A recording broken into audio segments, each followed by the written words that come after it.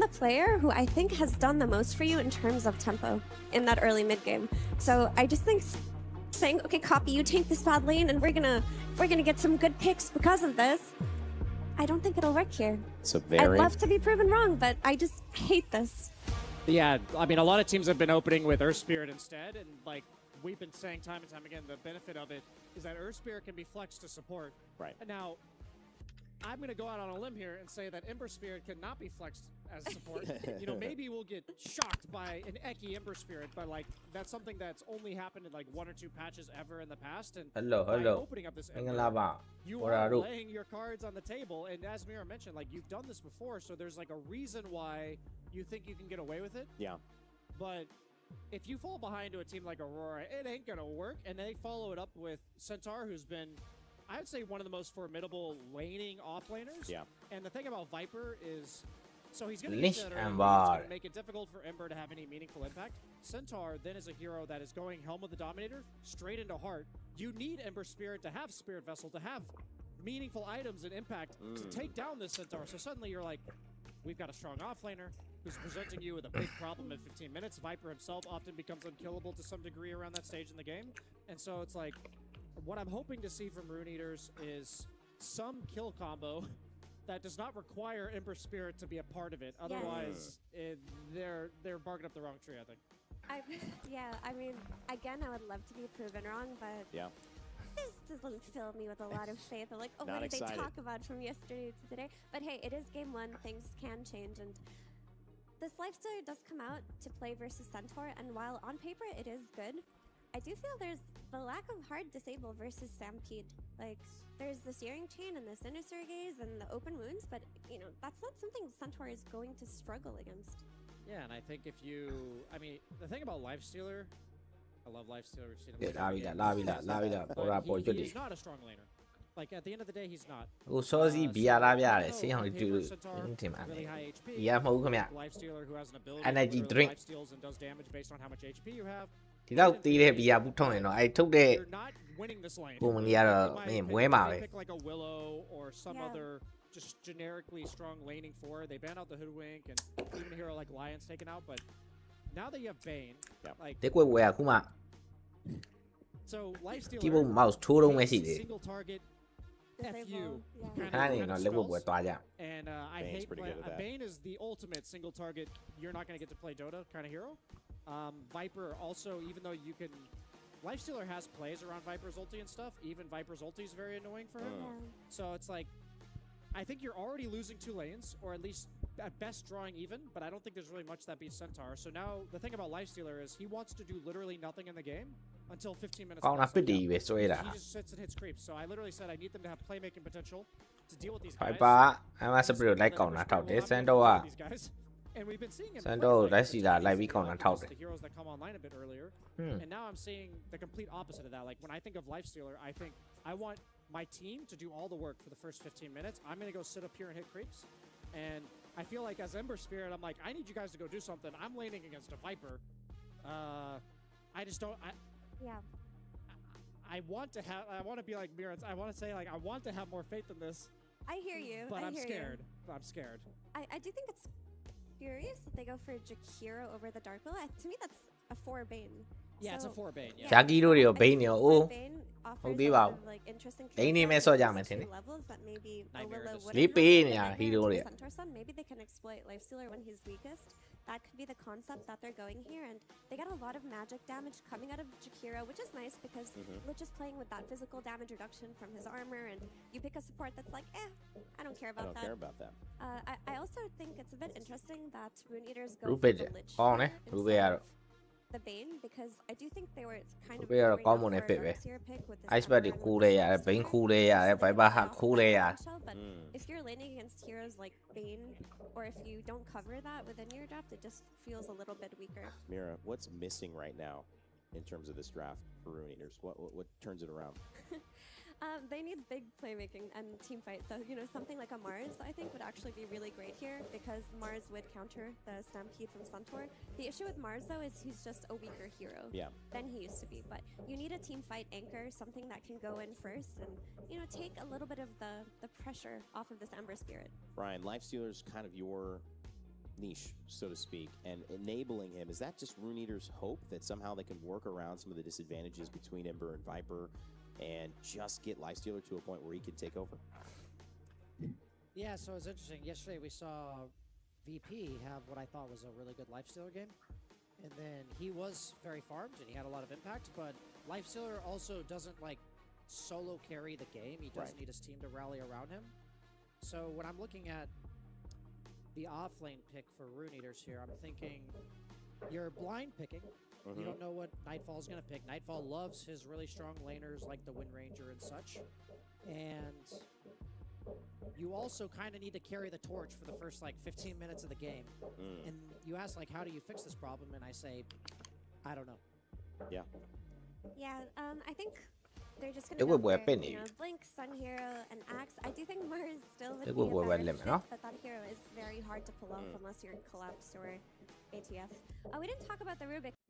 With the strategies that they enjoy, so I wouldn't be surprised if it takes less of a priority and they make sure that they secure themselves the strategy that they want, basically, because these are teams that are so confident. It's more about can they stop us rather than, oh, we can't give them this or that hero. Like both teams are like, hey, is this hero like a problem if we run, let's say, an SF strat? No, it isn't. Okay, then give it to them. It doesn't matter. Yeah, we have even got maybe a higher priority position 5 recently as well with the Bane, so that's something to put on our radar as well. But the Invoker opening pick. Yeah, Bane, the one that you mentioned, is going to get priority in the second phase, especially on the side of Liquid, because this is the pairing that you want to be having. This is something that Spirit ran actually 2 times, the Invoker plus Bane combo, which is a pretty easy Sunstrike setup. It's not like guaranteed, but with these professional E-gamers, it is kind of guaranteed. I really like this opener by Liquid, and again, like now you know that you're in an A-S tier series, you know, like right away when this happens. They're thinking 3, 4, 5 steps ahead in the draft. They're thinking they know Lars hero pool by heart. They removed what they didn't want to face, and now they know that this Invoker pick is an issue. We're gonna have to like understand as it goes because they've spent a lot of time preparing. There you go. And then that is like a classic for Spirit where like I think Lard, one of his strongest suit as a mid player is that he knows exactly what he wants in every single situation. Yeah. Like they can always pick his hero. As soon as he sees the matchup, he's like, yeah, against Invoker, this is what I want to play. Against you know, Ember, Earth Spirit, this is what I want. These are the kind of supports that I need. He makes the game very, very stable for them. And it's exactly what that teams need. Like they have collapsed in Toro. You need to give them enough space and they will pay back. It will pay back big time. So again, Invoker first pick. He wants to play Pangolier. Yeah, we got the Tree and Protector now already banned. We'll see if Liquid wants to... The thing is, if they want to have the Bane, they have to leave something in that Spirit will take, because Spirit has the pick out of this ban. Yeah, I mean, the value that they would get from Bane is too high. Sunstrike setup, it's very good against the Rolling Thunder, of course. So Spirit most likely is gonna either remove it. Yeah, or if they want to get it straight out of the phase, which is probably gonna be on their radar. Yeah, it's a pick for sure. They ban out Hoodwink. A hero that's also in that's I think should be high priority is the Coddle. I wonder if they will give it to them. Like Coddle Pango, I think is pretty much back to what it used to be. Very, very strong hero. The one thing with Invoker also is that it's one of the few mid heroes that is pretty static. Like it doesn't really invade because we talk a lot about the stacking meta. Like it's not so much a meta at this point. Like, stacking is just a very important part of the game, and especially for the offlane and stacking the triangle, because offlaners are having a rough time. Like the meta favors safe lane with hero combinations. So against Invoker, you're gonna be able to stack, and you're gonna be able to clear these stacks pretty freely, essentially. So I like the Coddle pick for Spirit. I think it would be a great game for it. We haven't seen too much of a Pango. Like it was Mouse yesterday who ran Pango plus Coddle, and again it looked completely broken, pretty much having no cooldown on your abilities. And with like both of these teams who can definitely speed things up, Coddle does seem like a very good fit. The pairing that you have, like allowing you, like it's more about the like, I wouldn't call it like the best ability of the hero. I would even call this hero to be like a healing hero, because most of the time his numbers are always the highest when it comes down to safe lane. I think it's one of the best 5s to go scout, you know, stacks, kind of make stuff happen around the map if it has enough setup. I think it's pretty decent versus Pango, because you're actually not at threat of dying when you encounter him on the map, and Moonlight Shadow, pretty annoying spell for Pango to deal with. Like the mobility of heroes makes roll a little bit less reliable. We'll see what they go for. Well, there's that's a preemptive Bane. Yes. So you can definitely tell that they're kind of on the same boat thinking, but something that Seb pointed out, they are thinking like 3-5 steps ahead, making sure that, some of these picks are counterblocked. I think this is still viable for them if they want to go that route. You've seen quite a lot of Ringmasters just popping off and having this insane amount of team fight plus the save plus the control, the max percent HP. Like this is slightly undervalued as well, considering that we are in the meta where you have so many tanky heroes. Daggers in the later stages of the game, they deal quite a lot of damage, especially if you can get to like super late game where you are having Aghanim Scepter on that. So all of these daggers are gonna be shooting through the boxes, so it does feel very nice. And all the other spells, right? Like the bonus spells that he gets on top of it. Honestly, this hero, like I was kind of underestimating it, I think, because the more I see it, the more I think it's very interesting. It's very strong. Like this hero is really making a big impact on this tournament so far, and I'm not surprised it's rising up in priority. Do you still want to pick the Mirana? It's a pretty solid pick here. Ringmaster is good against Mirana though, in the sense that the arrow stun, if you ever land it, like a max duration. But this is like it fits the way Liquid wants to play, because again, you think of Invoker, it's gonna come down to this travel, ghost push, force spirits, maybe Aghanim's shard, like the Quas, and this is where Mirana shines. Like when you're forcing opponents to split up on the map, and then they have to deal with global invisibility, the threat of arrows. Skirmishy split push kind of style. They will force Spirit to expose themselves and create openings that they will then seize. Yeah, surprisingly, Clockwork's still in the pool. I feel like Clockwork does really well against like both Ringmaster and Pango here as well. They're gonna go with Tusk, which is position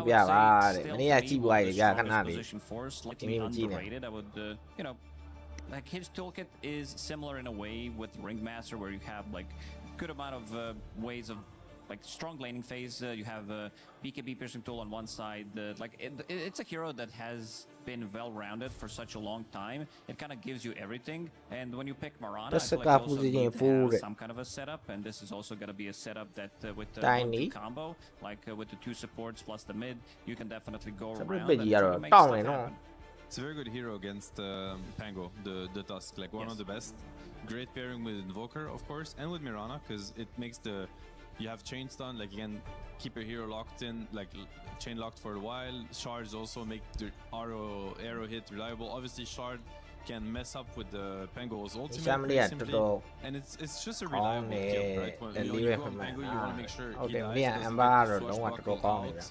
and get his ulti off, but that never happens against us. Like, all Tusk has to do is to start on the Pango, save snowball, chase him with the snowball if he ever gets to Swashbuckle, and Pango will be a guaranteed kill. ဒါမဲ့ invoker recovery ယူရတာခက်တယ်အမ်ဘာလို့မဟုတ်ဘူးဘာဒီတိုင်း cree ထူးစားတယ် I mean he's notoriously ဒီကအဲ့လို cree စားခြင်းပါမလား very comfortable on the hero, so ဟိုအဲ့အမ်ဘာ separate လို့ပါတော့ကြာတယ်လိုက်ချပြီးပတ်စံရှာလို့ရတယ်စပူတာပိုင်းနှိုက်ပြီးပြန်ထွက်လာလို့ရတယ်ဒီ invoker ကြီးက Angolia နဲ့အဆင်ပြေမလား obvious reasons, like again Tiny, one of the highest လိုက်ကန်တို့ပြင်မလားမသိအဲ့ Rain Master ကိုဝစ်လျှောက်တာကိုတော်တော်လေးနှောက်လို့ကောင်းတယ် and that is what Mirana relies on. She wants initiation လေ fan ရတာကြိုက်တဲ့ offlane ဆိုတော့ use the fact that you're invis, you break the invis, you one shot a hero, all of the sudden the fight is 4 versus 5 and then you get chased down. So it's a deny pick in a sense. ဟိုက combo သုံးလို့မရသေးဘူးဗျာခုကြည့်နေတာ Rain Master ကလည်းအမိုက်ပုံးနဲ့ကယ်လို့ရတယ် Witch Shouter ဆိုလည်းရှက်လောက်ပြီးရင်ဟိုက combo ရှောင်လို့ရတယ် because both of the supports don't like to play against it. For now, it's gonna be Necro. Like we've seen this hero pop off. And Tiny Witch Shouter. Like ever since Doom has been banned, that this hero is gonna get priority. Maybe not my priority. I would maybe expect this Necro to come in slightly earlier, but there's still Ancient Apparition left in the pool, which some teams have been using. But I also want to go back to Witch Doctor. I've been very impressed with how strong this hero is. Like we saw it yesterday in the Liquid series when they played it against Extreme Gaming, where Shaker, he doubled Echo Slam Witch Doctor position 5, try to get a kill. I don't think he even got a kill in that engagement because of the item builds that they go for with like Ghost Scepter, Shard, Glimmer Capes, very survivable position 5. Yeah. Now the 90-minute game that Liquid had yesterday, it was Nisha on the Necrophos. He also did the winner's interview. He did not enjoy that game. It was a 90-minute game and he only had 5 Reaper side stacks due to a Ringmaster. That's a guy. Who are It seems like for them, it it feels playable. That's guy. Witch Doctor, like we saw super late game coming out from this hero, level 20 talent, 1% max HP with Tiny, who's going to be sitting at like 5-6 extra HP that you're going to be getting. Yeah, this Witch Doctor heal is no joke. Like it's actually like a strategy in itself at some point. Like it was really impressive. Really need to the game yesterday, Liquid with the Centaur double heart and Witch Doctor, very interesting. So you can see also, you know, you were asking earlier, Shiva, like you know, what kind of advantage you get from just sitting and watching. Well, them taking a page off Liquid's book, essentially, like you can tell that Spirit they've been watching very closely, and yeah, they're even, you know, stealing some of these heroes, abusing the strats that Liquid has maybe, I guess, brought to the tournament.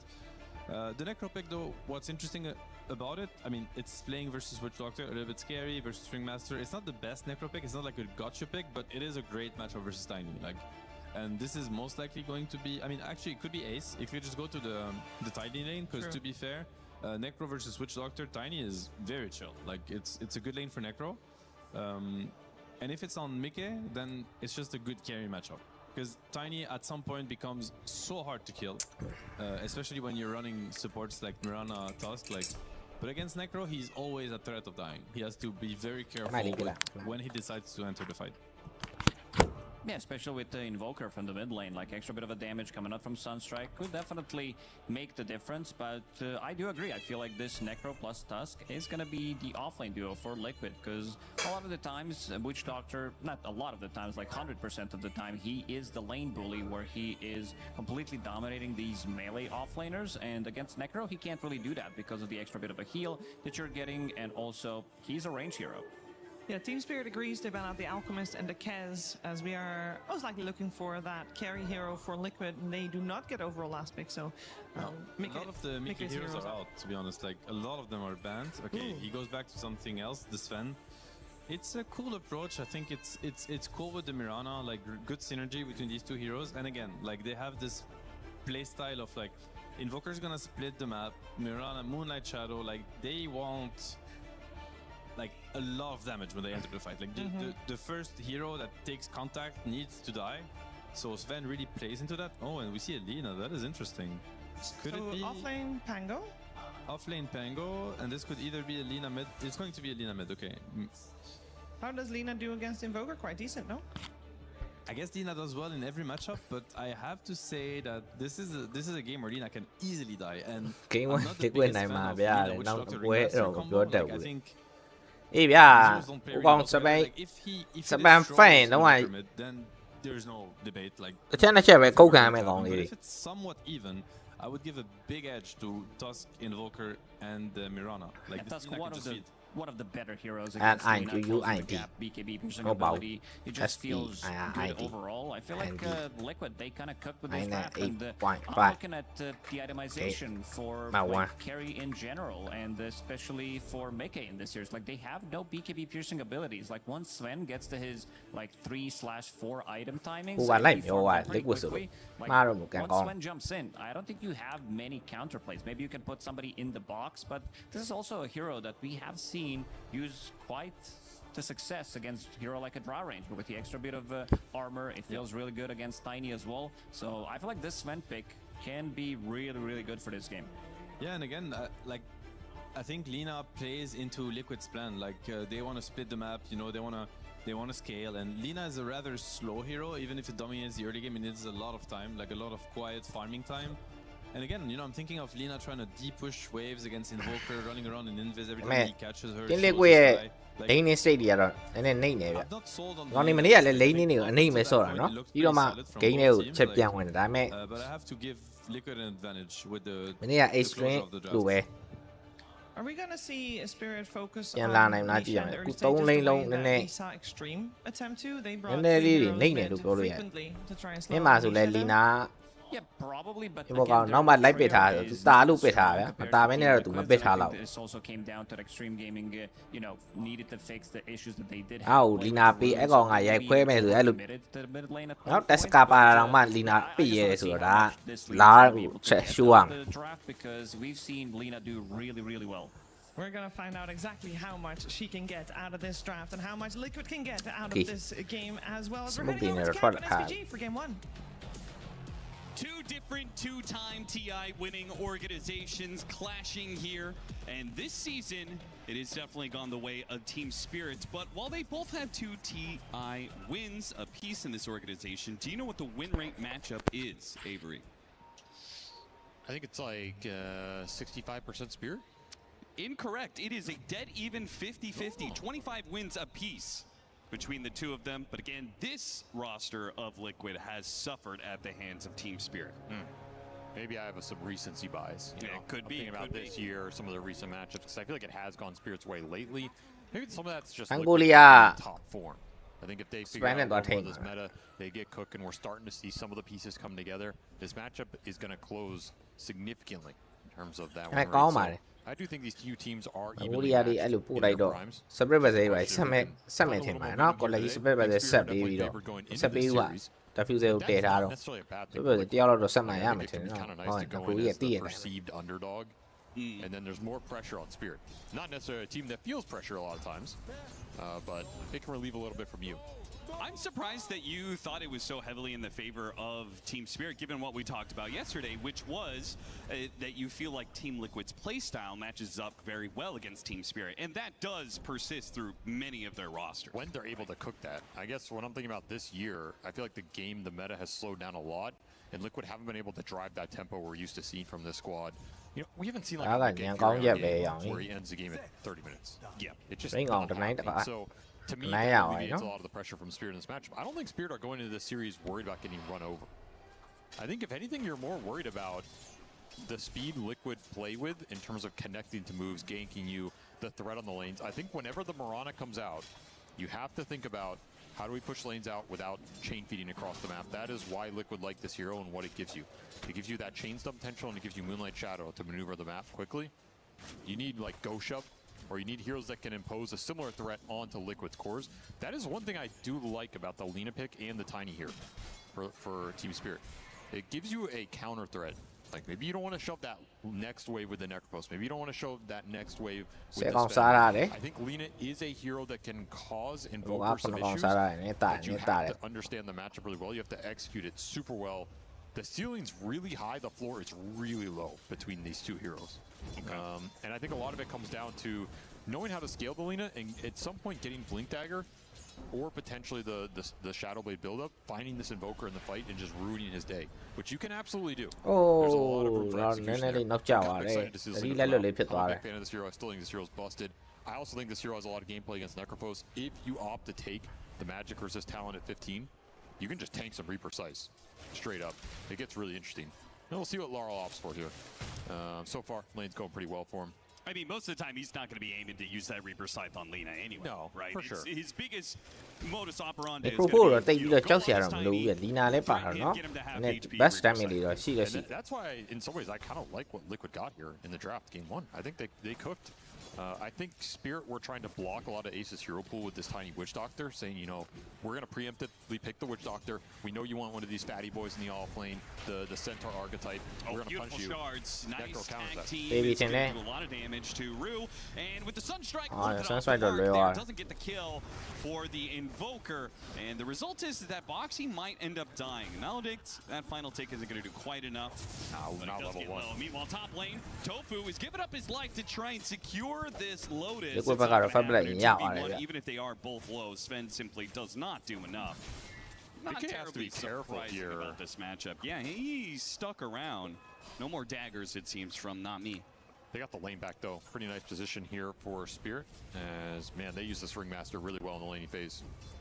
Starting to see Laurel pick up some of the right-click pressure here. There's a quick TP, though. Bit of cold snap, an opportunity with the Blood Grenade to land an arrow. Ooh, Laurel does make the sidestep, still caught in the ice wall, and that will likely be the death of him. A couple more hits. Nisha does secure that last hit. And let's talk about this. Nisha Invoker.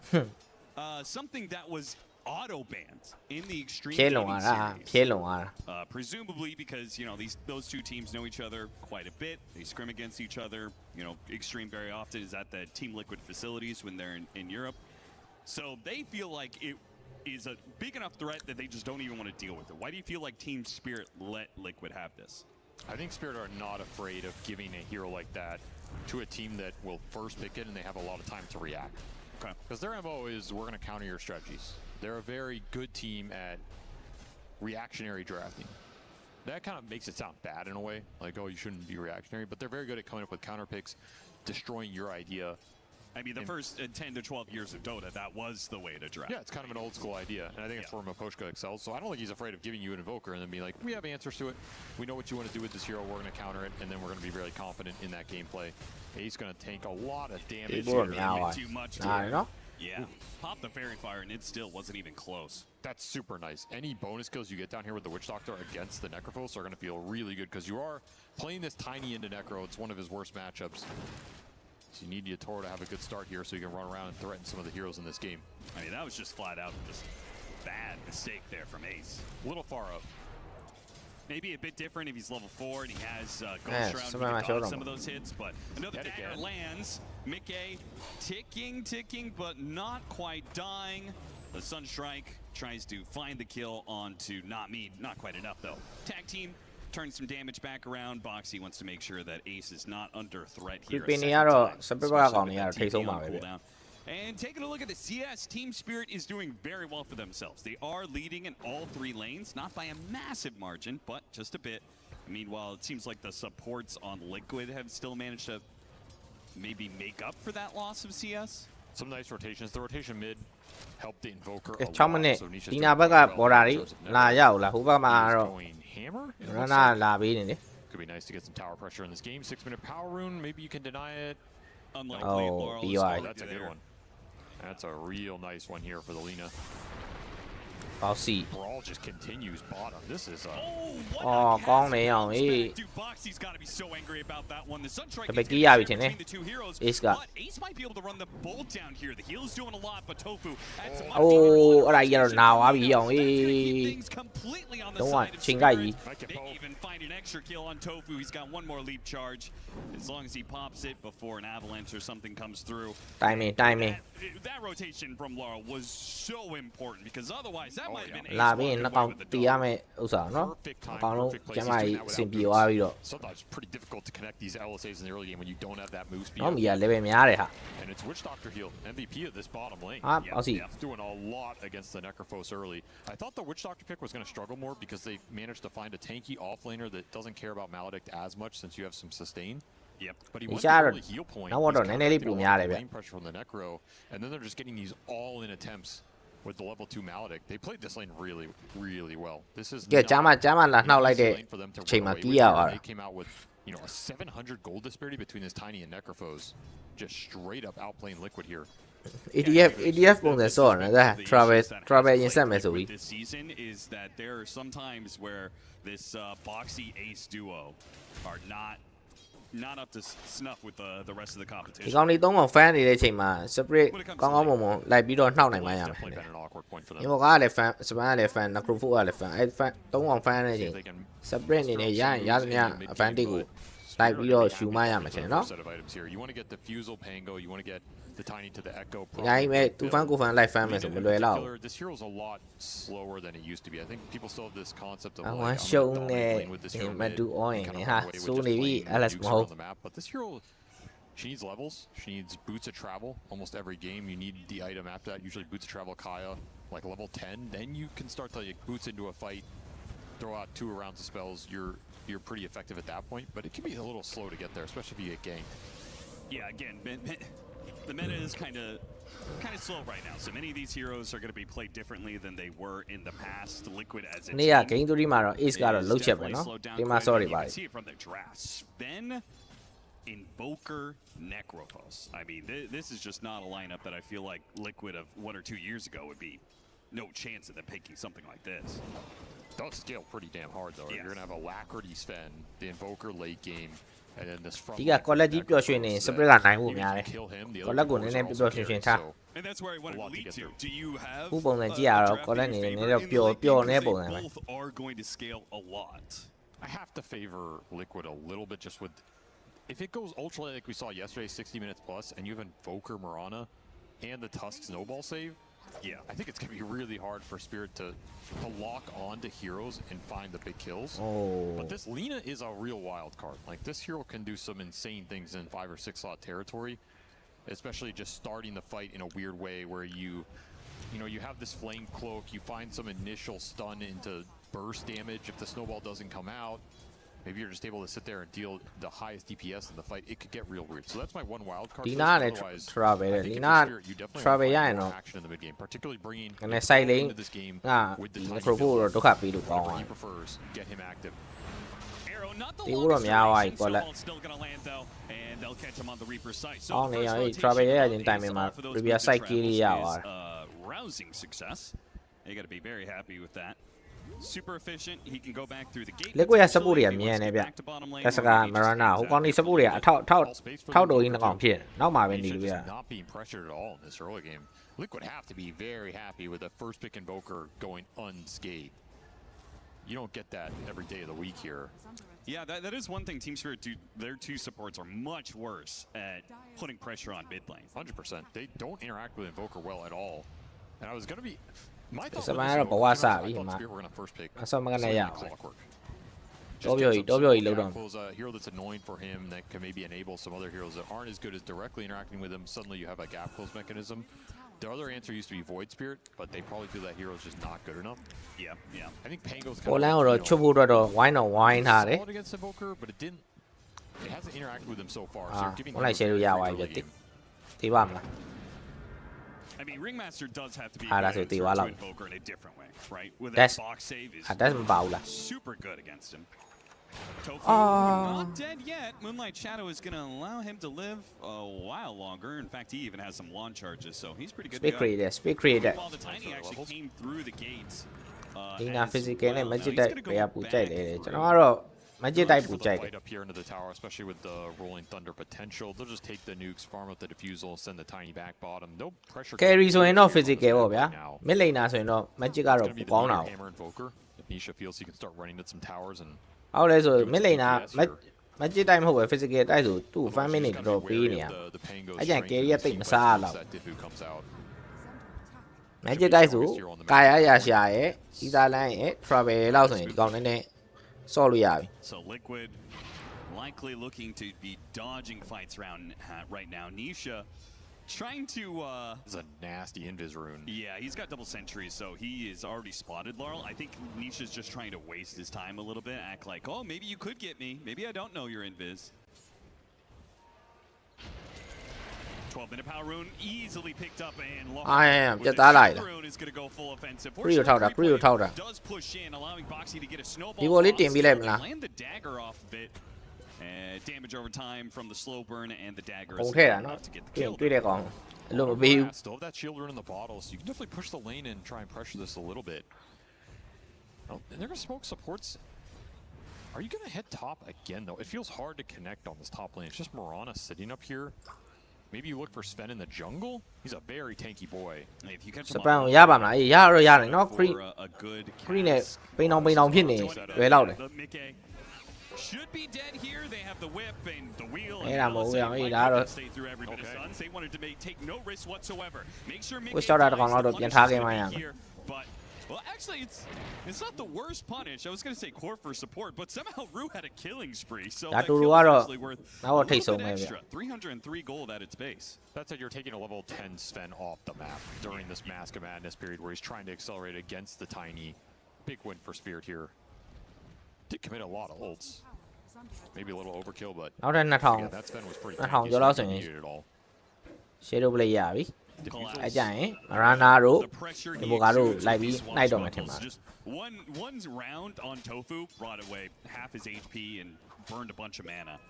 hard to be able to stay out on the map or in this lane when you Come get on, your you lose me resources at it. burned so easily I like want that. to do the thing. Can I be you me? Trying to Got him on the tornado. See if they can land the arrow to allow the meteor to do maximum damage. Still got off the shield crash, and he can get off the rolling thunder with ease here. Maybe not actually. A little bit of cool my bone here like this. My inside like I don't why you do Johnny. The smoke dodge from Tofu. Just Oh, to the make 3B sure ဟိုလိုတက်တာ the ဘာမှဖြစ်သွား 100% survives. Not me.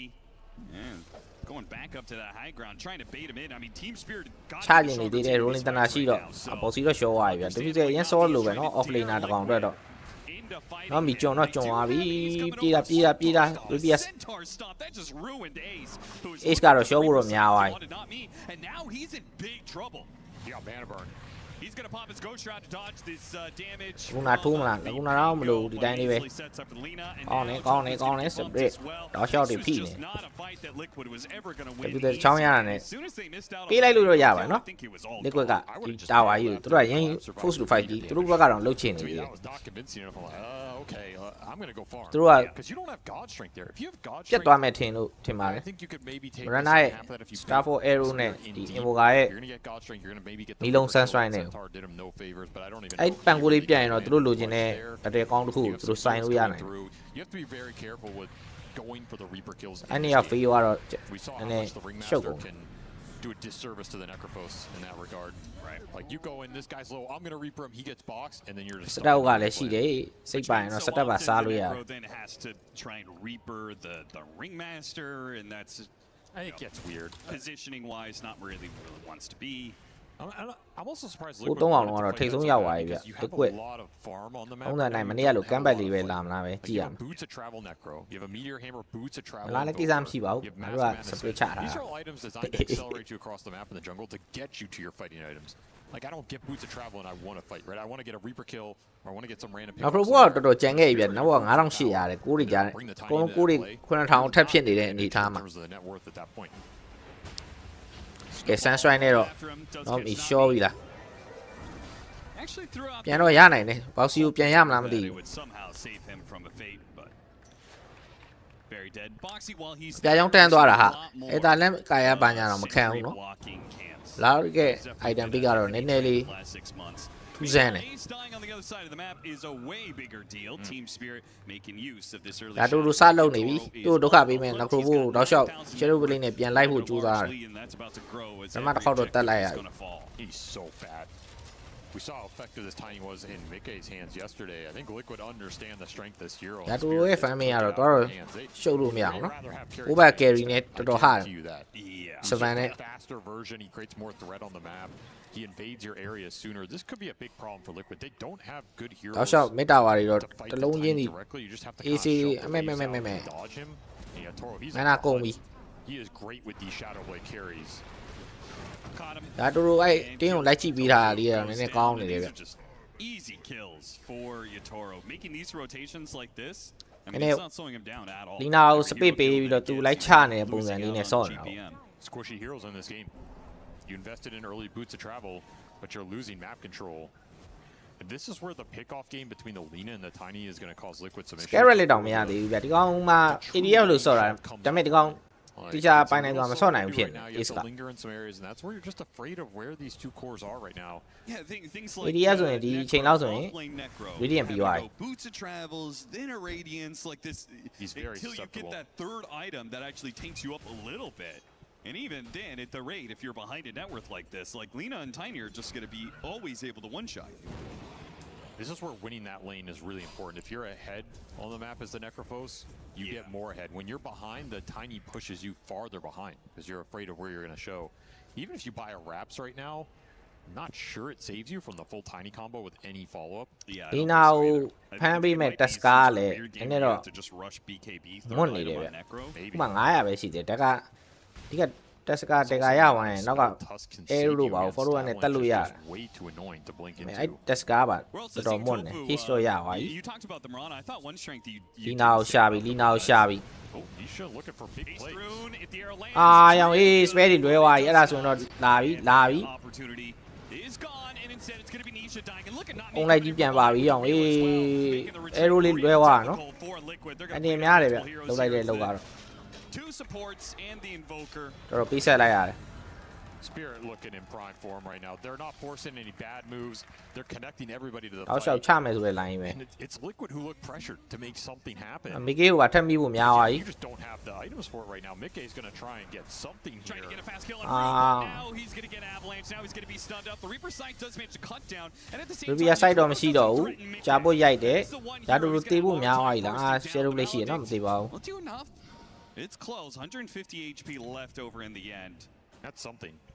He almost kind of botched that play. He didn't get the Storm Hammer off before the bomb silence. That was a little weird. But you get the job done. Gotta protect your wards. The Radiant တော့ရသွားပြီခုနလာတေးသွားတဲ့တကောင်မှနည်းနည်းအဆင်ပြေသွားတယ်ပြောရမှာ Oh yeah, going back to the Mirana, right? I think one strength of this hero is also how much it farms and can scale into late game. We saw Tofu. He was playing like, it reminded me of like Snaking playing Enchantress, playing in the enemy jungle, taking away their neutrals all the time, right? And he's just breaking smokes. He's easily able to get out with leap. ကိုလက်ကြီးရတယ်ဖတ်တယ်နော်တောင်းတမသေးတော့အဲ့3ခွက်ရအောင်ဟိုဘက်ကသူ့တဲ့ You should be the most farm. တကာနဲ့ဝင်ပြီးတော့မူးမှာပဲရမှာဗျ And he can't do that this game. Because you talked about it, like Tiny and Lena are very good pick-off heroes. It makes it a lot more difficult for you to play on that side of the map. I mean, Tofu hasn't really done any of that, and it's mostly just been trying to set up arrow kills, which have been a bit hit or miss.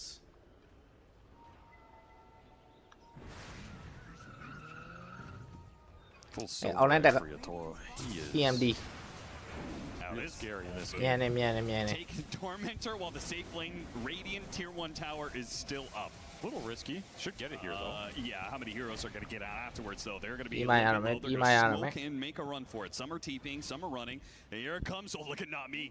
That's the play you want to see right there. Unicycling in to see if he can catch some heroes. He will not get there in time. Oh no, go on. Nice little steal from Liquid. I don't 5k different. No one dominate that 2k ပဲကျန်ခဲ့ Yeah, especially moving, like it's even worse when you move all 5 heroes of Team Spirit to that corner of the map, find nothing for it. Like Nisha's ratting you out right now. He's already bought out his shard, so he's going to be doing this very, very stupid ghost walk, pushing, which we got to get this out of the game sometime. It's pretty ridiculous, especially since it procs Searing Signet. It's the lowest skill ghost shove that has ever existed. For sure. ကဲကြောင်းနဲ့ကျွတ်ဆော့နေရတဲ့အတိုင်းပဲ liquid ကတော့ထင်းတဲ့အတိုင်းပဲဒီချိန်မှာသူတို့တိုင်မင်မပြည့်သေးဘူးဆိုတော့ fan နေရမှာ Need some blink daggers to punish this. Even then it's pretty difficult to find this guy. Liquid trying to set up တော့မတက်သွားနဲ့တော့အေးမြင်သွားပြီမြင်သွားပြီ The invokers here. Nami's going to try and spring forward and catch him on the Essence Distiller. Almost had him. And got him on the dagger. It is a great item against Evoker here. All right, so some heroes showed. Immediately back to the other side of the map. Team Spirit with more map control. They're the ones who control the gate, so they can be moving back and forth a little bit more efficiently, but it's a game of cat and mouse. They're trying to hunt down these Liquid heroes. And Liquid so far right now are doing a good job dodging them. They're getting more off the map. This is what you want with the double bots plus the Sven. You're going to farm a little faster right now, but not by much. But these items should pay off, particularly the Radiance for the Necrophos. If you can get to a couple items worth of survivability, you're a lot more confident to enter that fight. I'd say the blink for Boxy is also huge here. He's pretty close. စပန်ဒေဂါတွေပါသွားပြီဗျဒီနာအနေနဲ့နည်းနည်းတော့တတိထားပြီးတော့ဆော့မှရမယ်စပန်ဝင်ရရင်ဖြောင်းမယ်နှစ်ချက်လောက်ပဲရရအောင်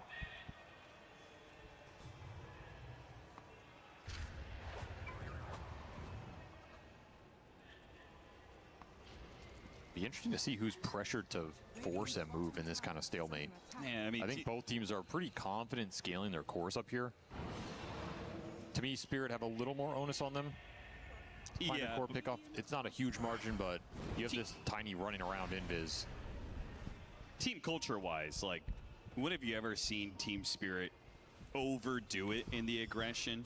Very trying to rarely. force things happen, right? It always seems Yeah, like we they're can't know kind when of low. comfortable scaling. Maybe in the Toronto Tokyo days. Maybe. He tended to force a little more. Yeah, there's no doubt about that. Maybe they ဝင်နေ didn't နေ like တော့နည်းနည်းမသိဘူး something to be said there. မသိလိုက်ဘူးထင်ပါတယ်လူရှင်ဖိုးလို့သွားပြီ I think this is a fine call. If the Tiny's not finding pickoffs on the map, I'll try you should to get you. use the fact that Liquid are in dodge mode and get something here. So that's going to be a free Aegis for Yatoro. He's going to instantly TP bottom and try and clear anybody out of this bottom lane. The lead has gone Liquid's way over the last 10 minutes. 5K swung back. Could change things with pickoffs like this. Punish that Mirana. That's what we're talking about. You just can't farm deep here in this style of game. I wonder what Tofu even does about this, because you're not going to be able to. You can't have sentries. First item A on disc. Yeah, that's legitimately. I was thinking about that. Like, chẳng cay lấy cay này đồ quá, em bảo nòng này nha, đấy nữa ai lùi lại tuôn. The map's too big when you're trying to rat like this to be able to always, see where this tiny's coming from. So. Go early gem blink or something. Yeah. Okay, no me. Just not the most survivable hero. Oh, got him in the wheel. Beautiful stuff from him. Not me. BKB đó pi lại à? Quán bia. Okay. Nó không vụ thay à mấy? Ai? Có đến đâu ấy? We went for the hit. That was greedy, Toro. That could have been another kill. He probably feels he doesn't die there unless he gets the hit off, which I think is true. That's probably fair. He's just going to walk back into base.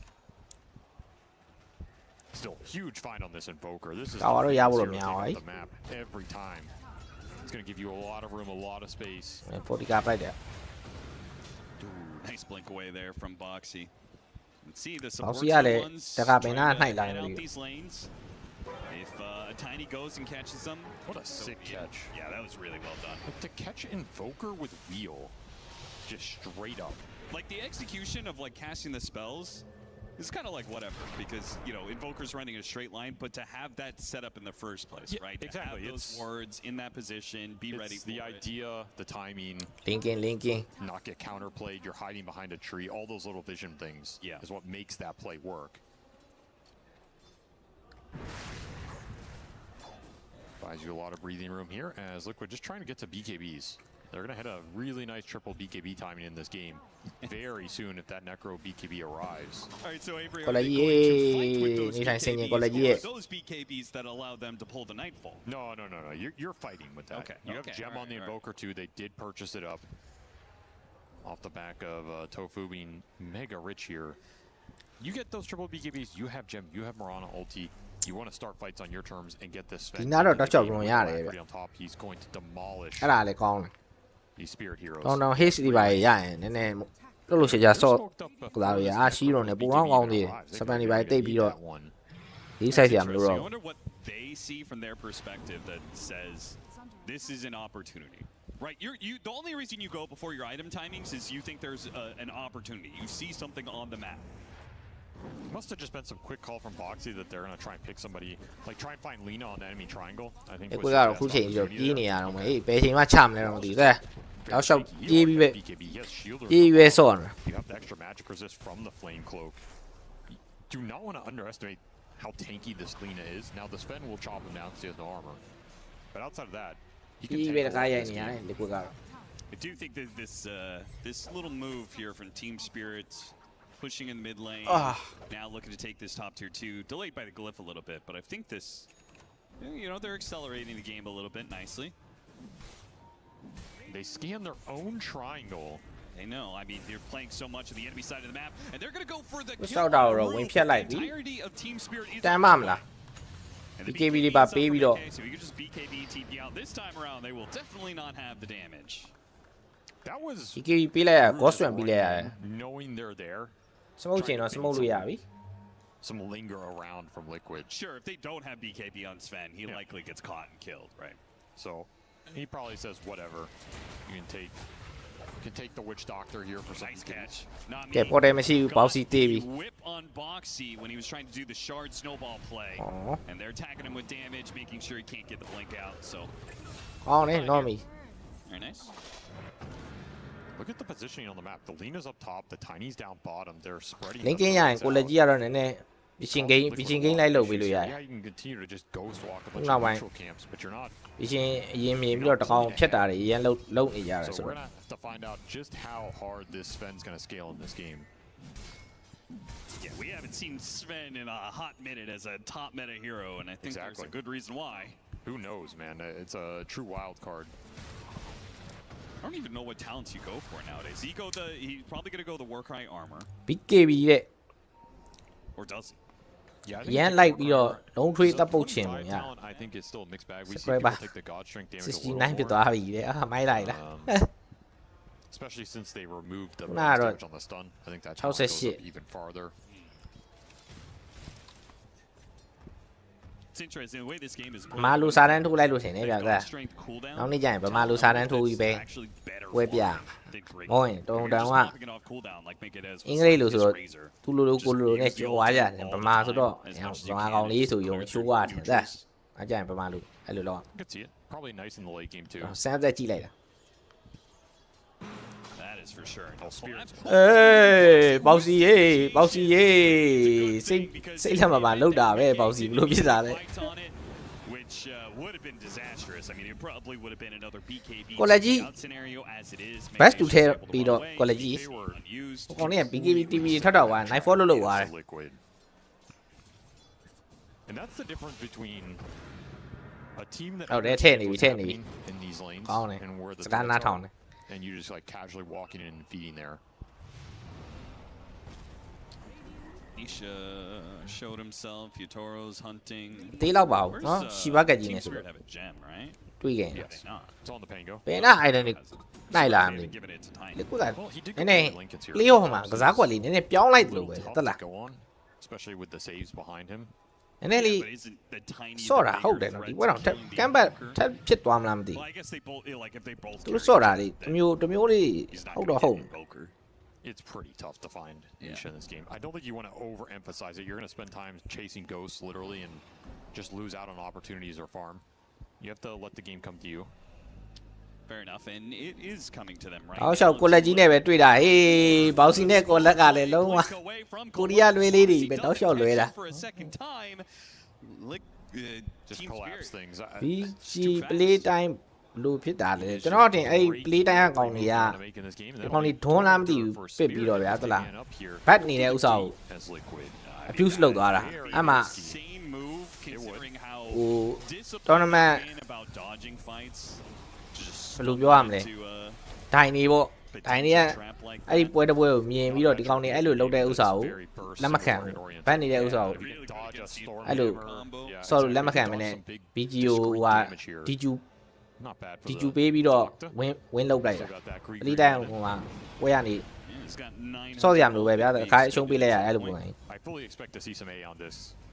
We go late here. မြင်တော့မြင်လိုက်ရဒုံးရလားမသိဘူးအဲ့ဒီဂိုလန်ကြီးငုံထားရလားမသိဘူး regeneration ကအဲ့ necrobo level 2ပွင့်နေလို့ regen တွေကအဲ့လိုတောက်လျှောက်တက်တာ အဘယ်ပွဲလဲတော့ဟိုအတိတေချာတော့မသိလိုက်ဘူးဗျပွဲတစ်ပွဲပဲ Still less than a 5k difference here. နေကမာနဲ့ပွဲဖြစ်သွားမှာ So now you can't rely on the နေကမာနဲ့တော့ဒီကောင်တွေဒွန်းတုံးရတယ် game 1မှာလား No more Nightfall Dota here.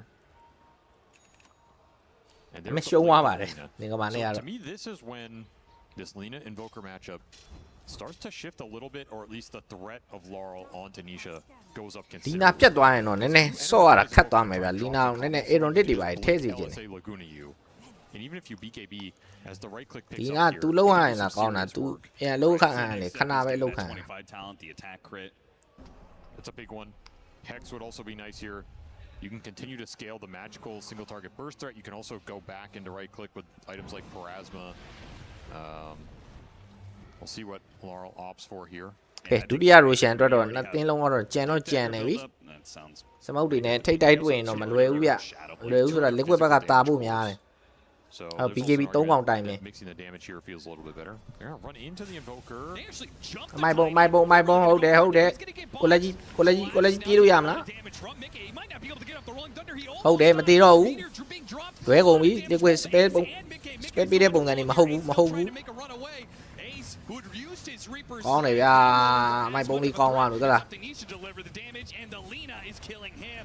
ကိုလက်ကြီးတော့ရှော့သွားပြီအမှ ace ကိုထည့်ရမလားရဖို့တော့မဖြစ်နိုင်တော့ဘူးဗျ Lina did so much work in that fight. Just a BG တက်သွားတာဗောတဲ့ဟုတ်တယ် BG တက်သွားတာ 1W နဲ့လာမသိဆော့ရမယ် BG က on the two tanky frontliners and the box was instantaneous. Exactly what you want from this spirit lineup. မိုင်ပုံတော့နည်းနည်းလေးတစ်စက္ကန့်လောက်နောက်ကျရင်မလွယ်ဘူးသလား Tiny boy. crap ton of damage, but not enough fast enough against all that tiny armor. It's kind of the ပုံတင်ပေးထားတာလေသလား solar crack တွေပါတယ် good that Collapse was so close by. If Mickey had been able to kill him there, then maybe the fight, right? He doesn't run into the Lina as much, but just didn't have quite enough damage. Collapse is tanky enough, and then he comes back through. And sick LSA.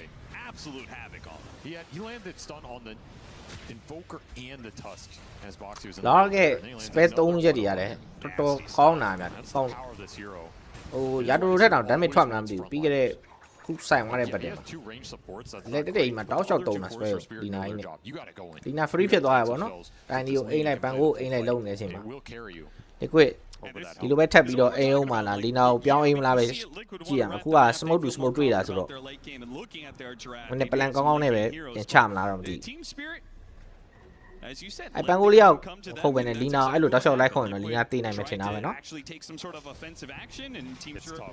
ဒုတိယအချိန်တော့ဘတ်တယ်ပြန်လာဆိုင်နေဗျ more even in this game if they never made a move. That it feels true. like all their moves are actually bad. But the moves could have worked. So, you know. Yeah, of course. လူရှင်34မိနစ်ခွဲအောင်လန်းတော့ပြန်တော့ရွှေ့ရတော့မယ်ဗျ Yeah, get that. ကြားမကိုမြင်ရတယ်ကြားမကိုဖျက်လိုက်မလားဟာဟေးရောလာလိုက်လားမိုက်ပုံအာရောရှေ့ကိုခုတ်တာနောက်ကရှော့သွားတယ် Maybe a side or she did it. Being threatened by Ace, meanwhile poor Tofu is just getting chain stunned. But the Rolling Thunder ran out. Tornado comes in, a punch in the air, no swashbuckle to get out, and it's Liquid to win it. Finally, the offensive fights from Liquid. Boxy does tick out. သူတစ်စက်တောင်မရောအောင်ပတက်ဆိုင်လား BKB လည်းမတုံးအောင် But there's no way Laurel's going to threaten anybody here. တယောက်တည်း damage ထုတ်သွားတာ9000ရှိတယ်ဟိုဘက်ကတတင်းလုံးထုတ်တာ damage တွေကကျွန်တော်တင်အဲ့တော့ဒီပါပါမရတော့မယ်ဒီ spray ဘက်ကစပူတာတယ်ရှေ့ရခုတ်တာနောက်ကရှော့သွားတယ်ပြုံးအော်မြားထီသွားတာဗျမြားထီပြီးမှချက်ကျွေးလိုက်တာ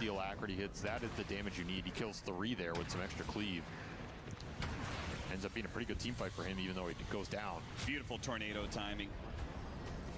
And both these teams are trying to get as much value out of the frontliners for the Invoker and the Lina to clean the fight. This guy yelling here. You're almost just trying to buy time in the trenches. Now, the upside for Team Spirit is... Oh, he's already 25. They lost a fight. Oh, he actually with the slow burn he took the slow? That's crazy to me.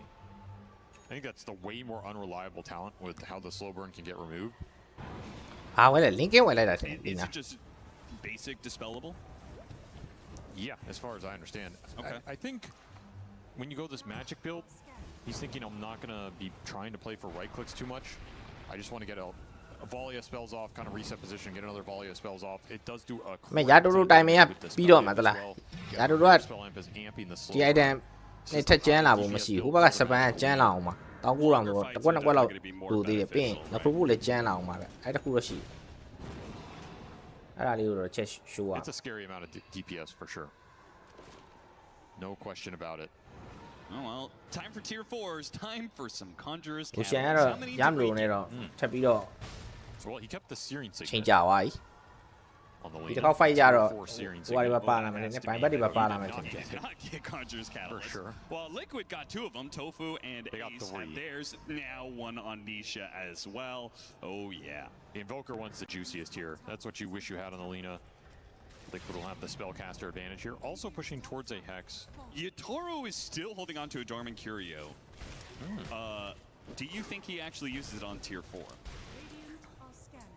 Because I feel like the tier 4s aren't that great, I think, for a lot of the right clickers. ဒါတို့တော့တကောင်ဖြစ်တယ် sorry item တစ်ပွက်ပဲထည့်လို့ရတော့မှာ There's no way I'm Swift using on plane, Giants. There's no way. Imagine an upgraded tier 5. Boda, you take that, စပန်ခုတ်ချက်ရတယ်နားတယ်ဗျဒီကောင်တဲ့ရင်ဆိုင်ဖို့ကတော့တိတ်တော့မလွယ်တော့ဘူးလား Disgusting. စပန် Electrity တင်ပေးပြီးခုတ်တာဆို And if he doesn't get players, တော့ရှောက်အာမာရီတော့ရှောက်ပေးထားတယ် because it's a dead even match. High ground low round Lina မပါဘူး Spirit isn't really much at this point in the game.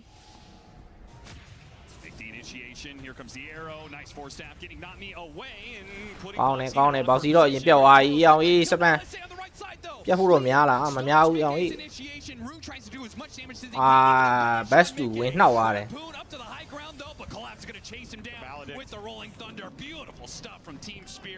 တိုဖူးနောက်လိုက်မလားနီရှာနောက်လိုက်မလားနီရှာကိုတွေ့ပြီနီရှာကိုတွေ့ပြီ Gets dodge collapse here. Yeah. Bash that he's afraid of, pushing him back with the deafening blast, and now the BKB is expended, and he'll be caught as well. 3 down on Liquid. And Mickey မှားရတယ်လို့ပြောလို့ရတယ် Mickey မဟုတ် sorry bossy နော်အမိုက်ဘုံမြင်လို့ဝင်လောက်တာနောက်မှသူ့ကိုယ်တိုင်တရားမှပါမလား I'm assuming with flying from the flame cloak he was like dancing over the Roche pit. ကြားရလာရဲ့ဟို That's right review Costume ပွင့်နေနေထိသွားတယ်အဲ့မှာကန်ဆိုးတာပဲပြောရမယ်ဗျာဟုတ်လား But you still are able to land the Maledict. You're able to survive with the switcheroo. And that's just a rough fight. This is kind of awkward. Team Spirit went to Roshan afterwards, but they're not Tofu with an Aghanim Scepter. That arrow came through, it hit the Tiny, it did the Starstorm, and it's just dangerous enough. Team Spirit feel like they have to take the fight. They have to take the fight, and the numbers advantage. They do manage to break down Tofu, but it costs not me. Bossy. Ace ဒီနေရတယ် the Reaper sight, so he's really not much of a ဒီပြဆိုင်လည်းမရှိတော့ဘူး They're just running in. ခံမိသွားပြီတေးဖို့တော့များသွားပြီ And Ace is gonna die as well. Got off the ghost shroud, he'll live a little bit longer. Maybe it's different if he has like 25, but again. လာပြနေတာလာရလီနာ He's there, no but that's really not call from Spirit, recognizing the situation, not afraid to overcommit with low HP cores because the Reaper's on cooldown. They just instantly go. Like, there's just almost no hesitation. I cannot believe Nami just jumped in there like that. He basically jumped with nothing, died instantly, but then you get a good fight. Because I think Liquid are just confused at that point. If they don't play that as fast as they do, they don't catch Liquid, you know, a little bit out of sorts, and Liquid just kind of pokes at you with these spells. Roshan then swaps over to the other side. Like, then things get really awkward. high ground တော့ကောင်းတော့တယ် As you said, the speed Liquid hero is the name of the game. Chain stand နေအ Team များကြီး Spirit in this. Fast decision making. ဖက် separate hero ကြည့်လိုက်ရင် high ground ကိုဝင်ခုတ်အောင်တိုင်းနေရလဲအဲ့လောက်ထိအတောင်လားလို့ Gem for them when you're running this Invoker with the Ghost Walk, that's gonna really sting here, especially against the Tiny threat with the constant Silver Edge initiations. So these gems are invaluable in a game like there's a full Abyssal for the Pango, even more control for the Sven. To me, this is the anti-Sven item. I think Sven hates playing against Abyssal more than any other item in the game. ဟုတ်တယ်အင်ဝါကအဲ့ဒီချက်ပြောင်း The fact that so collapse လို့ချက်ပြောင်းလဲဆိုလီနာကိုပြန်နှောက်လို့ရ so heavily that he still doesn't have an Aghanim Scepter. Right? I'm totally fine with this. I think if you go in there and you Abyssal Sven and then you bash him at any point, you remove half of his BKB duration. That is the hero. Like, he will get slain in these team fights without BKB available. You have to get a lot done in that window. Yeah, is there any yeah, hold on, on that BKB window? Any carry that's more dependent? I feel like Sven's got to be number one. ရောင်အေးပိန်မောင်ထိနေတယ်လား Kill on Nisha. Ooh, gets out of the LSA ever so barely. Now Mickey comes through. မိကေမဟုတ်ဘူးထင်တယ်နော်မိကေ The Rolling Thunder chase down the back line. He's going to go after Nisha, and they got him on the avalanche right now. Abyssal Blade on Mickey on the way through, and Nisha just can't make it out. Bashed up, trying to get through the gate, but collapses there on the other side to welcome him to his home. နောက်မှ East ကလည်းတယောက်တည်းဝင်လာတယ် Nobody's really low enough to be threatened by him. They are going to offer him a way out. There's so much mobility. တောက်လျှောက်ရအောင်အေးမိကေကကောင်းကောင်းမခုတ်အောင်တလား best ဒီမိနေတာ They try and get a kill on collapse. Even if they did manage to get that, it is Liquid almost getting wiped inside of their own base. Beautiful chase. နည်း Multiple target အသေးဆိုင်တာ prioritization. လူမညီပါဘူး The wheels ပြောရမယ်ဗျ displacing everybody in the fight. The Sven jump did not နော် work ဘောင်းစီ out. တော့ထိုးတွေးပြီးတော့လစ်ပေါ့ဗျာ Reactions from the Pangolier. သူကလည်း It's so ပိုင် hard ပြီ to ဆို jump ကြီး this စိုင် speed. နေတာနဲ့ဥပစပယ်တုံးတာကန်ကြီးကဘယ်လောက်ကောင်းလဲဆို တုံးအောင် အုံးဒီတွားမှုနေတယ်တဲ့ And once that fight is အဲ့တော့ broken, ပြေးရအောင် Sven has to တ retreat. ကယ်လည်းပြေးရောမမီတော့ Turning it. The Pango's just rolling at your အကုန်ပြေးနေတဲ့အချိန်မှာမိကေ Turn that ဟိုမှာပန်ကူလီယာဝင်ခုတ် Abyssal on the Sven on the way out. Just a nightmare in terms of the control coming out from this lineup. I may have အဲ ground လေးတော့မစောလိုက်ရဘူးအဲ ground ကောင်းတယ်ပြောလိုက်တာမှာ the first few seconds of the fight. ကိုရီ run ကကွက်တယ် Controlling လို့ this ဖြစ် lineup, it's impossible. အောက်မှာ track ကြပြီးတော့မှားသွားတာ Ace's off-lane Necrophos is still trying to get level 25. It almost has a Shiva's.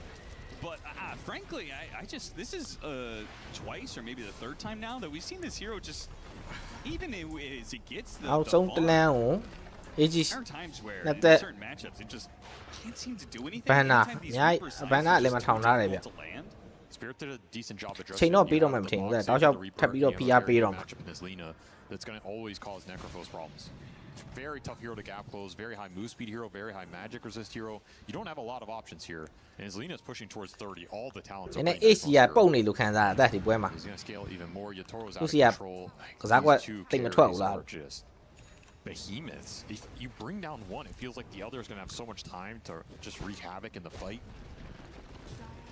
Hey, you talk about how the burst damage is so important. 3 pendulums on the side of Team Spirit, Nice. one of which is the unleashed pendulum on Tiny. Oh, so he did. တက်လာပြီ နောက်ဆုံး 4700 ပြီးကအတွက် HP, and 39% of it is delayed over That's the course of pretty cool. 5 seconds. You're just not going to ဖြတ်လိုက်မလား Ace ကို in that window. It's too well. မိုင်ပုံမိုင်ပုံ That's a lot of damage there. Did he actually Ace ကိုဖြတ်မလား Ace ကိုဖြတ်မလားမပြတ်ဘူးမပြတ်ဘူးမပြတ်ဘူးမပြတ်ရင်တော့ပြေးမရမယ်မပြတ်ရင်တော့ပြေးမရမယ်ရောင်းနေလို့မရအောင်ရောင်းနေလို့မရအောင် Still thinking about that Reaper sight though. အာရဲမိကေအဲ့လိုရှုံးမှာလားမိကေ what the heck Boxy's trying to, operate there, but he got his snowball blocked by the Lincolns. Wait, what bumped Yatoro there? Did he get force stacked? or ဘောဆွဲ something? မရှိတော့ဘူးအဲ့တော့စပန်ကိုနည်းနည်းလွတ်ထားလိုက်လို့ရတယ် The Sven jumped him. gone. Yeah, the Sven jumped him and he bounced away, but he did not harpoon. That looked really awkward. Well, they got a number of force staffs, maybe not me, bailed them out. I instantly clicked on him and his was off cooldown as well, I believe. So, who knows? Well, the ability to play the map gets worse and worse. The Abyssal Blade was a really big pickup for that. Now you have the Scythe device. The initiation went on to collapse, though. Yeah, but the They Lina's kinda set here. up a trap. ဖြစ်ပါမလား He's already hit ဖြစ်ပါမလား Nation. Ghost မပါဘဲနဲ့ He may be late, but he's so low, he has to just play off face's heels to stay Ah. alive. And here comes Yatoro. Boxy, lucky to be alive for now. I can't believe everyone of Liquid is actually able to make it out. It's Umar the ang one tiyaw fight yan. for Team Spirit, the last little go of things. We're 100% sure about things. They didn't give chase. This Witch Doctor heal is really annoying if you can't burst targets, especially for these tanky boys on the front line. He has the level 20 talent. He's doing a lot of work. You can just infinitely keep this up. Maybe there's some hidden strength in this hero that we're starting to see in this event. Just sitting around these high HP targets with the heal running puts a lot of pressure on you to execute these burst moves successfully. ကဲပြန်တက်လာပြီ Aegis တော့မရှိတော့ဘူး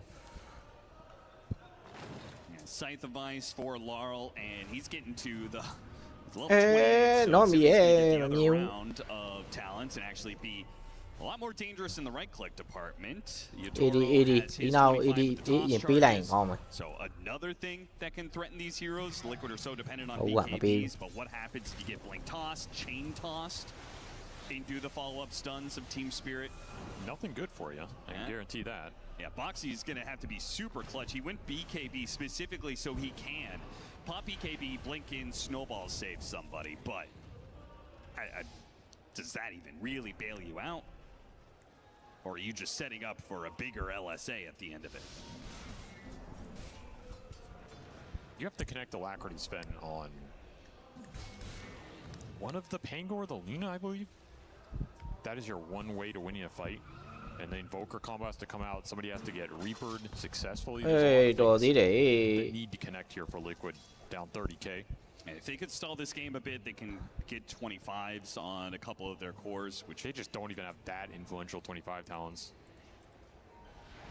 you don't think the Sven one with the Alacrity, right? This combination of things. I feel like that They're big of a nice. flat damage bonus. They're small. I view them as damage upgrades, but it's not going to change the fight setup. And I think that's the biggest issue, is finding the heroes you want to find. Who are you jumping here? There's just no easy targets. Sure. So in that case, you view like Mirana's 25. ကောင်ဒီ fan မဲ့နေရတယ်ပဲတောက်လျှောက်လိုက်ပိတ်တာပဲ I would. Spread ကသူတို့လည်းမဖန်ဘူးမင်းတို့လည်းမဖန်နဲ့ငါတို့လည်းမဖန်ဘူးဆိုပြီး work around these fights. ဥပကအောင်လန်းသွားရင်အောင်လန်းလိုက်ပိတ်တယ်ပေါ်လန်းသွားရင်ပေါ်လန်းလိုက်ပိတ်တယ် It becomes more chaotic. You're landing these random arrows. Maybe you're going to pop someone's A on disc. You create some more opening. You might just hit this Lina. Because there's a lot of defensive capability for Spirit. They have double Lincoln Sphere, Aeon Disc on the Witch Doctor, plus the Switcheroo. The block save out from the Ringmaster that he can throw on anybody. And then you have this tanky 5,000 HP upgraded Pendulum Yatoro Tiny. Yeah, he's ridiculous. And he's getting an Ag Synth, by the way. What do you think about that over Moonshard? Well, why not? He already has Daedalus. He's already swinging for 600 plus. I kind of get it, but at the same time, like, isn't this last fight likely to be happening in Liquid's base? You gotta plant the trees for him, you know. Okay. Well, Team Spirit are chill. They said we're gonna wait for Roshan here, which is the preferred area for them to take a fight. Liquid would want to come out and challenge them. I'm sure they would be happy to oblige. Satanic on Mickey, which will help give him a bit more longevity, but again, he's still very dependent, especially against all these stuns on the BKB. Level 25. So he's got these spam of Has to be some crazy execution here. And look at that positioning from Rue. They're gonna bot two on top of him. Tofu's playing to set out the Sentry. Meanwhile, the initiation went on မိုက်ပုံးထဲမှာရအောင်အေးကောင်းသွားပြန်ပြီကိုလက်ကြီးလွတ်သွားပြန်ပြီ just can't hit anything, man. He pops a Satanic and he still dies because there's just nothing to run into. ကောင်းမွန်ဖြတ်လို့မရအောင်ဖြစ်နေတာကွာစပူတိုင်းတော်တော်အလုပ်လုပ်တယ်ပြောရစပရက်ကမြင်ဝိုင်းမြင်ဝိုင်းမြင်ဝိုင်းမမြင်ဘူးနောက်က ace ကိုပဲမဖို့တော့များနေပြီတော့မလွယ်ဘူးနော် ace ကိုဖြတ်လို့တော့မလွယ်တော့ဘူး It's funny. Wait, Team Spirit are not. They're trying to hunt the Invoker. Now they're going to turn back and go for him. ချက်ပြောင်းဆောင်နေတာချက်ပြောင်းဆောင်နေတာဟိုလေးတွေပြတ်သွားလို့ If Ace lives long enough to start getting off some of those heals and had that Reaper's Sight to throw on Yatoro, but instead all three cores are able to chase after the Invoker. ပြည့်ဦးထင်တာပဲဟုတ်လားချက်ပြောင်းနေဆိုတော့ပြတ်သွားတယ် No, he's just out. Not gonna wait for the next round of spells. ဟိုကန်ကောင်းကြီးအောင်ဒီစက္ကန့်လေးနောက်ကျသွားတာ And heads up TP from Yatoro to close the ဒီကမေကေကောင်းမဟုတ်ကတော့ Rabia side ကလည်းအလုံးမလုံးဘူးဖြစ်သွားတာ There's some glimmers of hope in that fight for ဒီက Liquid သူတို့ ultimately again ကွက်က just မေကေခုံမယ်ပြက်ကန်ကြီးကောင် Rabia side ထည့်မယ် the long con ဒါပေမဲ့ထင်သားသူဖြစ်မလား goes out on him the box တော့ရှောက်ဦးကောင်လေးအဲ့ဒီ Ringmaster ရဲ့ကဲတဲ့ဒဏ်ကိုခံနေရတယ်ဗောနော် constantly. Amplifier ထဲမဲ့လူလည်းမရှိဘူးသူတို့မှာလောလောဆယ် I don't know, do you get Nullifier? Try and deal with the box? Like, if you get the stun on Collapse and you get the Nullifier, you can chain stuns and actually kill him for once. I think somebody has to find Ringmaster while you jump. I don't think there's another solution. Get through this Lincolns, have a poke damage, but Blink Scythe instant response. Nice tornado to try and stop it. Bailout Boxy gets off the BKB. But there's still too many issues. Collapse is going to try and pull him out of position. Blocked by the Shark. တေးပါမှာမတေးလောက်နော်ကိုလက်ကြီးကိုလက်ကြီးကျော်နေပြီ Not dead yet. Jukes the last bit. Collapse is not opt to go for the swashbuckle. ရာတူတူကြံခဲ့ပြီရာတူတူကြံခဲ့ပြီအာလာပြန်ပြီအောင်အေးမိုက်ပုံးမေကေညစ်နေလောက်ပြီ It's a BKB God strength, but he can't hit anything. မေကေညစ်နေရှားရပါပြီပိုင်ဘတ်တော့ရှိတယ် That's going to be another buyback surely forced out of Liquid. And even as you take that fight, you won't have God strength for it. လေးယောက်စမုံနဲ့ပဲ Unless they take it right away. နောက်ဆုံးပြီးကောင်ကာကွယ်ဖို့တော့ကြိုးစားနေပြီကိုလက်ကြီးက rolling တန်းတန်းမရှိလုံးပြန်ပြီမရှာမရှာတော့တယ်မေကေဝင်တုတ်တုတ်သွားကြတော့ညစ်နေလောက်ကြာစပန်ပလီယာအနေနဲ့ Too perfect right now. ဟောစပန်ဖွင့်ပြီးတော့ Too ready. Anticipating all of the moves here from Liquid. Aeon Disc starting to come out for them, but I think it's too little too late. Just nobody can tank the burst damage on the front line. About to have a level 30 Lina as well. These two carries just completely out of control.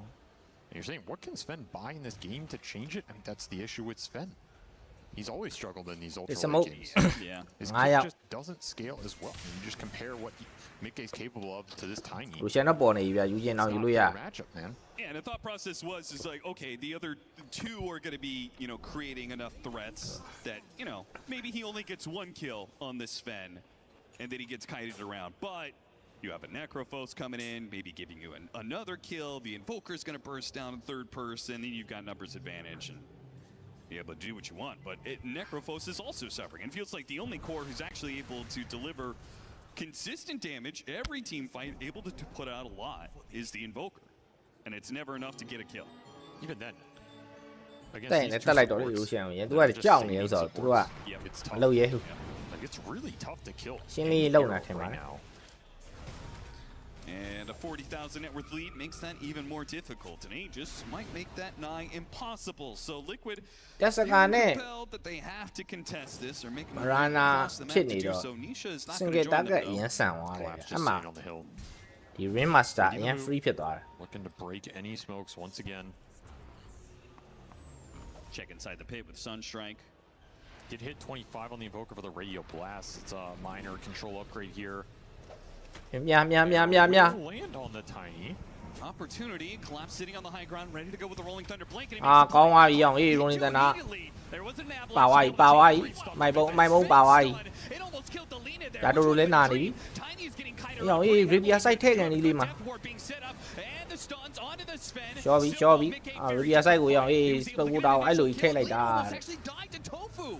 Tofu chased after him after the hits from Mick. ဒီဘောကတော့တိုင်းဘက်ဖြစ်သွားပြီ doesn't die to Tofu and Tofu will die. အော်စီလဲရှော့သွားပြီ He's the one cleaning. ဂျာမလဲရှော့သွားပြီကောင်းဆုံးပတ်တယ်နော်ကောင်းဆုံးပတ်တယ်ပြောရမယ်မိကီသူလူချင်းတဲ့ target ကိုရှာပေမဲ့လည်းဖြစ်နိုင်တော့ဘူးဗျနောက်တော့ရန်ကွာသွားတာကြောင့်ပါမယ် defensive items, but that is who you want to isolate first.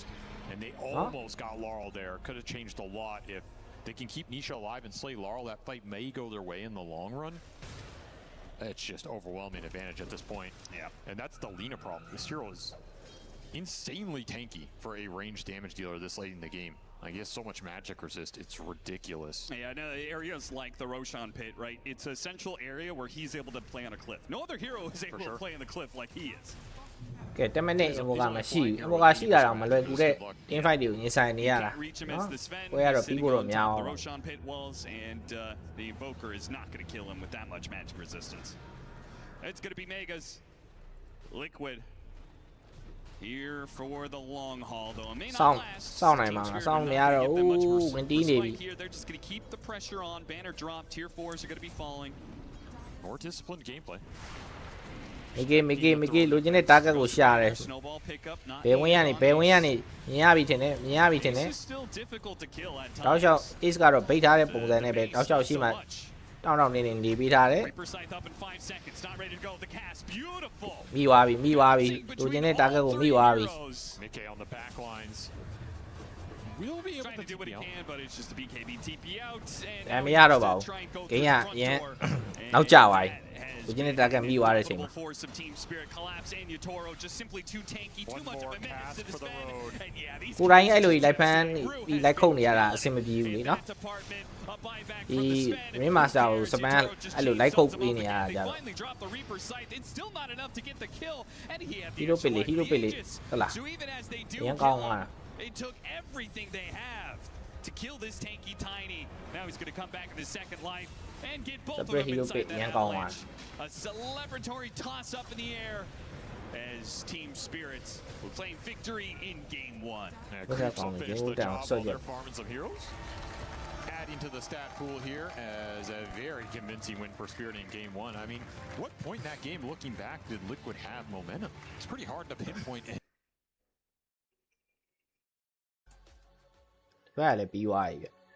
So for me, ways, but now they're tired and about what they're BSJ's thoughts, guys. Effie, all right, show one. Let's just call it as it is. This was an unexpected turn of events for you.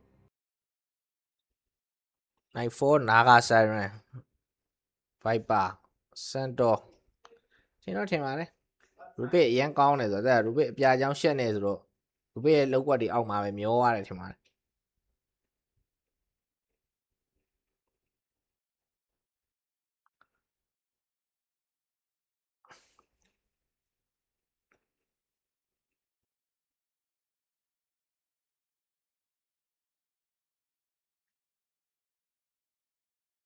အဲ့တော့ဘာလို့နှစ်ပွဲလုံးကအဲ့လိုကြီးတပြိုင်တည်းကြီးပြီးသွားတော့ကြောင်းပြောက်သွားပြီဗျ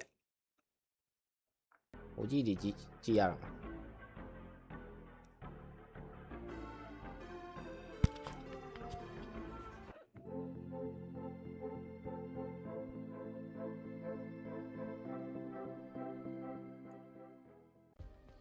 play is in. မိနေတချင်းတန်တွေကိုမျောပြီးသွားနားထောင်ချင်းတန်တွေကိုမျောပြီးသွားနားထောင်ရင် copyright ပညာထိတယ်ပြောတယ်ချင်းတန်တွေဆိုရင်တော့ခဏတန်ပိတ်ထား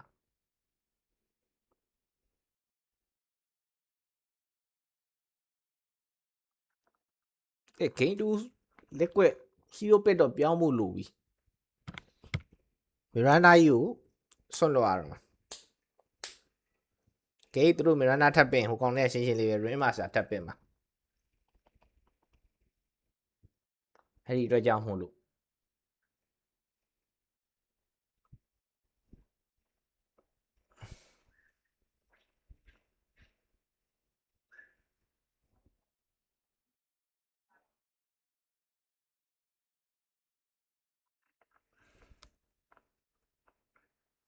3ပွဲလုံးတစ်ခါတည်းလာမယ်ထင်တယ်2ပွဲလာသွားတော့ဟိုကောင်လေးပလီတိုင်းက DQ ပေးလိုက်ရတော့เนาะ2ပွဲပဲလာသွားတယ်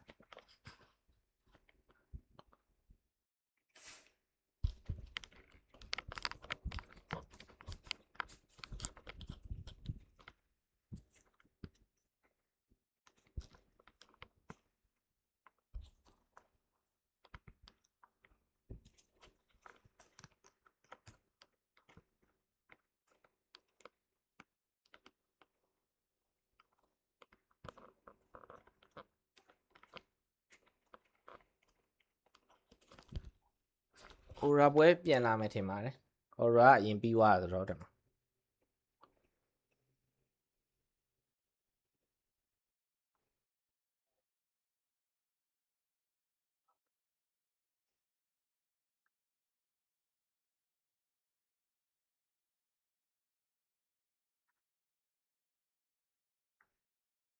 Jay to discuss game number 2 coming up between Rune Eaters and Aurora Gaming.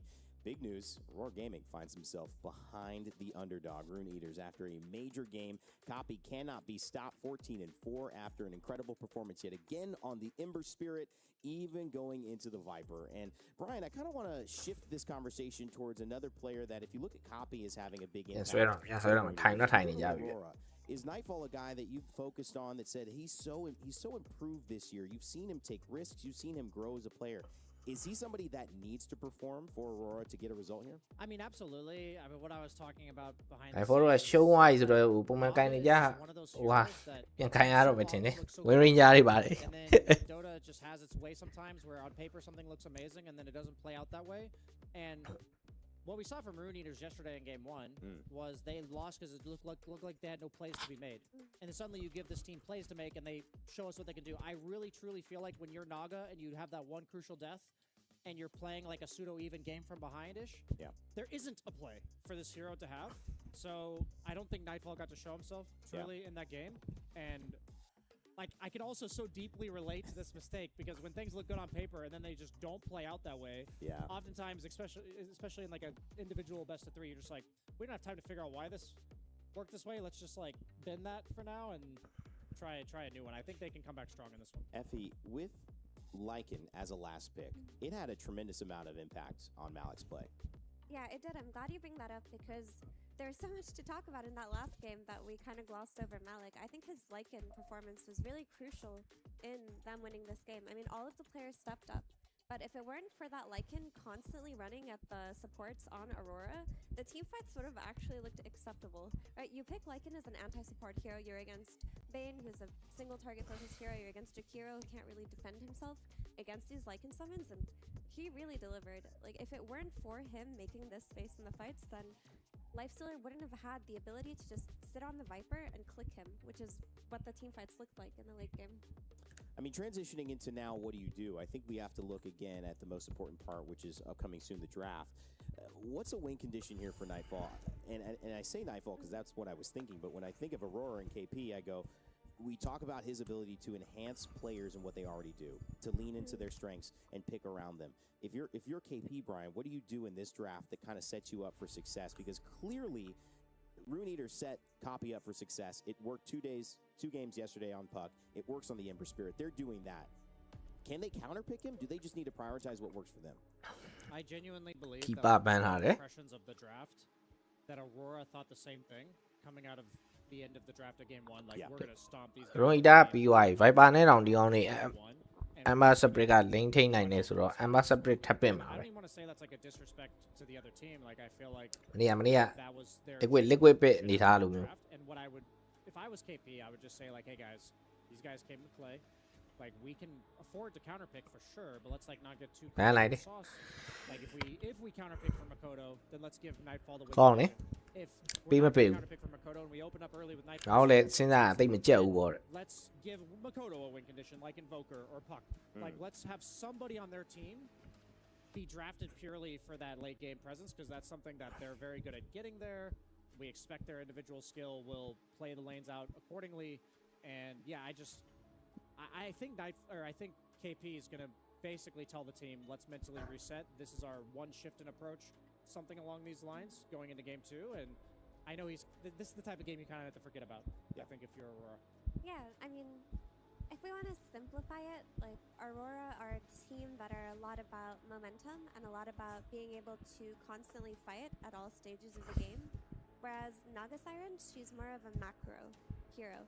And there are some teams that really excel in macro play in this tournament, like 1W, for example. This is their style of play. They want to play the map. They want to blow the lanes wide open. They want to win on GPM. But Aurora aren't really known for that. They're just kind of a, we're better than you. Let's lane, let's fight. So if Shadow feed ပေးလိုက်တယ်ဗျ good lanes last game, but our team fighting အန်ဒီရတော့များရနော် let's make sure တင်းကြီးကို Shadow feed ပေးပြီးတော့နောက်ကနေလိုက်ဆော့မှာသူတို့တက်စီရဆော့ဆော့နိုင်မှာမလား shift in that direction. And like you said, you chalk it up to a wow. They were good last game. Let's respect that and let's try to fight into them. Yeah, let's kind of remind ourselves like who we are as a team, which is basically what you say. Yeah, I like that a lot. I think that's basically, if I would say if we identified the problem in game 1, I said that, and then I really like Mira's like, okay, now that we understand the problem, this is how we're gonna.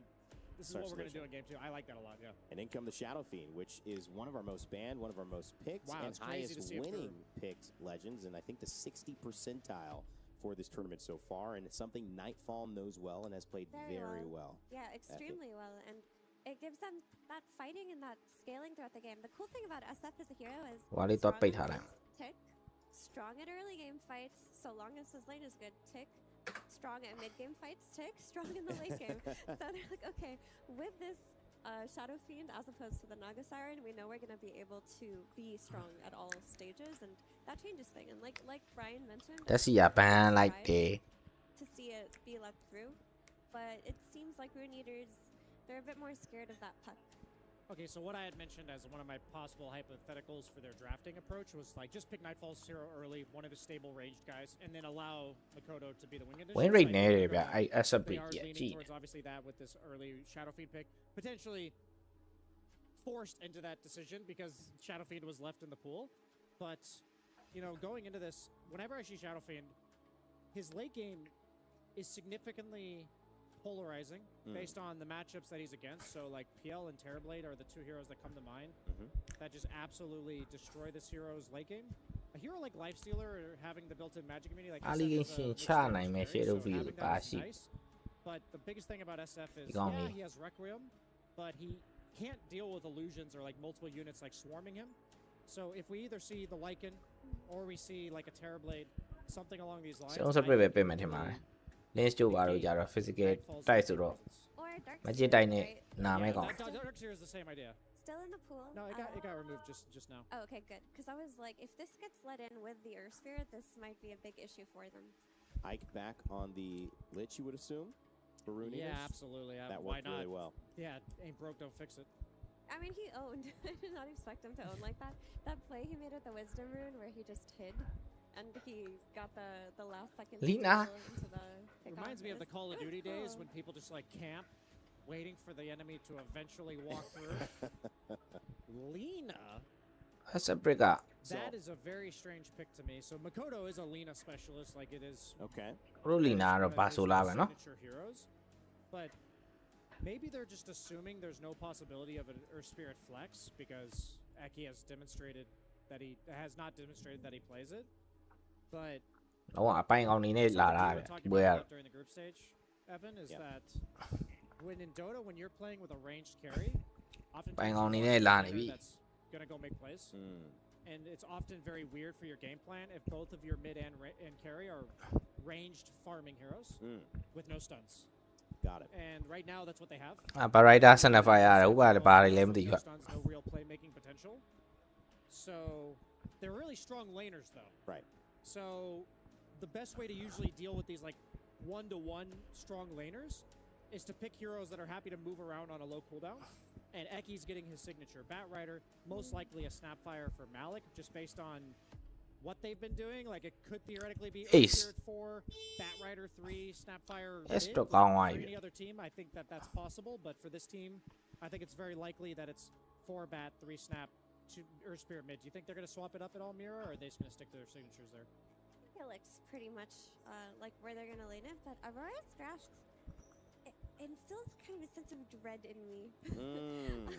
That's a good sign, though, because Rune Eaters did that last time. Yeah, maybe that means Aurora will win for They sure. need to instill the dread to get you feeling really happy after they win. Exactly. Right. It's Okay. just so to me, this is just like a whatever we're good at these. Templar This is who we are. ကောင်းမယ်ထင်တယ်နော် Signature heroes and own because their draft actually does not really have draft integrity. Draft integrity in Dota even is like ဒီနာပြကြောင်းတွေပါလေသိပြီကြောက်စရာမရှိ All ဘူး these boxes, all these right? boxes, and you want to kind of round it out and make sure you're not really lacking in certain capacities. But if you're like double picking melee cores and then a range support, and then sorry, not melee, ranged cores and a range support, and then a hero that's gonna farm and not necessarily go in first with the axe, you kind of lose draft integrity because Axe, sure, he's a blink stun hero in the sense that he calls, Blow but you up. he doesn't really go in first. He has to kind of play the outskirts of the fight until he sees the key target. Because usually in Axe games, there's a target you need to heavily prioritize and you don't want to show until they show. And SF, it's not easy for him to really go in first. Maybe Lina can do it from a distance, but typically you would need like a hero to throw their body in and give you that vision, and it just doesn't exist for Aurora. I do think they're going to pick something like Clockwork. Okay. Like, I agree with everything you said, Mira. That is lacking. Run ya, you're He's an target. initiator, but he's more of a secondary initiator. Right, He go on wants the back some. line. He Run ya, wants some sort of target. event to happen, some hero to show himself, like Mira said, before he goes in. So right now, the point of contact idea for Aurora, like, Lina doesn't want to go in first. SF doesn't want to go in first. Neither of them really want to get initiated onto by a Batrider. So if they don't have somebody, okay, they ban the clock. If they don't have a hero that like goes in and causes chaos, maybe a Tusk. Yeah, Tusk is I think Tusk is their next best option because it's also a save against the Batrider. I would actually be surprised if they pick anything other than Tusk. Tusk is like the only thing right now. But it's Kaori.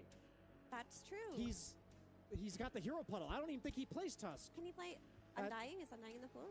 Oh my god. Oh no. Okay, that was a visceral reaction. I know we're not on camera, but I think that was a big one. I think. So it genuinely works like on paper. Like it's fine.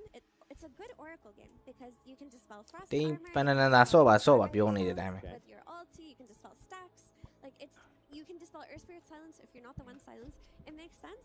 And these are all heroes these players are good at. It's just together, their draft is not an easy draft to pull off. And Aurora are a very top tier team, so ဝင်ရညာလဲစော့ကျင်တော့စော့လို့ရပါတယ်နော် but it's just if I were to look at this draft in the hands of any other team, I would feel a lot of concern. It's really hard to do. I know it's a counter pick into Axe, like it's self-countering, but I think there's a lot of teams that would pick PL here. And I wonder if it's in Dark Lord's kit because... Why is that, Brian? Because Lina and SF are both heroes that just have no way of dealing with him. And right now, chaotic fights heavily go in favor of the Radiant. They have a lot more mobile guys jumping around the screen and playing just off of move speed and mobility. And PL thrives on that sort of chaos. Rune Eaters like to take individual fights. ဘာရိုက်တာကမိကူတော့ It's the cohesion and it's အဆပ်ရင်းစနဖာရပို့သွားရင် potential that they have. Baby They flesh are usually coming in with a much higher ceiling, also a higher floor. But do you think the PL works with that? You could also just play Tiny, like you said, because we've seen Dark Lord play it. Yeah, Alk would work too. I think Tiny, like, they're any of these gone. heroes that ခုံရမှာ chaos in the fight or capitalize on the chaos with a stun. So Mita hero လည်းဖြစ် I think all these heroes are options. It's nice that they have all this time because all these heroes are conceptual options for them, but then they're all very different approaches to the same problem. The thing that the Oracle does is that it gives them the defense against the Batrider that we're concerned about. Oracle also has a spell that makes you immune to all magic damage, which end zone you from lane. Is that I can farm their jungle. Okay, there's always more camps. All right, that makes sense. You got that means is when you see a hero like that, you just want to split the map. You want skirmishy, low they cooldown, separate them, so they do go There's tiny. the Tiny. I think the Tiny actually made the most sense when I was conceptualizing it because now you have a hero that blows the Oracle up very conveniently, which you did not have. And you also, like, we just saw them own with it yesterday. I feel like some degree that's just a confidence pick as well. I will say that the Tiny does fill in all the boxes, but I don't think the scaling is necessarily there on Rooney. If I were to go into the ultra late game and the problems that we talked about didn't really overtake Aurora, then I do think that their heroes are just they pack more of a punch. Another good thing that Aurora have strong lanes in this game too. So for them to win this, it's just let's win the lanes and let's snowball. But their draft is actually on paper a bit harder to pull off in the mid game. Like it's very dependent on Axe having a great game and great initiation. So lots on WS's shoulders. Yeah, if I was in the lineup for Aurora, I'd basically say, guys, for the first 15 minutes, we're purely on disaster aversion mode. Don't let Batrider pick us off. Let's play for our farming and our timings until Axe gets blink and Lina gets her like boots of travel and one item. Like they just literally have no place. None of their heroes move on the map, so it's all about weathering that storm for them in the early game. Aurora got to the late game last game in game 1, but could not do anything with it. Naga with the huge gold lead, but no items to buy and ran out of steam as Rune Eaters took game 1. If they take this game, it's all over, and Aurora, BKB TP back home. And we'll see if that continues. MLP, John X Fire, guys, take it away. Thank you so much, Jonathan. Game number 2 is where we're at. Rune Eaters now 1 game away from proceeding in Aurora. They got to show us something special here. They brought out a new draft, and there's definitely some question marks around this draft. Even I'm a little bit on the how's it going side about this one. You heard Brian say it, the first 15 minutes, it's going to be just weathering the storm. What do you think? Yeah, I mean, look, they're just going to have to get that build up. They're going to have to hope that you kind of get some of these key timings pretty quick, like the travels on Mikoto's Lina. If his lane ends up well, you can get some early activity with the mobility and the presence that the travels would provide. It's just a matter of how well will that lane go. It's there's a lot of counterplay that can go on there. Of course, this is a Mikado special, and that's one thing you and I were talking about. You know, you want to see Mikado on something he specializes on. This is certainly it. Very strong comfort for him. It's just a matter of will it be enough in this game. We'll have to see. And for the side of Rune Eaters, I mean, their lane setups are just really straightforward. Good luck, have fun, Ego Chick is the call from Eki. Not sure what that means. I think he's... I remember we asked this before, and he's referring to someone on Aurora. I just forget which specific player. Shout out to him. Yeah. He's gotten his shout out in chat, so he's fine. Very nice. I mean, yeah, the one thing for Aurora is, again, that tempo. Like, you don't have a hero that just needs minimal farm, right? Like, Axe will need at least Blade Mill and Blink, or one or the other, and you can kind of play. Lina wants Travels, plus maybe the Kaya here. It's going to take a fair bit of time. Sneaky movement through from the side of Rune Eaters. Top. Might be able to snipe Nightfall if he's not too careful here. They may. Nightfall will have the smoke broken eventually, but a nice little juke away from Nightfall. Through the tree line, he's going to be just fine to avoid. Rune Eaters, they're still hunting though. Dark Lord's going to see him. They do know the SF's around here somewhere if they want to go for this chase. Nightfall eventually going to get hit by the avalanche into the flame break, but the river movement speed makes it a little bit more challenging as the blood grenade does land, and it seems like eventually they'll have him. Nightfall, not the start he would have liked. Okay, be like this, first blood on this lich. Yeah, pretty clean sort of movement out from Rune Eaters through that gate. Nice and happy sort of gank. We've seen that gank a couple of times now through the gate. You do still trade evenly 2 for 2 in the bounties, but first blood bonus, a little bit of EXP going the way of Rune Eaters never hurts out as well. We are taking a look at that mid lane matchup for Mikado up against Copy, the Earth Spirit versus Lina. Not too often nowadays that you see it, but again, we've seen the rise of Earth Spirit, Lina less so. And that is a matchup that Lina can try to shove away, but we've seen Earth Spirits again. With all their mobility, with their toolkit that lets them play back, and with pretty decent right-click damage when you're on top of a hero, it can be quite nice. Early levels, though, a little bit rougher Copy. That is where Mikado can try to apply that pressure with that Dragon Slave at very least. So, he's doing some good work there. Rune Control is going to be pretty interesting to see here. It doesn't feel like you really have, again, super active supports as we've been seeing. So chances are Foreman, Water Rune, maybe even the first Power Rune, not going to be really contested.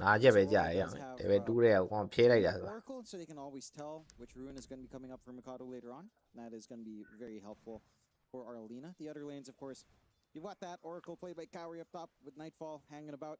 Malik in a range matchup for Snapfire isn't, it's not the comfiest to come up close to try to get Scatterblast going to play with Cookie. There is some interesting stuff you can do with the Bat Rider 4 though. Like having the Cookie for Bat Rider to move forward, get the chase down, could be quite clean. You've also got stacking potential here on hand, so there's a lot of ways to kind of accelerate that farm here for Eki. The bot lane, already a lot of harassment coming out there from Mira, just trying to open up the space for a bit more of a 1v1 for WS, and Dark Lord just kind of tried to trade farm. Pretty much an even farming lane, and slightly better so far for WS, but you are shoving the lane out. And Dark Lord should have some time to... Nightfall, he's dropping pretty low now. That sticky napalm, no, it's not enough. Nightfall just turning around with the razors, and Eki finding out the hard way that sticky napalm doesn't necessarily mean a guaranteed kill. Thing is as well for this Bat Rider, like you kind of heard them talking about it as well, but this Bat, it's probably going to have a decent time for this first 10-15 minutes. You don't want to end up dying like this in the laning stage, I don't think. I feel like Eki should be having a pretty decent time.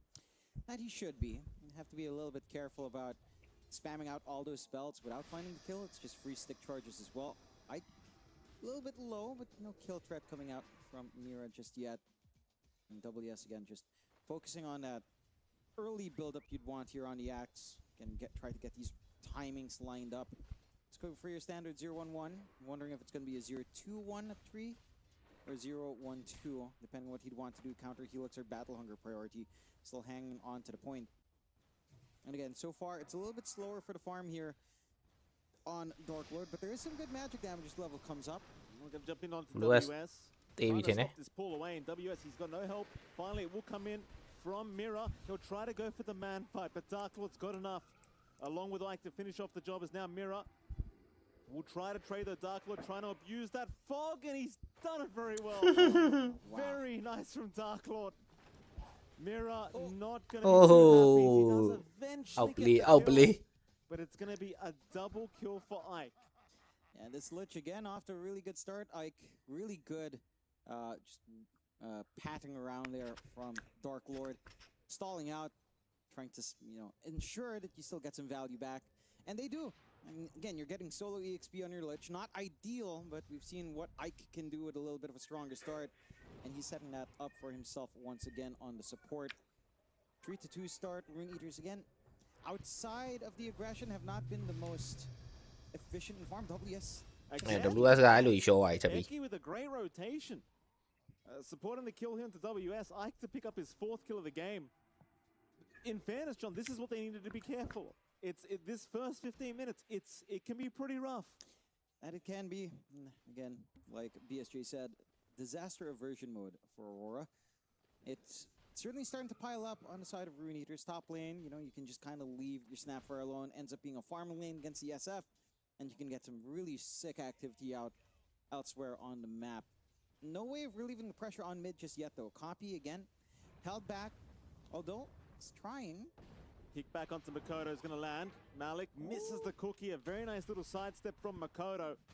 And that may have just saved his life, as even the flame break not going to be quite enough. Makoto still in danger, though. They have roll in 3. They have boulder smashing about the same. But Makoto, he's by the T1 tower. And that should scare them off just a little bit, as never mind. The kickback into the cookie again of Malik. Makoto does go down. Malik, he will be traded off against the Kauri. Ike will find WS.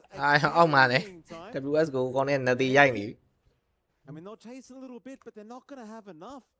It really is just a really disastrous start right now for Aurora. This kind of start for WS is going to set him back quite a fair bit, and it's all of this magic damage you game for Team Spirit if they want to repeat another hero, but if they are video này bà đi lên, Super video em bà đi rồi, mấy cái kia này rồi, tay gì đi rồi, tú gì bị thế này bị đấy. Yeah, eventually, like 16 heroes. Not if you keep 2-0ing, like your hero pool is gonna be bigger. Okay. That works. Hey, mấy cái mấy phiếu bùm nhà đấy. I think very good hero, like very em bà này rồi đấy. Comfortable on the hero. Expect him to dominate the lane. Classic wisdom play. I think, you know, Monkey is not so much in meta right now, but it was the case a few months ago. We usually see these monkeys, you know, mischief their way to the wisdom rune. If they're level 6, click Wukong on top of the rune, and it becomes really hard to contest it. So that is something that Liquid will have to factor in, especially if Ember has slightly lost his lane, which he should in this matchup. Like, how do you secure yourself a wisdom rune? You have to kind of invade theirs if possible. But you let alone it. I don't know many games of it, but I'm a Sabrina. So a little bit tricky to play the early game for Team Liquid this time around. I'm just thinking, do they want to have something like Enigma potentially from the offlane for Team Liquid? If they're thinking about that potential life stealer that could come out, it's very good to counter initiate onto Tidehunter as well. They have like one BKB piercing ability, thinking about maybe it's cool, how the team fights are going to be played out. They have the ultimate last pick. Why is Centaur no longer an option? Did I miss that? For Liquid? Yeah. I mean, it's solid, but it's like you want to. The way game 1 went, it was very much about team fight, condition, and therefore ability to scale. And you look at Team Spirit's team fight right now, they have the vision advantage from the clockwork. They have this overwhelming amount of like AoE and control, like Wukong, Ravage, Willow spells. Liquid, it's more skirmishy. It's like, yeah, play off Ember, trading situations, Spectre Haunt eventually, you know, click your spells and support. Maybe you want to match a little bit of that team fight presence for Spirit or from Spirit, or maybe the mid game will just be too difficult to play. And I don't know if Centaur really does that, to be fair. Fair enough. We're gonna find out what Team Spirit wants to select first. So far, it seems Team Liquid is expecting that monkey to go mid, and we'll see which one Yotaro still gets to play. And will it be another different hero? And you see with Spirit's drafting, like how obsessed they are, and even how they itemize with team fights. Like, one of the few fight conditions you have against Tide is Doom, because you Doom the Tide and it ignores Tide's passive, and all of a sudden, you know, nobody can frontline on Spirit. They ban that hero. So yeah, it's tricky. We get the Yotaro Morphling. It's a slow, very slow draft. It's like you have Tidehunter plus Morphling. At least you have a very active mid laner, so he can fix some of these issues, bring the heat to the other lanes. Support duo is also very active. These are type of heroes that want to be fighting early on. But we haven't seen too much of Morphling. He played it once. We also saw, I think Ame was the one who played it. It also didn't end well for him. Yatoro did win on his Morphling. I believe he also got Rampage in that game that he played it. Well, he sees Spectre at least, so that's like one of the upsides where he knows the game is not going to be incredibly fast either way. And they go for Beastmaster. That's okay. So they now take an approach. That's a great lane, by the way. Like Beast versus Clock Morphling, it should be very smooth sailing. Especially with the help of her doing so. Massive advantage, I think, on for that lane. This Beastmaster could just snowball the game completely out of control. If he has a great lane, gets an early Helm of the Overlord, with, you know, how active and strong Nisha is on Ember, aggressive, and the Spectre Haunt, like this Beast could just take over the game. Like, you just snowball the game basically. Like, take areas, get objectives, get throws, take towers, and as Lacoste said, Liquid Spirit's lineup, it's kind of slow with the Tide and the Morphling, so that's their angle. Hopefully somehow stabilize the game. Yeah. This is where it gets tricky. If Monkey makes all the right rotations, if he doesn't get shut down, like this type of lineup, if you're like 1-2k gold down 15 minutes into the game, it can still play really well. But Liquid, they're trying to push the tempo. I like this Beastmaster pick a lot. I think it can take over the game easily, as you mentioned, but we'll have to see. Also, Nisha on Ember, every single time we saw him play, he looked unstoppable. Yeah, and if they can get away with picking first phase Ember and coming out on top, that's a big mark for games going forward. Draft advantage there potentially. Of course, this is a series for elimination. We got on one side the defending champions, Team Spirit. They are one game up. They only need one more win to be able to punch their tickets to the playoffs. Can Team Liquid force out that game 3 and taking him the distance and still have that chance to make it further themselves, or will Spirit be taking this to we're finding out with Cap and SPG. You know, it's always a pleasure to be able to cast Team Liquid and Team Spirit matched up against each other, but Avery here was particularly excited. In fact, he basically jumped out of his seat, if you could believe it. I felt like I was casting with Nahaz because he had a very interesting stat to be able to put forward. That's right. On my new Lenovo Legion laptop, I was able to look up some stats. Austin, do you know what Yatoro's most played hero of all time is? I'm going to guess it's Morphling. Full. Look it up. Look it up, Austin. Oh my god, it's Morphling. It is Morphling. He is going back for the Siggy. He's bringing it out in his time of need. And he's bringing out the water hero against the water organization.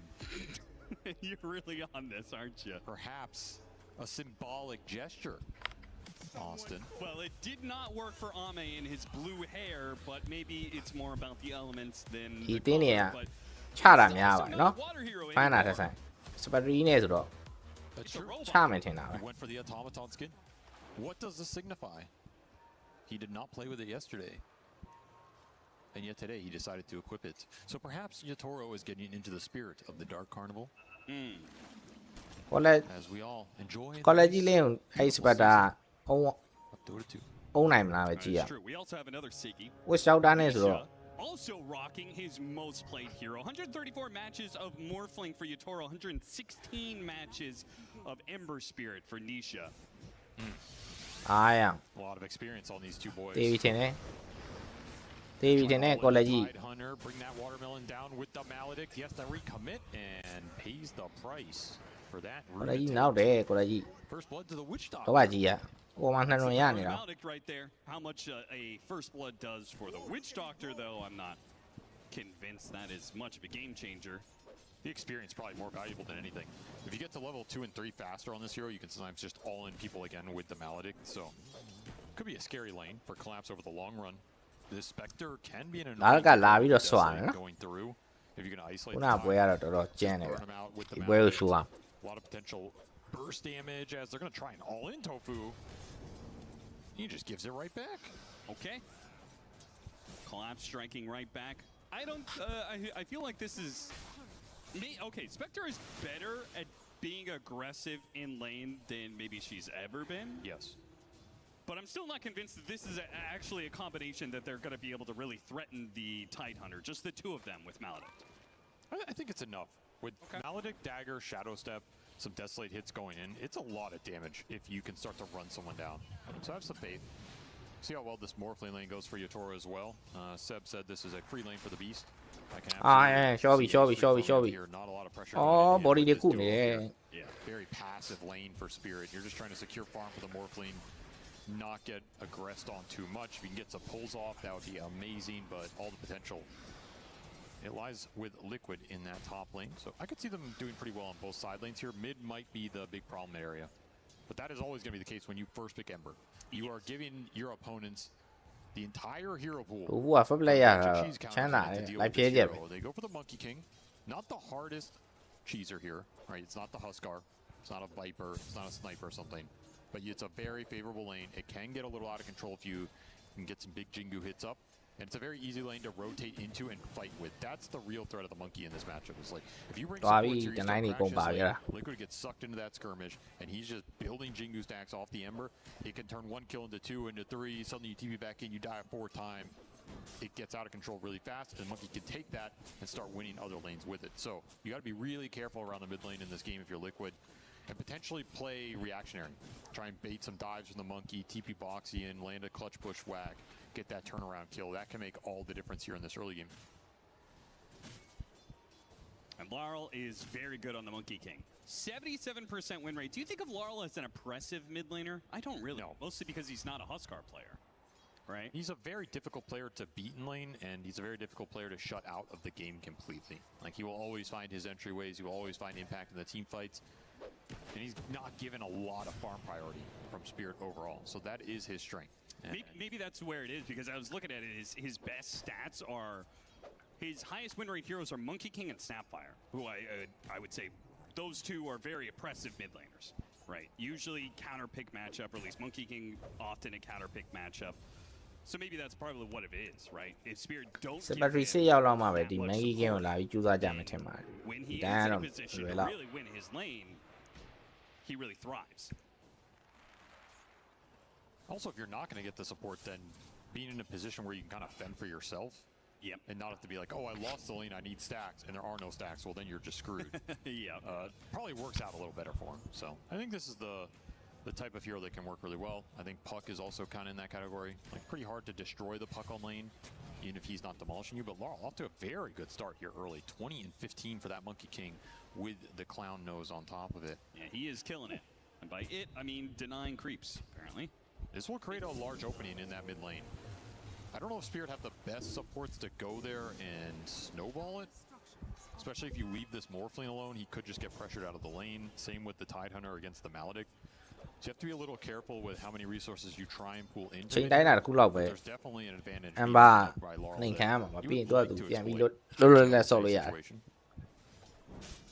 guess that it's one of the downsides of this hero winning its lane. It doesn't have an ultimate that's like super impactful right away, right? No. But you can take that point in Tree Dance and just leap in, start running people down. That's true. All about the early items here. That is what we've seen many Monkey Kings do. In fact, the early meta of Wisdom Shrines when Monkey King was being played a lot was all these Monkey Kings would always go to the enemy Wisdom Shrine, set up with an ultimate, and be like, okay, you have to fight into this. Classic maneuver to try and get value out of that ult early. You could see it here. He will be very strong on the map in order to make that move. You're going into a lane that con lấy sao style để lâu pin này đã. If the boars are already set up there, but that requires the beast to read this move and be positioned for it. ခုနပွဲလောက်တော့တိတ်မချဘူးပဲခီးရဲ့ဟိုကချတာရောပြောရင်ဆိုရင်လည်းဒီဘောတော့များသွားပြီတိုးဖူးဟိုလည်းကြီးရှော့ပြီ Does finish him off, so perfectly fine trade-off. Collapse is still going to be happy getting experience out of a rough lane, but not happy about dying, no doubt. You're happy getting Spectre extra kills, that's for sure. You also get the earn charges on mid-game. The other game we saw him play the Spectre, he went the early earn, and he just never got charges for so long. So that's a big deal here, especially as you push towards the level 6. Haunt plus the earn plus the dagger is almost a guaranteed kill on the map.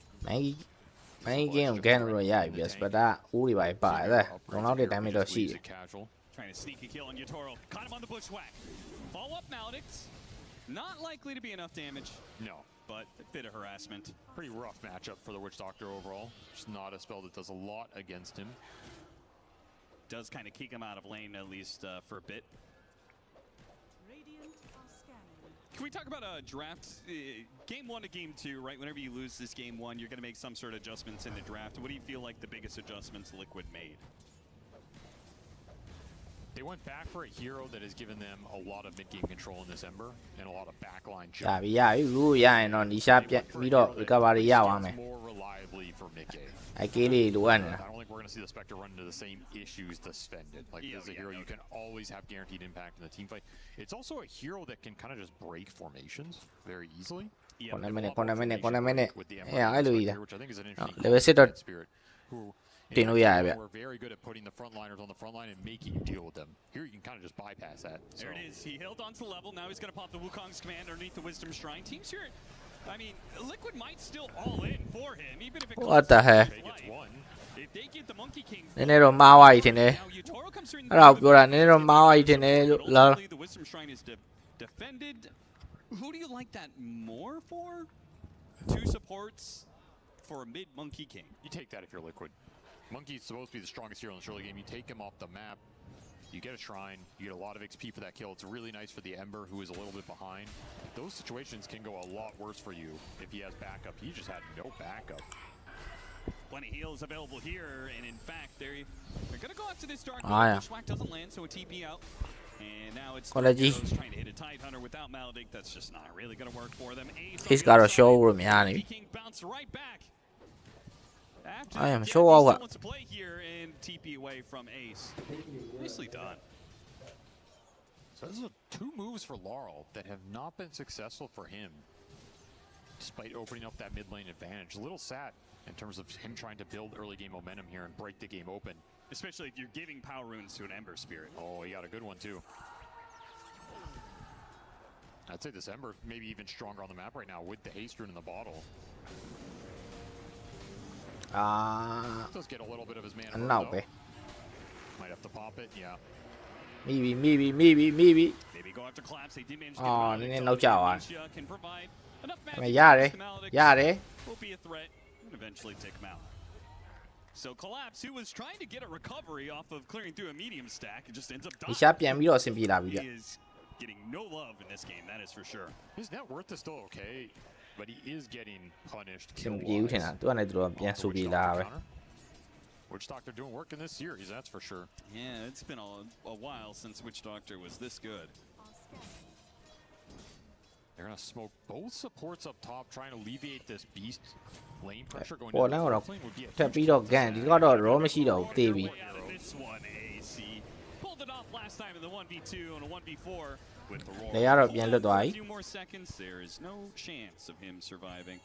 This is kind of an old school concept where if you have a carry that can't deal with the beast on his own, you just continually smoke and gank this beast over and over and over. So you can never just run at your carry, kick him off lane, and start pressuring this tower. And if you can gank this beast 2 to 3 times, you slow down his entire game. He's not pressuring your towers. You buy a huge amount of space for that hard carry to get into a position where he can fight the beast later on.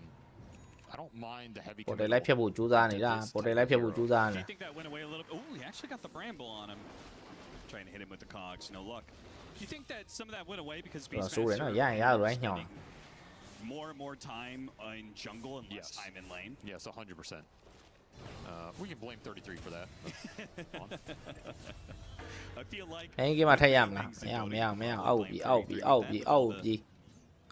ကင်းရုံကြီးအောင်အေး Arcane Rune pickup for Nisha continues to get some very powerful power runes.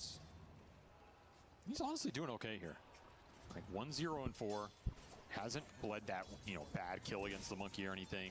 Laurel didn't find a lot off those moves, so it's not as if he's completely out of control here. And you're getting power ups, so you're maintaining your resources on the map. It's honestly a pretty good outcome for Liquid in this matchup. You first pick Ember. I think if you ask a lot of players, I'm going to first pick Ember, and you're going to be in this position at the end of the lane phase, they're fine with that.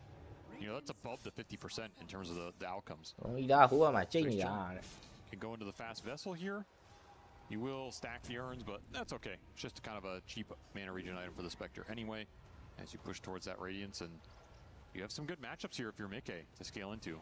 Like, I like the Spectre against the Morphling here. It's really annoying for Yatoro, especially if he waveforms in and then you get haunted on. You're just kind of a sitting duck. How do you build up the Spectre? Like, you still get Radiance for the farm and stuff, but those second, third, fourth items? It's almost always Radiance Manta.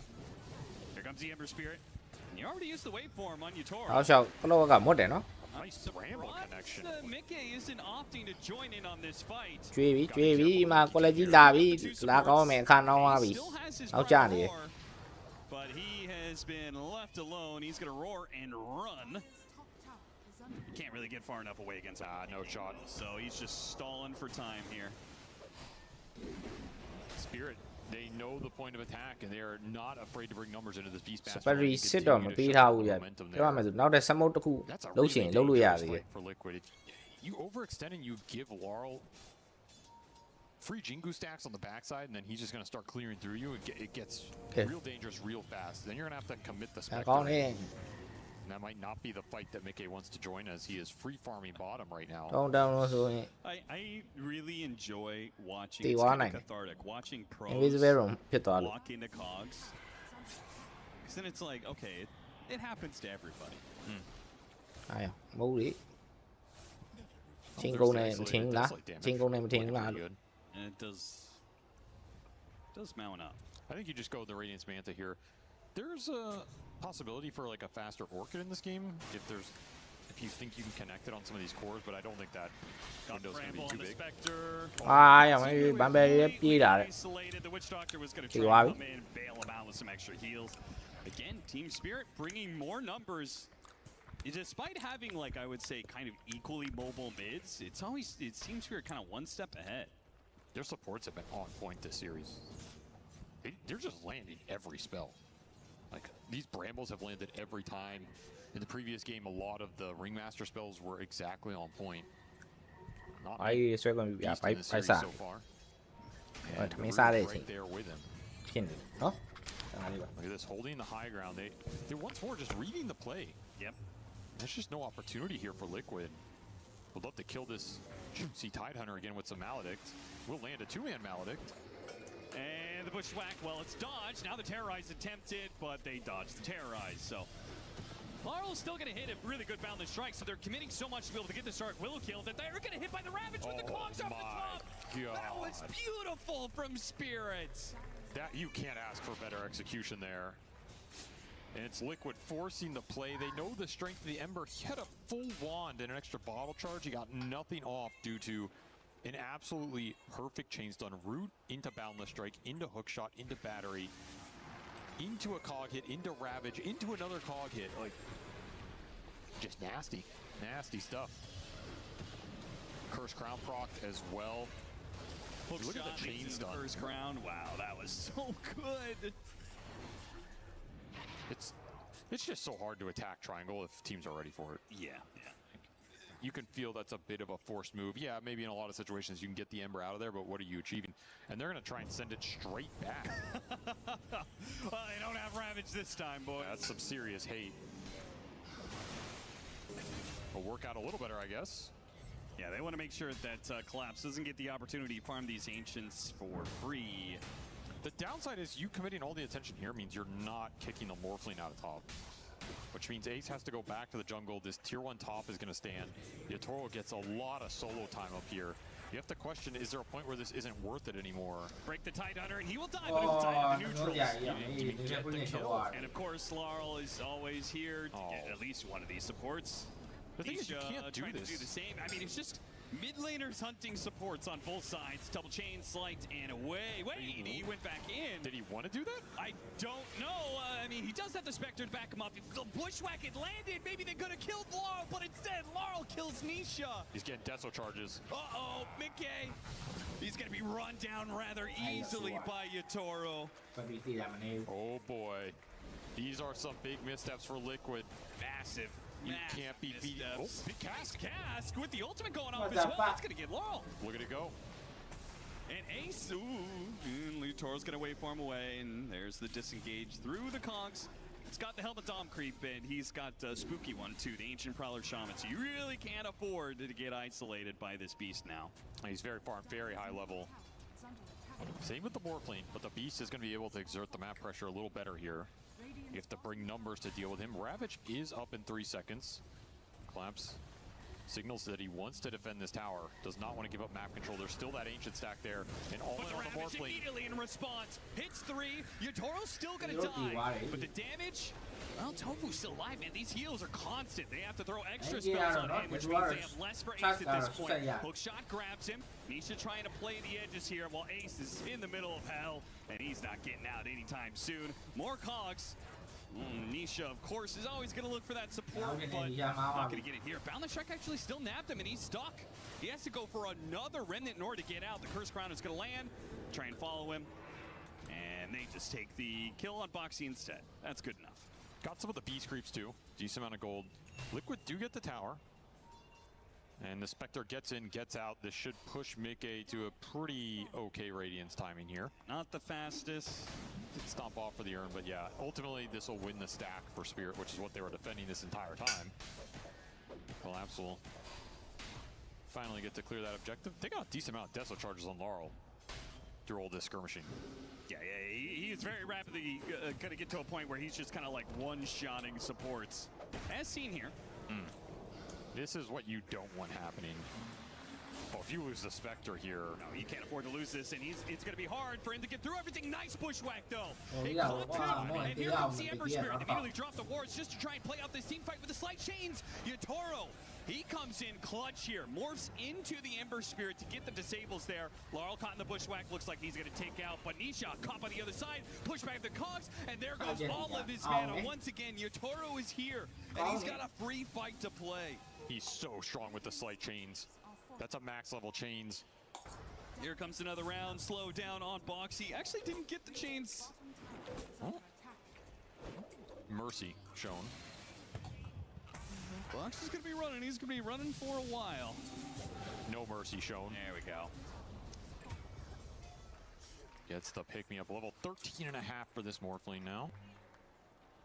Once again, Laurel and Yatoro, their KDAs are out of control. 6-1 and 6 for Yatoro, 8-9, 3 and 8 for Laurel. It's not that kind of runaway game for the Ember that you want to see for Liquid. Anisha, he has 8 kills himself, but he's still pretty poor in this game. You need to win some of these fights convincingly.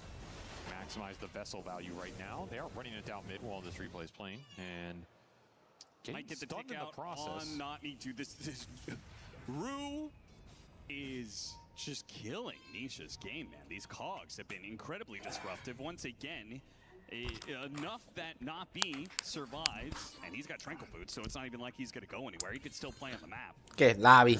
Spider စစ်လည်းရှိတယ် region လည်းပြီးသွားပြီထင်တယ်ဗျ There's not much to claim here anymore. The ancient stacks are gone. Ravage is going to use on the Ember Spirit. အာ change တိုင်းအဲ့လိုကြီးတွေပေးရင်တော့ပြတ်ပြီပေါ့ပြေးတာ pouncing on him, a Goomba stomp to the Ember Spirit. Perfect timing again. The execution from Spirit. It is here today. And Ace is going to get Wukong's command slowed down underneath it. More than enough damage. They're trying to hit him with the Bushwhack and the Maledict. Nice block there from Collapse. Stands in front of the Sharpshooter. With the Radiance burnout, that might end up being enough alongside the Maledict. No, we dodged the အဲ့ဒါကြီးကတော့မကောင်းဘူးအောင် Mickey does pick up a support, but can he get out of this? It's looking tough.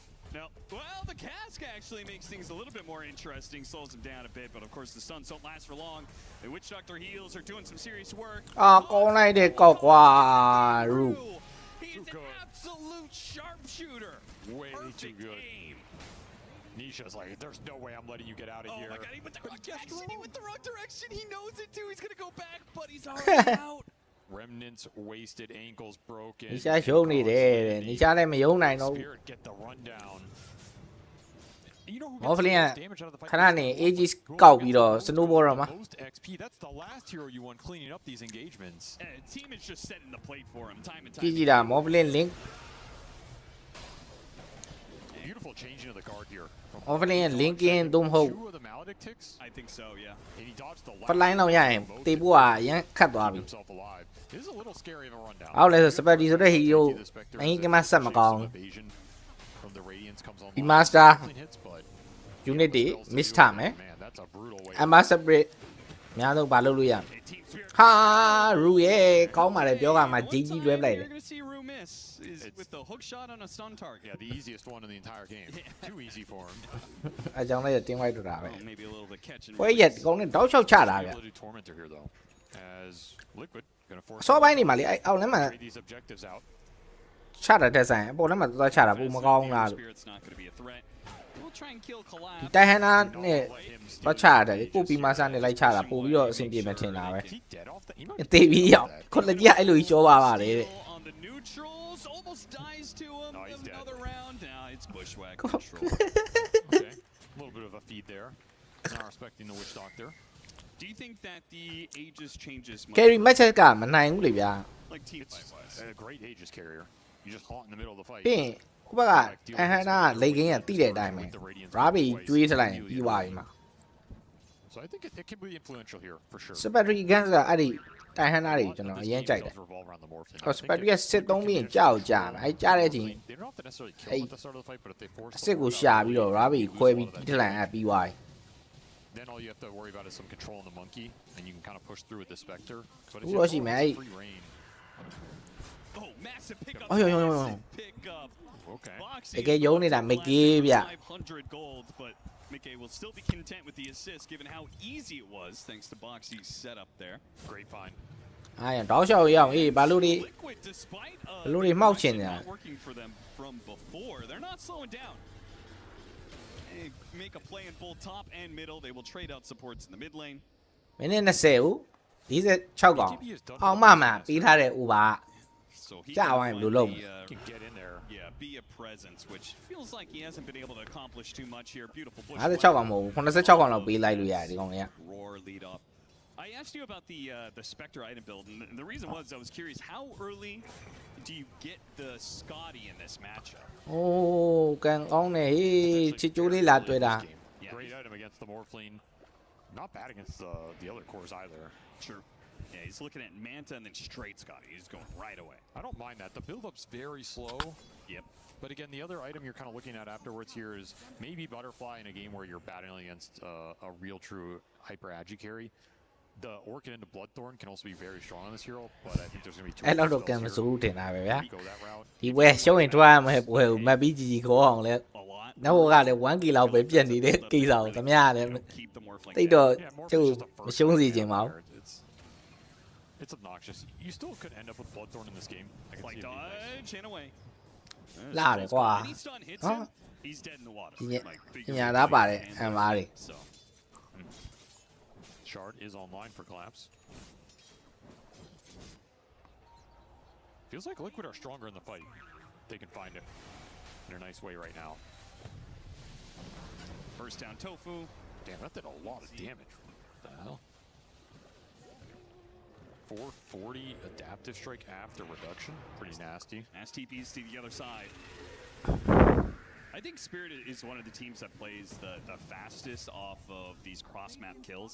Like they get one kill. is ကိုကိုဘယ်နေရာရောက်နေလဲနည်းနည်းကြည့်အောင်နော် brother ဟုတ်တယ်အဲ့ဒါကိုပြောတာ brother ရဲ့အာ BKB ရှိရ brother မှာ brother နှစ်မျောနေရင်တော့ပါသွားမယ်နော်အဲ့ဒါကိုပြောတာဟာကိုလေးကြီး Collapse apparently didn't know about the BKB use. I guess they just didn't see it. high ground low ground ဖြစ်နေတော့မမြင်လိုက်တာဖြစ်မယ်ဗျ That's fair. Like he sees it as he blinks in and pops it, but he doesn't stop it fast enough. That's fine. That's an opening for Liquid. They still have Aegis for a minute and a half. So you have Aegis, Spectre, you have Haunt available, no Ravage. Surely you can try and aggressively force some action. ဒီတိုင်းဟန်နာဒီစပတ်တော့အဲ့လိုလိုက်ဖျဲလို့ရလား Ravage မရှိ I was gonna wait for BKB on the Ember Spirit, but I totally forgot there was an Aegis on this Spectre, which, you know. This isn't the most important one to use, but I mean, you just lost a tier 1 to Morphling. This feels very defensive. Like, why would you want to be giving Yatoro space right now? Nisha, Remnant's back. Yatoro is going to be the target here with the sharpshooter. Hook shot trying to a big burst of damage. Oh, he got လူပြက်လို့ပြက်သွားမှမသိဘူး Yeah, I think he did actually morph at the end. Whoopsies. Well, rare time you're going to see a Yatoro misplay, I believe.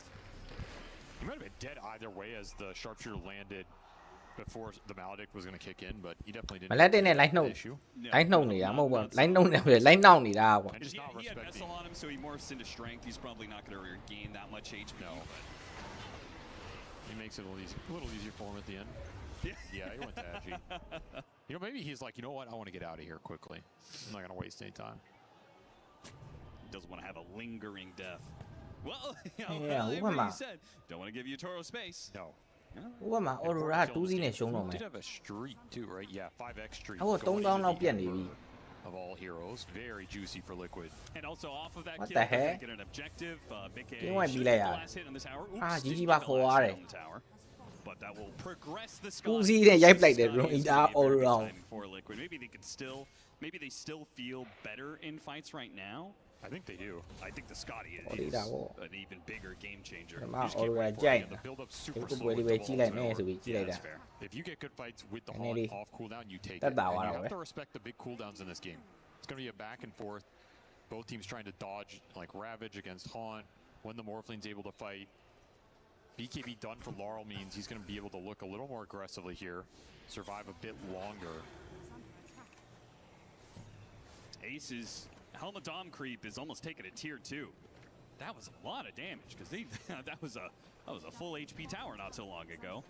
It feels as if Spirit would want to just do a Roshan right now if it were available. Yeah. I think their lineup is not.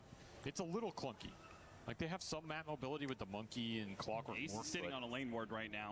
He's got Blink and BKB, so he's got 2 very fast reaction abilities that can get him out of this initiation. Collapse actually just goes for the supports, which there are 2 of them.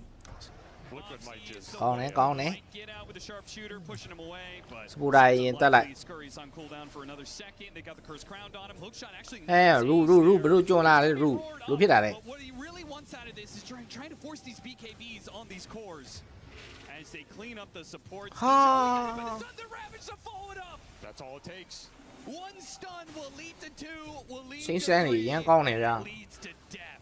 တော့မပေးချင်ဘူးဗျာအမကတော့တုံ BK ကတော့အဲ့လိုပြီးလို့လွတ်နေတာ Instant bailed with everybody go push the lanes out. Yeah, that feels like not respecting Spirit.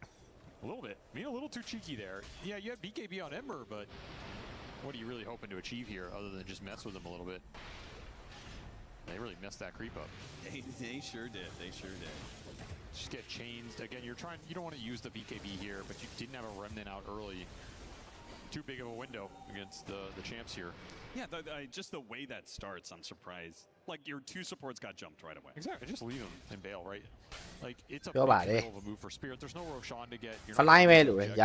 Should be fine cutting your losses there. Surprised to see Liquid get dragged into that and then end up losing a big core on top. There's another creep death. These are adding up a little bit. It will be Butterfly for Yatoro.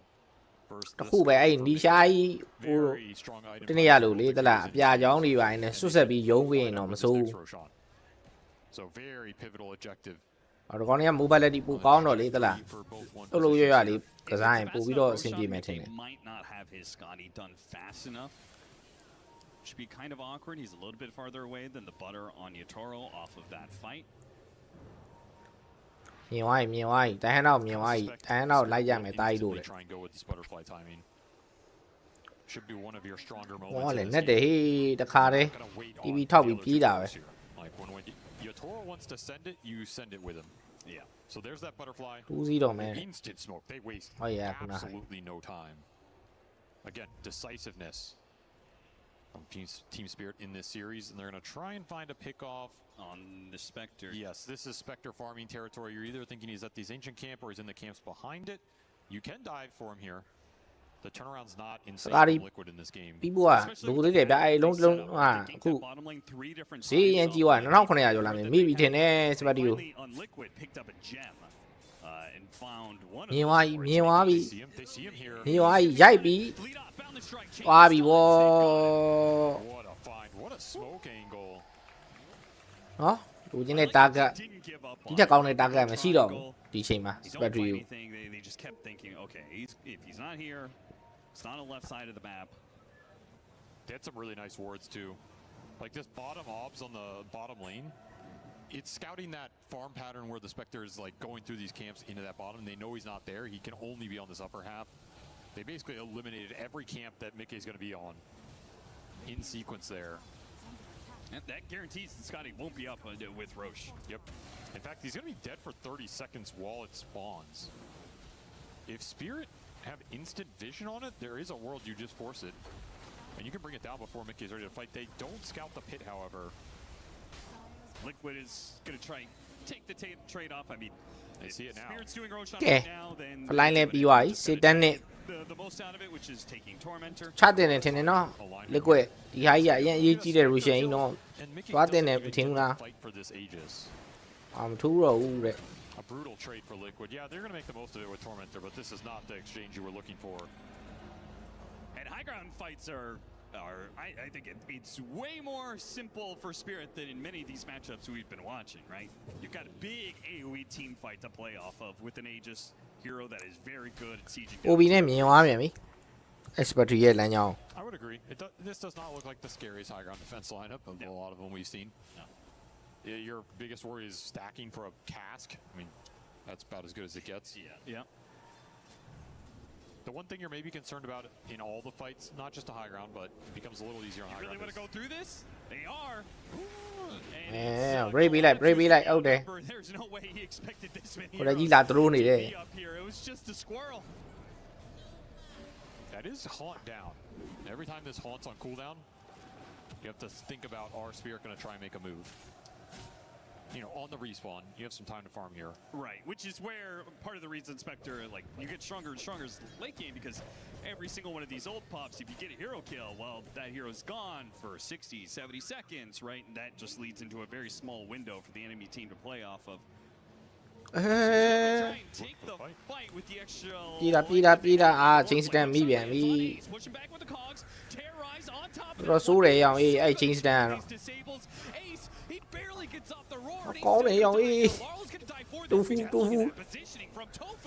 ခိုးထောင် Well, he ripped through one support. He's going to try and go for another one. Nice push back. အေးမချတင်တဲ့ fight စပရစ်ကလုတ်လိုက်တယ်တဟန်နိုင်မပါတဲ့ဥစ္စာကိုအတင်းနေတိုက်တာ And he's going to be maledicted when he comes back. ဒီ game မပါဘူးဘလို့လွတ်လန်းရှိတော့မှာလဲ Anything like that? They got the maledict on him. Wait for him away, trying to get some distance, but of course the chase is always going to be there. The လုံးတင်ဗျာ damage over time, it'll finish him ဟော off. အဲ့နာမပါတော့ They thought they had this. They said, sure, Rule, we don't need sit a to ra. winner. We have 2 lives survives on Morphling. Yeah, who's your damage dealer? It's the Witch Doctor for Liquid. Just a full channel Death Ward on a stunned Monkey King who could never. တော့ချောက်တာတုံးတော့ကူရတယ်နော်တိုဖူကလုတ်တယ်ရက်ွက်ကမ်းပတ်ပြီးဟေးဆိုရင်တိုဖူလုတ်ပြီးနေတာ Out from Tofu there. You took a fight without your Tide Hunter, and I think it showed. You just don't have that big presence on the front line. You don't have that AoE control off the Ravage. It takes a lot longer to bring these heroes down. ချက်ချင်းပေါ်တယ်ကိုဖျက်ပလိုက်တာဗျာသလားသူကိုမိသွားတယ်ဆိုတာနဲ့ Tofu gets a really nice cast off. It bounces onto Yatoro multiple times there. Full channel Death Ward. Mickey, he's just sitting here waiting for his moment. အဲ့ဒါနဲ့ရှော့ပေးလိုက်ရ No way this Morphling is going to fight. All my HP with Scotty done. Very different situation. Just like they forgot ဟုတ် about တယ်မြန်မာလူကြီးတောင်သွားတာ he punishes Spirit heavily. This is now a game that is in တော်တော်များများလည်း position fight ဆိုတော့တိတ်ပြီးတော့ just stay alive in this series and stay ဂျူးသိမ့်မဆိုင်တာလည်းပါတယ်ဗျာဆိုတာအခုတော့နည်းနည်းဒီကောင်လေးဂျူးဆိုင်ပါတော့ရတော့မယ်သလား They want just the 2-0 so they can focus on the road ahead. They're going to have to find a way to scale in this game, and it is never easy scaling against Ember Spectre. ညစ်တော့ညစ်သွားတယ်ငါကောင်ဒီကွာတဲ့ငါမပါပဲတော့ချတယ် It's not fun for your support duo. It's not fun for your front line trying to position in the fight and make sure the formation is set up correctly because your formation just gets backstabbed so easily. The fight becomes chaotic very fast. This is not a pipe Tide Hunter. Yeah. Aghanim Scepter is going to be done at almost level 20 though, so these Gush talents ကဲစီတန်းနေတော့ပါသွားပြီ timing ridiculous. ချက်ပြောင်းတော့ပါသွားရင်လက်ကွက်ကတော်တော်တောင့်သွားပြီဗျာသလားအဲ့စီတန်းနေနဲ့ပြင်းမဲ့စီချက်လေးတစ်ချက်ပြောင်းပြီးတော့လည်းဘတ်ဆိုပြီးသွားရလား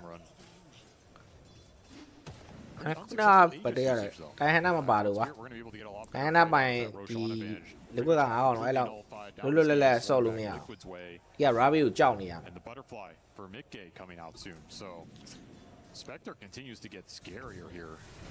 မိဝါပြန်ပြီအောင်အေးကန်ဆိုးတာ He's so fast to the Spectre. That's a gem lost as well. They just bought that. You just can't get the lanes out. The power of the Spectre Haunt. It creates a threat off of any single stun landing in this game.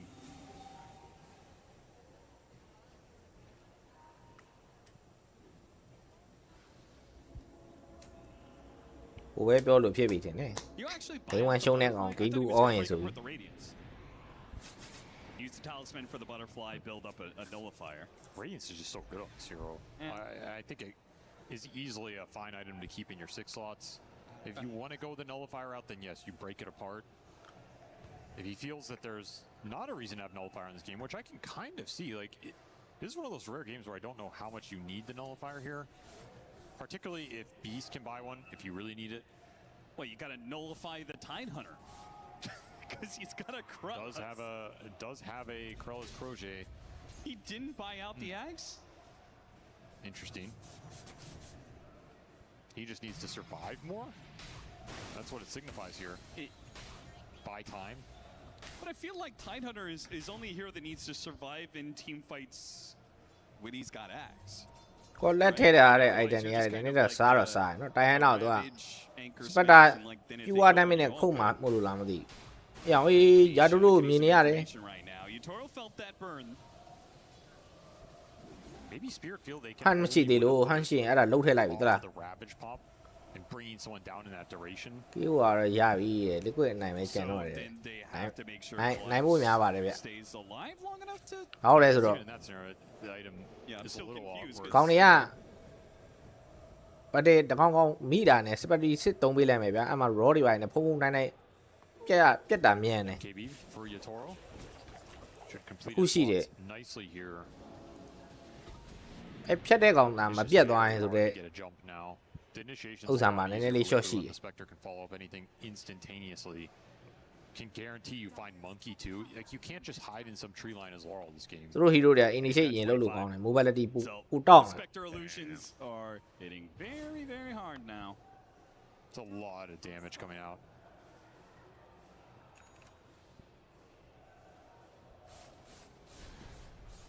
ကိုလက်ကြီးကိုကျွန်တော်ထင်ထားတာရှီဘာကတ်တွေပါတယ်နေဗျာလုံးဝမာတောက်ပြီးတော့ဒီ Robin အချက်ကင်ထားရင်အဲ့စပတ်တာလည်းဝင်မလာရအခုဒီကောင်ကဘာဒီဘောတင်းနေပါလုံနေကြည့်ရတာဟိုဝင်းဝေကာတွေပါတယ်နေကယ်ပေးခြင်းနေထင်ပါတယ်တစ်ချိန် raw တွေပါတယ်အတွက်ကိုလေတက်လား becomes more value. အဲ့အတွက်ကြိုပြီးတော့ပြင်ဆင်ထားဝင်ရတယ်။ဦးကောင် Ace ကလည်း That's what I'm saying. I think he was watching his game. He's like, I don't need a nullifier here. မိသွားပြီ I'm just gonna kill him anyway.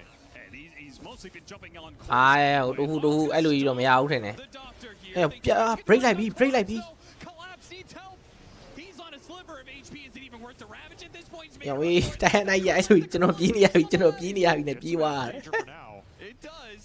They survived through it. That, I mean, it was almost him just dying right outside their base. That was a brutal amount of damage. No buyback. That could have been a high ground push. ပြန်တော့တန်ပါနော်စပါတီအာဒီယိုစပူတာပဲပြေးလိုက်ရ Gotta look for something Play of here. their own. Yatoro with the Ember Spirit morph.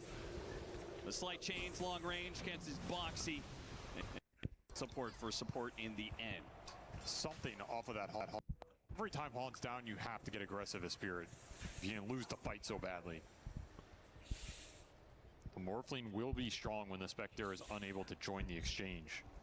And we'll see how fast this Roshan timer is.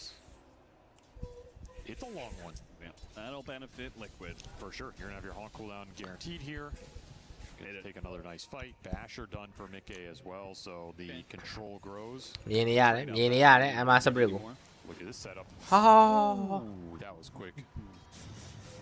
Isha breathing a sigh of relief there. Speaking of, we talked a lot about Nullifier. It is going to be an item in this game. Ace is going to be the one to grab it. So his roar initiation puts the Nullifier on him to make sure they can't, you know, Wind Waker save or force staff. He saw that Krellos for the tide. He's like, someone's got to deal with this. Seriously. Will be a quick smoke from Spirit trying to abuse Haunt cooldown. Still there for 45 seconds, and they have Ravage available. The ultimates are favored for them right now. You're going to break on a Witch Doctor. Smokes at a break, and Tofu gets the blink away. Yeah, not what you wanted here if you were Spirit. Might still try and just force the fight straight up anyway. Yeah, they're walking into Chamala. high ground vision, though. See Nisha. Gonna try and chain stun him. You get him. Hook shot, terrorize. The roar goes out, trying to delay. Now the Ravage အဲ့ဘက်ရှိတယ်တိတ်တော့မတန်တော့ဘူးအမစပရစ်ကိုပေးလိုက်ရတဲ့ Russell ကအရင်များတယ် So good at being able to chain those disables. Now they're in pretty deep here, and they've used ချမလားမချခြင်းဘူးချမရရမယ်ဟုတ်တယ် He could really do some damage. He's ဟိုမှာနောက်မှာစပရစ်ဟာရောင်အေးကန်အောင်နေ around his belts before he eventually goes down. Yatoro almost killing Ace. Force that forward. He does လာပြီတိုဖူယာတိုဖူတီးနေပြီယာတိုဖူတီးနေပြီ combo together to kill the carry. Yatoro's down, and now the chase. They got collapse as well. တိုဖူရဲ့အုံးသေးတွေအောက်မှာပဲယာတိုရှောနေရတယ် Do not have buyback. Surprisingly, though, now the later Roshan actually plays against Liquid. They would love for Roche to be up right this minute. Not going to be the case, though. They will have 30 seconds while the Morphling's dead if they instantly scout it. Inspector does it super fast here, so we'll see if they end up getting it here. တော်တော်ပေးလိုက်ရတယ်ဗျအမစပရစ်တကောင်လေးကိုစပယ်တွေအမဟို Kind of a necessary buyback to ဒီရရုံမာပြီးတော့နောက်ရတယ်ပတ်စံကိုဘာဝယ်လိုက်မလဲဆိုတော့ကျွန်တော်တင်ဒီကောင်အီရွန်တစ်ဝယ်တော့မှာ The stun's coming out on the Morphling. I thought maybe they're not going to have enough damage as Yatoro got Caskied there, but you have enough disabled to power through it. The issue with these chain stuns for Spirit is a lot of the terrorize more your team fight control to take one hero down. That's why this buyback's so powerful. When you come back in here, there's nothing really to regroup around. Morphling's raw. Yatoro, he's just running out of mana. He just doesn't have enough resources to live through all these stuns being thrown at him, all the multiple initiations. The Roche will spawn, and Liquid will scout it instantly. So yeah, Liquid sat in the pit. Nisha just be like immediately, and it because they caught it so quickly, Yatoro isn't even up yet. This is a big concern for Spirit in terms of how do you win this game? Because it basically means you have to take a fight in a way where you can win it 1.5 or 2x. With those buyback coming out from Liquid, be able to get a Roche and then push again. And also, you're incentivized to like make this play again on the Ember Spirit. He's the one now with the Aegis. Right? Like you make that move on Ember Spirit, or you make that move on Spectre. Both of them are heroes that can buyback and instantly punish you for it. And that's the issue. The buybacks are so strong for Liquid between this Ember Spectre. That's why the late game's so scary here. You need refreshers if you're Spirit. You're going to need double Wukong. You're going to need double Ravage at some point in this game. That's what it feels like. Maybe even buybacks as well. Like, bait some fight onto an area where you have You either high ground defense or outpost defense, something of this nature, and you can instantly get the more. အားနေချက်ကတော့ high ground တက်ရတာတော့နည်းနည်းခက်တယ်ဒီကွက်က That's why Spectre late game is just always terrifying, no matter how much you want to argue the hero's stronger or weaker than she used to be. You have double haunt with refresher, and then you have the buyback haunt as well if you need it. Dude, Tofu, by the way, he still has his Greek. He's got 2,000 gold he can pop. He's also getting no love on the Tormentor. Still does not have his shard, which, considering how impactful Tofu has been in these games, I would love a little bit of extra security for him. He's rocking a strong triple-double right now. Man's doing work here. He's got a cheese, though. That's pretty nice. He'll fly out the shard. It's the Aghanim himself. Yo, mainညက်နေပြီ He was supposed to use the shard there to get down with a boundless strike, but he messed it up. And now he's just going to die there off of the high ground. စမ်းနေပြီးတော့ရိုက်ဆက်လိုက်တာအော်တာနေဘူးမိသွားတယ်နည်း Once again, Yotaro select. Okay, do I wait for him in after him in order to get that kill? ချက်ပြောင်းပါလာပြီ The last time, meanwhile, his backline's being ရှော့ပြီယာတိုလိုရှော့ပြီ Now he's going to be abyssal plated up. Oh, they missed ယာတိုလိုညက်နေတယ်ယာတိုလိုနိုးပိုင်ပဲယာတိုလိုနိုးပိုင်ပဲလွတ်သွားသေးတယ် the supports. They're a little ကောလက်ကြံခဲ့ပြီညူလီဖိုင်ယာနဲ့ပြေးလို့မရတော့ဘူးပြေးလို့မရရင်တေးဘိုင်ဘက်တော့ရှိတယ်ဗျ It's not going to survive against the nullifier. A big mechanical mistake there from Laurel. We saw the idea, bait some sort of haunt on မင်းတက်သွားတယ်နော် just get out with ဒါက the strike shard. အိင်းနေပြီးတော့တိုင်ပေါက်အောင် They say, well, we won back-to-back team fights. How many buybacks do you really have? We're going to hit the tier 4s.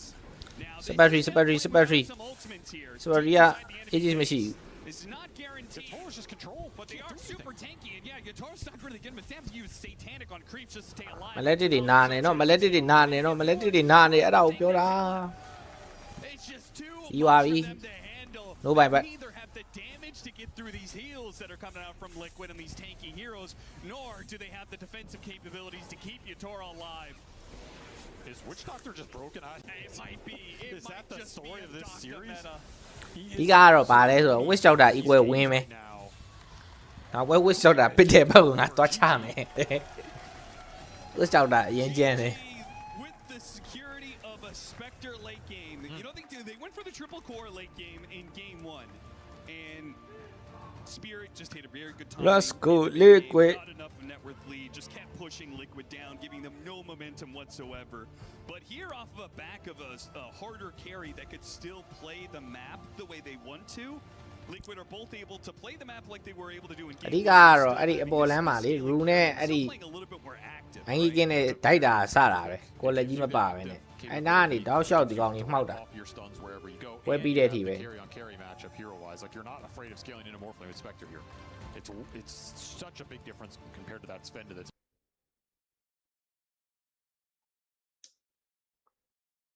ဘယ်မှာပါဝဲလာ He's willing to like play ငါသေးဘူးဗျ15မိနစ်လို့သေး heroes like the Pudge carry, the OD, right? These heroes Okay အဲ့ဒါဆိုပွဲလေးခဏစောင့်ရင်းနဲ့ကင်မရာလေး on disc, whatever it is.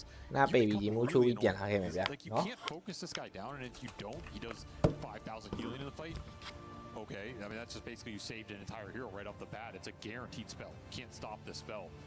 Something about this hero is kind of cooking right now, and I'm liking it. So maybe that hero goes up in priority. It's also shutting down a lot of these frontliners in the off lane. Yeah, like that's a big had a deal. terrible laning phase because of Witch Doctor. And not only the lane phase, the fights. Like he can't go in the fight and exist as a frontline for Spirit because your frontline gets evaporated by Spectre plus Maledict in this game. I think the Morphling answer was cute. Like it did do work in this game. He had 14 kills. He morphed into the Ember a couple times, had some sick chains. I think Yotoro did his job in some sense, but the Monkey King did not build enough early momentum, and then he's just getting hunted every team fight. I think that was the biggest component for me is like Laurel's impact. It's just not there in these later exchanges, and I think that's part of why we haven't seen the mid-monkey. To gain the same momentum that you used to is way more difficult, and if you don't, you just don't farm the map as fast. You're not a pick-off presence. What are you really contributing to your team in terms of like either out farming them or I'm out killing them? And if you're doing neither, you're just kind of falling behind against this really scary late game. So very cool draft from Liquid, and a lot to think about going into this game 3 for both teams. Yeah, absolutely. I think so much of it is we saw in game 1 the stability of team spirit, right? Playing around each other and having a team fight formation that it was like running to a brick wall for Liquid. Whereas in this game, too, they have a draft that creates chaos, that is able to break down the front lines with the Witch Doctor while still hitting the back lines with these hypermobile cores on the side of Liquid. And that now brings us to a Game 3. What is going to ensue in that draft? We'll see how much priority the teams will place in that 100% win rate Witch Doctor. There's a lot else going on as well with that game, and I think a lot of Team Liquid fans are very familiar. You know, they knew the team would pull through because they normally lose game 1 and then win game 2. We'll see what happens in game number 3, but I'm here with Lacoste and Seb, ready to break this one down, and it can't all be Witch Doctor, Seb. It was not all Witch Doctor, but I have to say that I'm also becoming a big fan of this hero. It does so much, like the laning presence is there, like it kills the scaling of certain heroes like Tide, Morphling, especially when you have overwhelming amount of damage like Witch Doctor, Spectre. Everything is just perfect about this combo, like the lane, the mid game, the late game, and eventually like this level 20 talent and just sitting in the fight. And you pair him with like heroes that benefit a lot from the healing. Spectre is the perfect example because like every HP you take from Spectre, you work for it, right? And dispersion, and he's just healing back up. I don't know. I'm a big fan of this hero. I think it's gonna get bumped up in priority pretty heavily. Like this might become a first pick in the third game because it feels so good. Like it's shutting down the offlane we saw in the first game. They tried Necrophos. It didn't really work because they tried to go for the range carry or offlane hero in that sense, but didn't really work out for them, and you are never tanky enough. A lot of the times in this meta you see these unkillable, these centaurs, this Necrophos, tiny with the 5000 HP. You're never gonna feel too comfortable when you have Maledict on you, and the heal is the presence of the heal in every single team fight is just too insane. Yeah, it was super strong, but to go back to your first question, which was it can't all be Witch Doctor, it was also Ember. Like I think this hero, like, I don't know, we'll have to see, but this was 8-pick Ember. It got super shut down on the lane. Like, Lard did more than his job. I think he had, like, more denies than Ember had last hits. Like, he destroyed him in the mid lane. He went to fight for the Wisdom Rune. He defended safe lane. He turned the Morphling matchup against Beast, helped the Morph, slowed down. Like, he played an amazing Monkey game. I think he was, like, 12-3 or something. But at some point, this Ember just comes online. Like, look at the numbers. Like, the damage numbers from Nisha. Like, he did twice the Monkey's damage, and obviously Monkey is not like the top mid hero right now, but still, like this Ember hero, it doesn't matter like how bad his game is, like at some point it becomes a menace. And there's also this play that we've seen many times now where they take fights in the late game and they buy back Remnant It again. It's just too much. Like honestly, I feel like this Ember hero maybe deserves like either more priority or a ban, but his like his rating by teams needs to change. Yeah, you can tell that Spirit, they had an idea in this one. They brought back a little bit of a blast from the past, picking up this Monkey King as a counter to it. It looked okay-ish, but nothing too crazy. I feel like his presence in some of these earlier fights, it was great with the Wukongs and everything, but in the drawn-out fights, he didn't feel that comfortable. Like, he also got caught a couple of times because he had Spirit Vessel on him. There was one fight near the tier 3 tower in the top lane where he got caught. Spectre jumps on top of him, kind of counters what he wants to do because you see him immediately with the follow-up spell. Monkey's gonna die or forced to use a BKB, jump out. So not the pick that I think we're gonna be seeing as a counter. It was an idea. It didn't work out in this one, and I feel like it also, Shiver, could be potentially, every single time that they were running different heroes, Spirit, they were doing well. Now they played Morphling 2 times in a row. That's where I went wrong. Could be it. Solved. It's going to be a tough tournament if he's never allowed to play another hero. Good luck for him, good luck to him. But I was a little bit skeptical on the Witch Doctor Spectre, like as in the answer, Morphling as an answer to that, because it's. And then I'm like, it's Yotoro Morphling, like he knows what he's doing. I don't know, now that the game concluded, if it was like the best pick, because it felt like he was really big that game. He had every item he could ask for, right? He had the butterfly, the satanic, like he got to where he wanted to be as Morphling, and it still felt like he could not stand his ground for more than like a second or something. Like if any stun he ate, he would just die 100-0. We haven't seen the carry-to-carry matchup. These are not two traditional carries in a sense, because Morphling hasn't really been picked up. Nader was Spectre, she gained slightly more popularity recently, but with the Desolate, with Radiance, it does feel very good. You're also building into Scotty, their Spirit Vessel from the mid lane. Even though he has Satanic, he has this Manta style to dispel things, it's also not very effective. Like eventually it's gonna kick in the healing reduction and you're gonna die, because like we've seen how strong it is when once you isolate one of the heroes with the Desolate, the heroes just die. I don't know. To me, my Dota sense is just telling me that the Spectre hero is not okay. But I'm maybe biased, to be honest. Like, I have a history with the hero. I've always been a fan of Spectre. But we'll have to see. I feel like Ember not okay, Witch Doctor not okay, Spectre not okay. We got all these heroes rising in priority here, and I feel like maybe we're slightly on the recency bias because they did just win. Maybe. We'll see how it turns out in Game 3. But Lacoste, I believe you also have something to show us regarding some stacks that Team Spirit protected. Yeah, they were doing really well. This is something that they needed to do at the early stages of the game. This was where they were kind of most vulnerable, where they needed to protect the stacks. And if you see where they are right now, you can see the Observer Ward on the side. And the carrots that Drew was giving to them throughout the whole game, he was, I would say, single-handedly keeping them in that game, and also making sure that Dark Willow, this is the second time that he does this little trick, tries to TP out, and then instead of just TPing out, knowing there's still another spell, he just cancels it, does extra bit of a damage, you know, an extra bit of a to prolong the team fight in a sense, and then after that they just don't feel as comfortable taking that fight. Collapse in a very good spot to protect those stacks, and there's gonna be another one because they already used the Ravage, so right now Liquid, they feel pretty strong again, trying to invade one more time. Nisha, he was really pushing the limits on the hero. You can still see the stacks being there, and they did not want them to take those stacks, trying to punish them. Unfortunately for them, Neutral Creep does take down Collapse, and at this point of the game, this is where Spirit, they felt, as I said, most vulnerable, but they're also going to be punching back, bringing in numbers. This is where Monkey feels kind of strong with this Deso item build that he did go for as his first item, dishing out quite a lot of damage, and also baiting a little bit maybe the rest of the team in this position where they don't want to be. If you lack lockdown fighting against Monkey King like this, knowing that he can drop down the Wukong's command, and this time around Spirit, they are bringing in numbers, understanding that they need to protect those stacks. Like 1 minute, 2 minutes after, they're going to be able to finally farm those stacks, but very good thinking, very good approach from Spirit, understanding that at this particular moment of the game, they need to be able to pretty much bring everybody so they don't bleed out.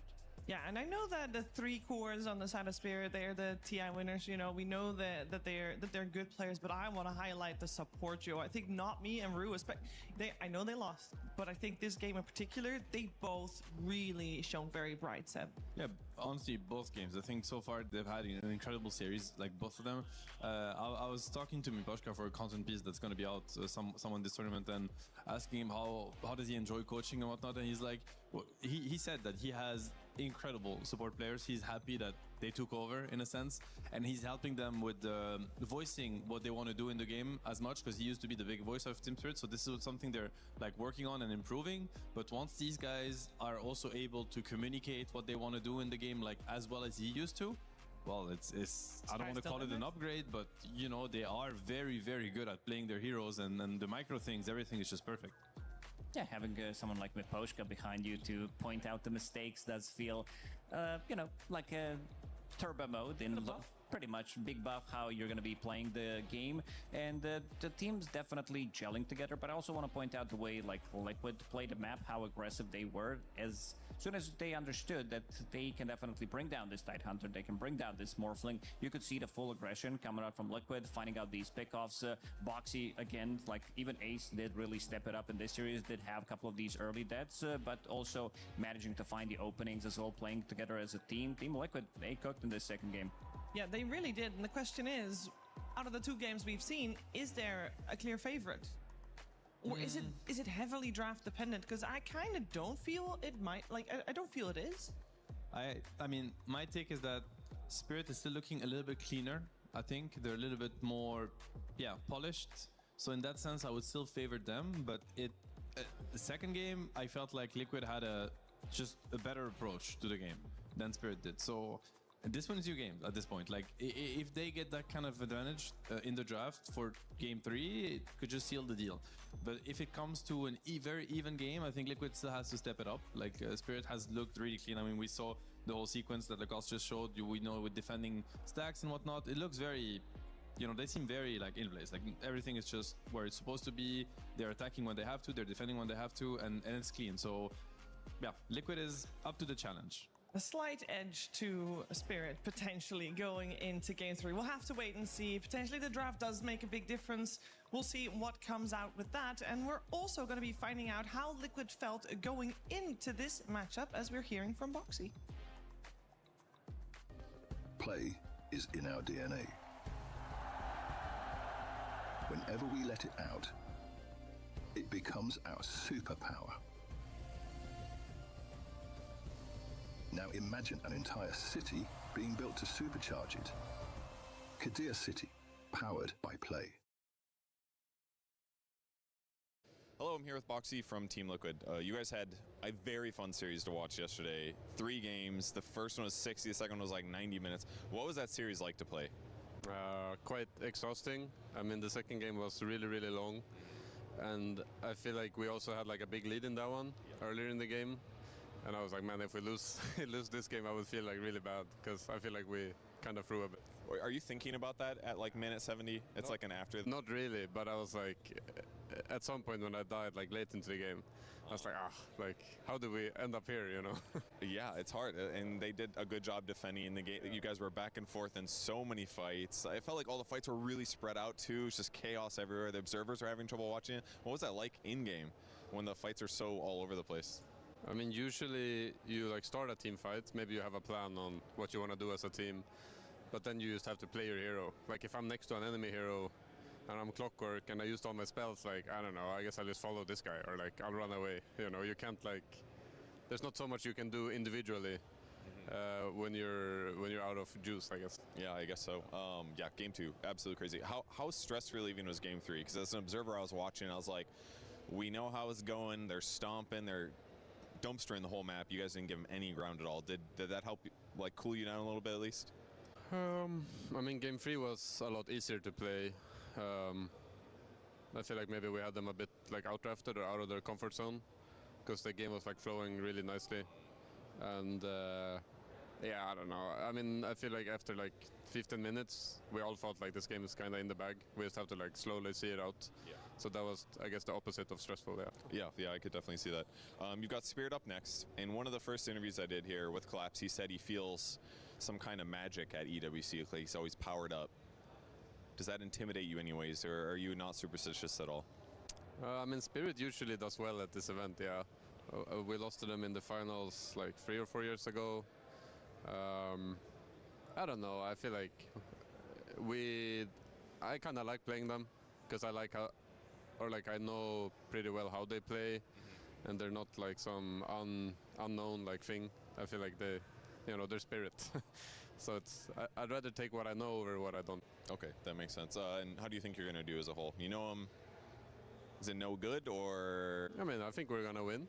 Okay, you got the momentum. You know, I always think we're going to win, so sometimes you don't. Needed belief as a pro player, I suppose. All right, well, thank you for joining me for the interview. Good luck in your match. Thank you.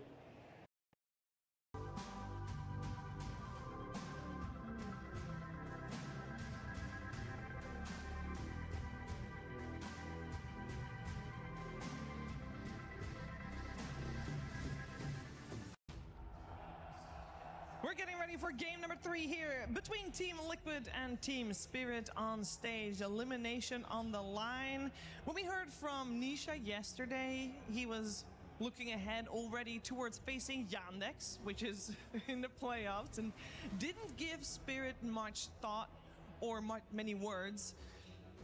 This series is proving that maybe a couple more words would have been maybe needed, but he was very confident. We also heard Boxy being very confident that he will make it through here too, Seb. Promising. Maybe Nisha just genuinely forgot about this round, about Spirit, and and then game 1 happened, and he's like, okay, you're gonna have to pick me Ember, I think. Like we have a situation here, and the emergency measure is the Nisha Ember Spirit. But I'm enjoying the Liquid interviews. I think they're delivering. Like Nisha's interview yesterday was very interesting to listen to. I really like some of the Boxy takes. Like I always think I'm gonna win. Like it doesn't sound much, but it's a pretty deep statement. Yeah. And I'd rather take what I know over what I don't. I think is also a very interesting approach to Dota. It's like give them what they like, I guess, and we know what to expect, and we're just sure of our strength and our ideas on how to break it, and we'll make it work. So. I like these takes. I think these are takes where it shows confidence in yourself and in your team, and these are good signs if you're a Liquid fan. Yep, you got to be confident, and also to go back to his point about playing unknown versus playing against the known teams, their playstyle, because Team Spirit, this is the team that kind of has the same playstyle, same players. The core of the team is staying the same ever since the team is kind of entered the big stage, they are known, so you know what to expect from them. And a little bit of a spoiler, you know, on the other stream as well, we saw Rune Eaters, a team that maybe hasn't really been known to like other teams, because this is a relatively new squad. They managed to eliminate Aurora. Yeah, Aurora might have needed to know them a little better. Yeah, top teams bleed, you know, yes, that is the information here. And if you think about it, this is the first time this event that Team Spirit is back against the wall, because they had a pretty smooth sailing in the group stage, and all of a sudden they're one game away from getting eliminated. One bad draft, you know, bad execution, bad laning phase, you name it. On Liquid side, they've had 90 minutes yesterday. More than that, actually, 90 minutes and the third game, so maybe 2 hours or 3 hours of being back against the wall. So I'm sure at this point they're completely numb when it comes to that. They don't mind. So maybe like a mental test for Spirit, which Liquid has already passed like successfully yesterday. We'll have to see how they, how they fare when the pressure's on their side, because they do have new players. We said new to this kind of stage anyway. So let's see if this gets to them or if they're gonna stay composed. Yep, so far they look good. I think their performance on side of Spirit's supports, they look pretty stable. Like the game 2 that they lost, they also looked incredible, especially in the first 15-20 minutes of the game. So want to see what kind of a draft they're gonna cook, like what kind of supports they're gonna be playing. I also feel like Spirit's draft took a little bit of an odd turn on that 15 pick with the Tidehunter. Seems like that was an idea to hide the pick for Monkey King that could come out as a response to this Ember Spirit, but they didn't really work out in the game. So I would like to see something slightly different. Yeah, it really wasn't optimal in my opinion. Interesting idea, cute, but didn't pay off. They go back to a Spirit classic at this point. You know, it's Miposhka drafting at the end of the day. Of course, Bane is going to be first picked. This hero won them TI once upon a time.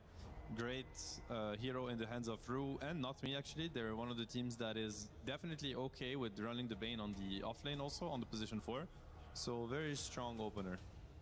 Do you think Team Spirit will still want to get their hands on the Ember at this point, or will you reply with a support? Because we do have, for the first time this series, the team that's Dire has second pick, which is the same, basically it's the same pick order as previous game, it's just switch sides. I mean, it's interesting because when you think about it, Liquid just first picked Ember and they won with it, and now Spirit is basically like, yeah, you could go for a second round of this, because Bane is not necessarily good against them. I mean, it's okay, but it's not like a counter. Like I'm sure Nisha doesn't mind playing this, especially if they start getting saves. You know, we've seen like Ringmasters and these kind of heroes like Tusk, where you know your Ember's gonna be safe. Okay, they decide to go for the Beast. I mean, that's like a great answer versus Bane on the lane and in the game. You have summons to remove sleep, so you don't...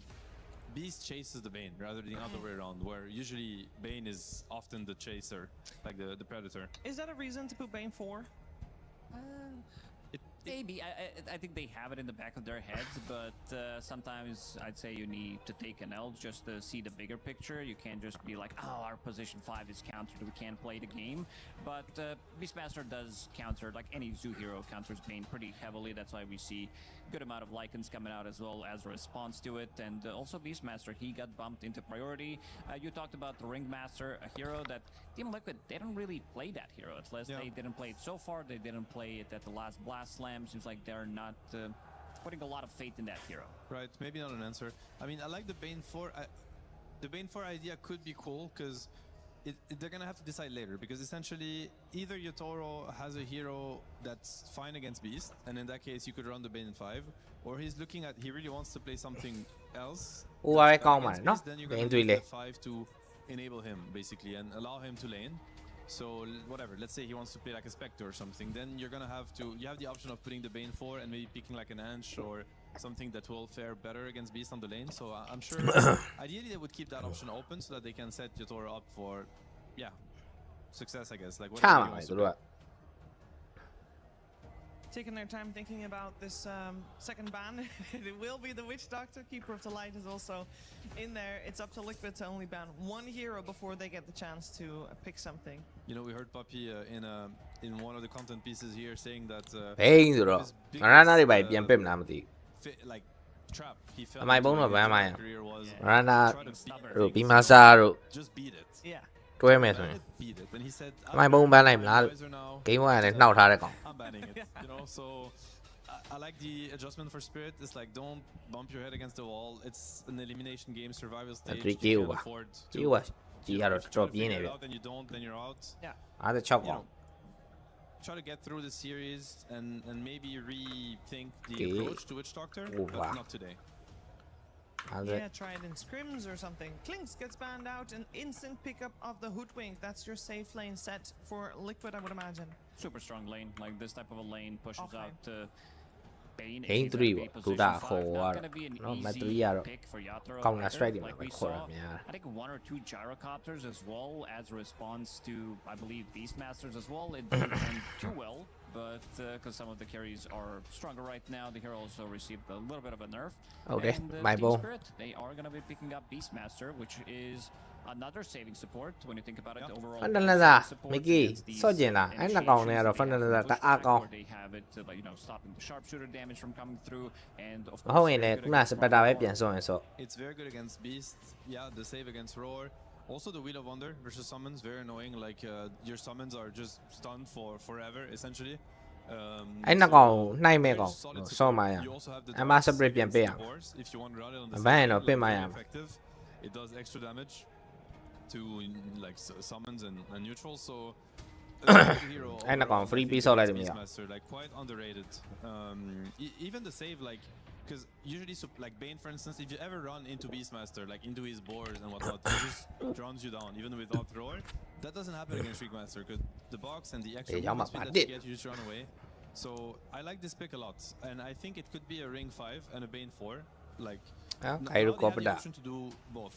Typically, they pick the gyro. Early gyro pick, which again I don't think is what Spirit enjoys, because Yatoro usually likes to like they like to put him on 18 or 24 pick and make sure that the game scales in his favor. It's not going to be the case this time around. He picked for the lane, and you know, Mick is going to secure himself a better win condition. Oh, absolutely. I mean, Spectre is very good against pretty much all three of these heroes, kind of, because you get on top of them, you provide vision. You already have vision coming up from the Beastmaster summons. Hoodwink's very annoying to play against as well. And I mean, we did mention Gyrocopter, but I don't think I believe in Gyro in this current patch. I feel like he is... I would put him like slightly below middle at the moment. Yeah. Yeah, there's maybe a reason for why we don't see it that often, and then if anyone can make it work, I'd feel. But if he well, at least he respected the rule. I don't think he's played it so far. So like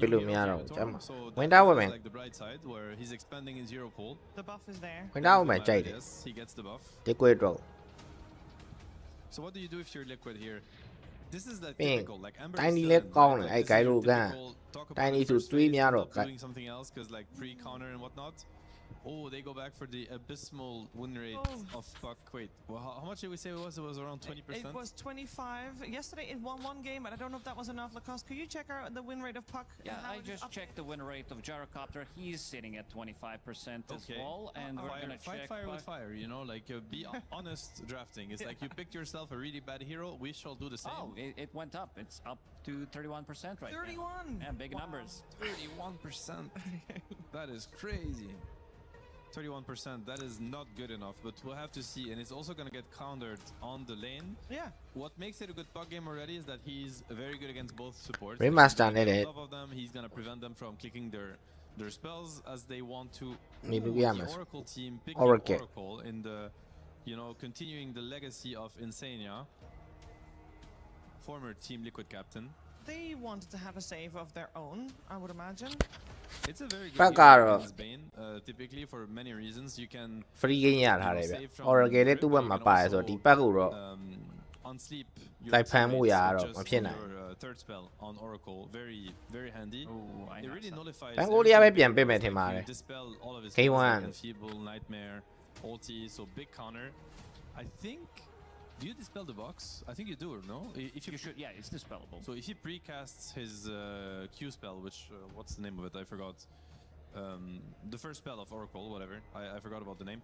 So think about Liquid starting the fight on Team Spirit and Oracle pre-clicking the first spell. The box is just not gonna work. they will be able to shut down. It's gonna act like a nullifier. That's the Fate Edict, right? No, the Fate Edict is... Oracle နောက်ကနေ accept လိုက်ပိတ်တာတော့ရှားရနော်။ဘာလို့လဲဆို Oracle ကအဲ့ accept ကို counter တယ်လို့ပြောလို့ရတယ်။ Force Promise နဲ့လည်း debuff လို့ရတယ်။ Either way. HQ. ပြီးရင် Fortune 1နဲ့လည်း debuff လို့ရတယ်။ There was a high chance of Spirit potentially picking up Night Stalker instead of this Earth Spirit. I feel like this hero could have also worked. Night Stalker ကြီးလွတ်တယ်နော် It can be played from the mid lane. It can also be played from the off lane. It's one of the best counters to Oracle. Earth Spirit is good in a sense, but also you need to be able to follow this Oracle, and you only have one guy because both of the supports are ranged. They want to keep the distance. Your also wants to keep the distance away from the fight. So want to see what kind of a gap closer they're going to be picking from the off lane. Now, typically Oracle is considered a good hero against Earth Spirit. Like, as soon as he gets his blink, let's say, and he's able to like play further away. Obviously, early game is not going to be as effective because the cast range of Oracle's ulti is very small, and Earth Spirit is going to be able to silence him because he's gonna have to be in vision to cast that. But as soon as he gets like maybe a cast range and enchantment, a blink dagger, the matchup's gonna turn. With that being said, Earth Spirit is really good against Puck in the lane and in the game. We've seen Earth Spirit dominate this matchup. Fortune's End? Yeah, I think so. It still doesn't ring a bell. I think my brain literally just erased that spell from my memory. Probably some trauma from losing games against Oracle.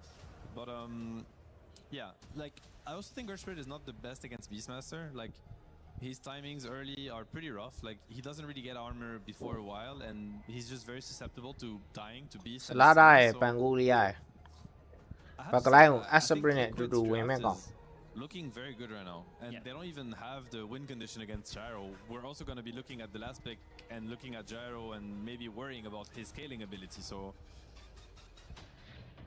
I would also prefer if they just pick that Night Stalker on 18 instead. I feel like because of the dispel mechanic, Earth Spirit can still own this game. Like 3.5 second silence is super annoying, but you also have a little bit of a save coming out from that Oracle, and this is going to be disengage, even though it's not super effective against your Roar, against at the later stages. It does become a very powerful spell to bring in everybody, like we saw what Centaur can do with the heart, like even double heart build. And it's the infamous like Centaur Gyro. Oracle damage ကတော့ Centaur ကို2လို့မရှိ Gyro getting Aegis, buying a Rapier. အဲ့တော့တယောက်တည်းထားခဲ့လို့ရမယ့်ကောင်တွေပါတယ်ပေါ့ Gyro is not really meta, but when it was, this was like one of the deadliest.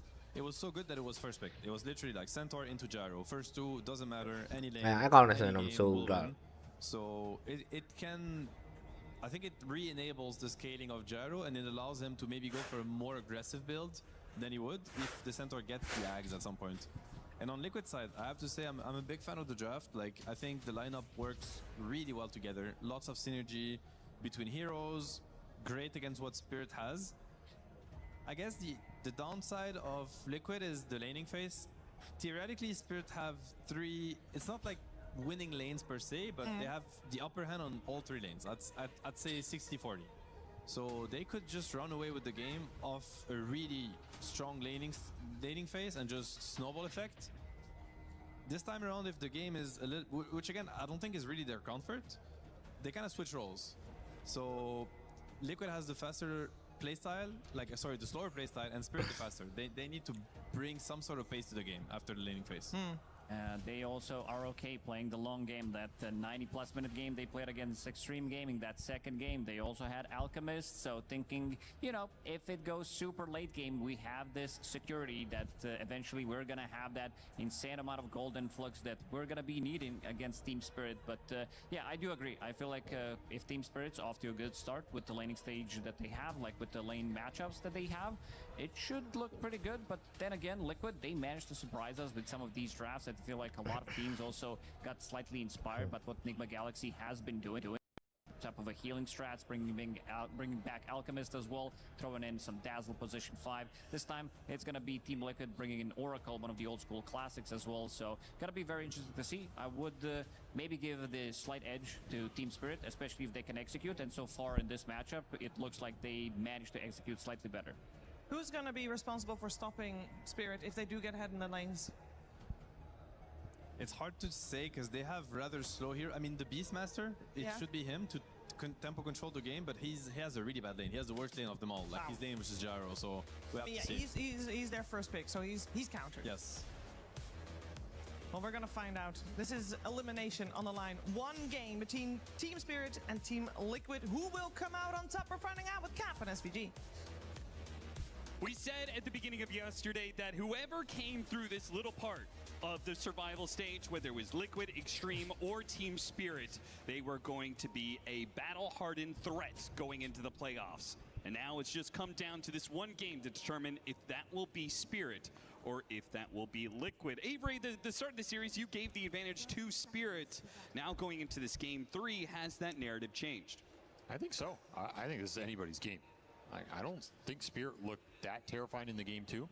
And I think the gap kind of closed in the series a little bit for me. I'm a little more convinced by Liquid, not as convinced by Spirit as I felt watching them early on in this event. That gap has shrunk. I like that it never goes far enough for you to actually favor Liquid. You know, it's like, yeah, Liquid looks pretty good. They actually have a 50-50. No, okay, if you ask me draft, I actually like the draft just straight better here. It seemed like Seb liked it as well. I think the panel did. I think the synergy just lines up really ဒီ well. လိုကတော့နည်းနည်း separate ကတော့ပိုတောက်နေဗျ Puck has not been Sandor ကြီးနဲ့ဆိုတော့လေလုံးလို့ထွေးလို့ကောင်းတယ် atrocious this event.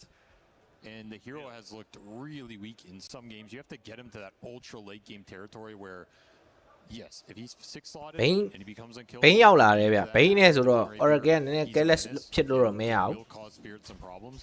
We've seen a lot go wrong for the Puck in getting there. So ကြည့်နေ that's why one နည်းနည်းလေး like Asterisk လမ်းလျှောက်တာမှားတာနဲ့နိုင်အဲ့နဲ့ stress တက်လိုက်မှာ Is he going to get punished in this game? Because there's a decent amount of stun. The Bane is always a great answer to this hero. The instant silence off the Earth Spirit can set up some of the other stuns to land. I'm a little worried for Nisha. Does have the Oracle to bail him out, but you're kind of looking to use this Oracle with the Alchemist combination for some heal amp and just getting him in there. တောက်လျှောက်ပြစ်ချက်တွေအောင် Youရှားရဲ့ဘက်ကတော့ We'll see how influential that is, and somewhere Insania has a smile on his face. Austin. That's right. Liquid have gone for his signature hero, the Oracle, and it does look like a very good Oracle game. I love the idea. Rue. Actually managed to get the first blood there. Tofu ends up getting the final hit over Rue. Yeah, when I saw I was actually very concerned when Spirit picked up the Ringmaster. I was like, ooh, that's a sick pickup. Like, this hero has been doing so well. Liquid seemed to struggle against it. And then Liquid also got a save of their own that also counters the box by being able to have a Dispel. I was like, wow, that's actually kind of sick. And then they get a carry that synergizes with it very nicely. There are a lot of saves in the Spirit lineup, though. You have Geomagnetic Grip / Kick. You have the potential Earth Spirit Ags later. You have potential double box if Ringmaster gets Ags. You have the Centaur Ag saved. So a lot of it requires some Ag Scepters to come out. But in theory, you could just have so many saves in this lineup. Even Nightmare, Interrupt. I don't know how you're landing Aurora and getting anything out of it. It seems almost impossible in this game. So maybe control will be an issue for Liquid as we go later here. You got a lot of saves to play through in a Gyro. Gyro is a hero that uses saves pretty well because he gets pretty innately tanky. And if you save him, he can sometimes get another round of flak in and off pretty quickly. Suddenly that fight becomes impossible. He's a nice carry to just kind of put on that front line and play through. So in that sense, I do like the saves and what they can do here for Spirit. I don't know. Not all that. I thought you were going to talk about a different synergy here, Austin. I can't believe you haven't brought it up. The ultimate synergy in Team Liquid's lineup. I mean, there is a lot of synergies, but sleep. Joey. You have enough damage here? Home out of position, Tofu. And Collapse should be able to get this kill. It's just a question of whether or not Mickey can get the corrosive weaponry, slowing down Rue. It's only level 1. Does have the movement speed advantage, and he'll just run away from Collapse. Not bad. I do like the support lane swap here for Spirit, though. Gonna get some damage on Mickey with some body blocks. Maybe a lot of damage here. Another double edge? Is that going to be enough? Oh, we got him! Away from the Centaur initially and then thought, no, I could probably do this. He would be incorrect about that assessment. Sick pickup. Well played by Collapse. Got to be worried about this double wave going in. I would bring the Ringmaster through the gate right here and play with it. And at least force Alka off some of these range creeps. Could be nice. He's busy bottom, though. What is the ultimate synergy on Liquid? You have an Alchemist lineup. I swear to God. ဘုန်းကြီးတွေကတော့အာခိပါတယ်ပန်းနိုင်တာဟုတ်တယ်ဗျခုမှသတိရတယ် Okay. He has the divine. ဒီအာခိမက်ကအစင်မပြေတော့ဘူးထင်တယ် He divines finds the gold gain and instantly pays back. You played with this diviner deck, you know how strong it is. Yeah, I have. ဒီ Oracle တို့ဘာလို့ဘယ်လောက်ကဲနိုင်မလဲပဲကြည့်ရမယ် It's so good. It's so good. Who play it? ဒီပတ်တို့ဘာလို့ရှောက်သွားမှာပဲဘလင်းခုံပြီးအဲ့ဒါကိုကဲပြီးလို့ရမှာ Every tick of gold that goes into you is double. Okay. အာခိမေကလည်းဒက်ကာနဲ့စောတဲ့ဟီရိုပဲ And he gets that. ပေါစီကတော့ရှော့သွားပြီ And then he's given a refund Aghanim Scepter. The gold that he gets from that, could that be doubled? I guess. Why wouldn't it be? You said every bit of gold that you get. Well, that's like a refund, not a gain, you know? Tax laws, Austin. I'll let you figure that one out. Okay, well, either way, that is obviously not going to happen in this game. ရှော့မလားရှော့မလား Oracle Ags is ရှော့လောက်ပါဘူး We'll see what တွေ့ရနေတာမှမဟုတ်တာ lanes are going well for Spirit. အဲ့နားတော့နားဟာ collapse. They အဲ့နားရ really have put the screws to collapse in game 2 and now in game 3. When he's in a matchup that he can actually win 2-on-2, they say, okay, but can you win it 3-on-2? Now Laurel, he's going to be the difference maker here. He rolls တောက်လျှောက်ပဲရရင်အောက်မှာတော့ရှော့သွားပြီတောင်နောက်တွေပါတိုက်ခံရတာအောက်လမ်းကတော့ do manage to kill Ace on the other side, though. The support leaving does punish Ace rather heavily. That's a full wave and a half. That's actually triple range creeps that are dying under tower right now with no Beastmaster to ဒီ collect. ပွဲလေးနီရှားကိုပဲကြည့်ရမှာဗျ I'm concerned for Ace ဒီ right ကွေ now. ကတော့ Just getting left to the wolves. ထက်ရှော့ဖို့တော့များပါပြီ Ace ကတော့ And this was the hardest lane, especially with the ရန်တိုင်းရင်တော့နီရှားဆင်းလာပြီလို့ရတယ်နီရှားကြီး He was sitting behind the tower waiting for him to TP in. They want to go for the punish. Can anybody of Liquid help this out? The TP is going to come in. It's ရတူရိုနည်းနည်းကျွန်းသွားပြီဖက်နဲ့မပါဘူးအာဘလူထစ်သွားလဲနေပါဦး There's a tonic here though. You gotta look at the Carney Classics. Yeah. Be aware of that. Big heals. Boxy does spot him in the trees here with the Fortune's End. He's going to go for the Ancient Deny, likely. Too tanky for it though. You just stick TP maybe? Nah. Too much damage. Oh, goal snags another one. At least you get something of a rebuttal here, but I'm still just concerned for how slow Ace's game has been. At least you have Alchemist to make up ပုံစံအတိုင်းပဲ a little extra gold injection for Big A up ဘူး top. သုံးကောင်တော့အပေါ်ရောက် He makes a run for it. He will stop the power rune from going to Laurel. It still gets picked up by Rue, but that isn't really a big deal whatsoever.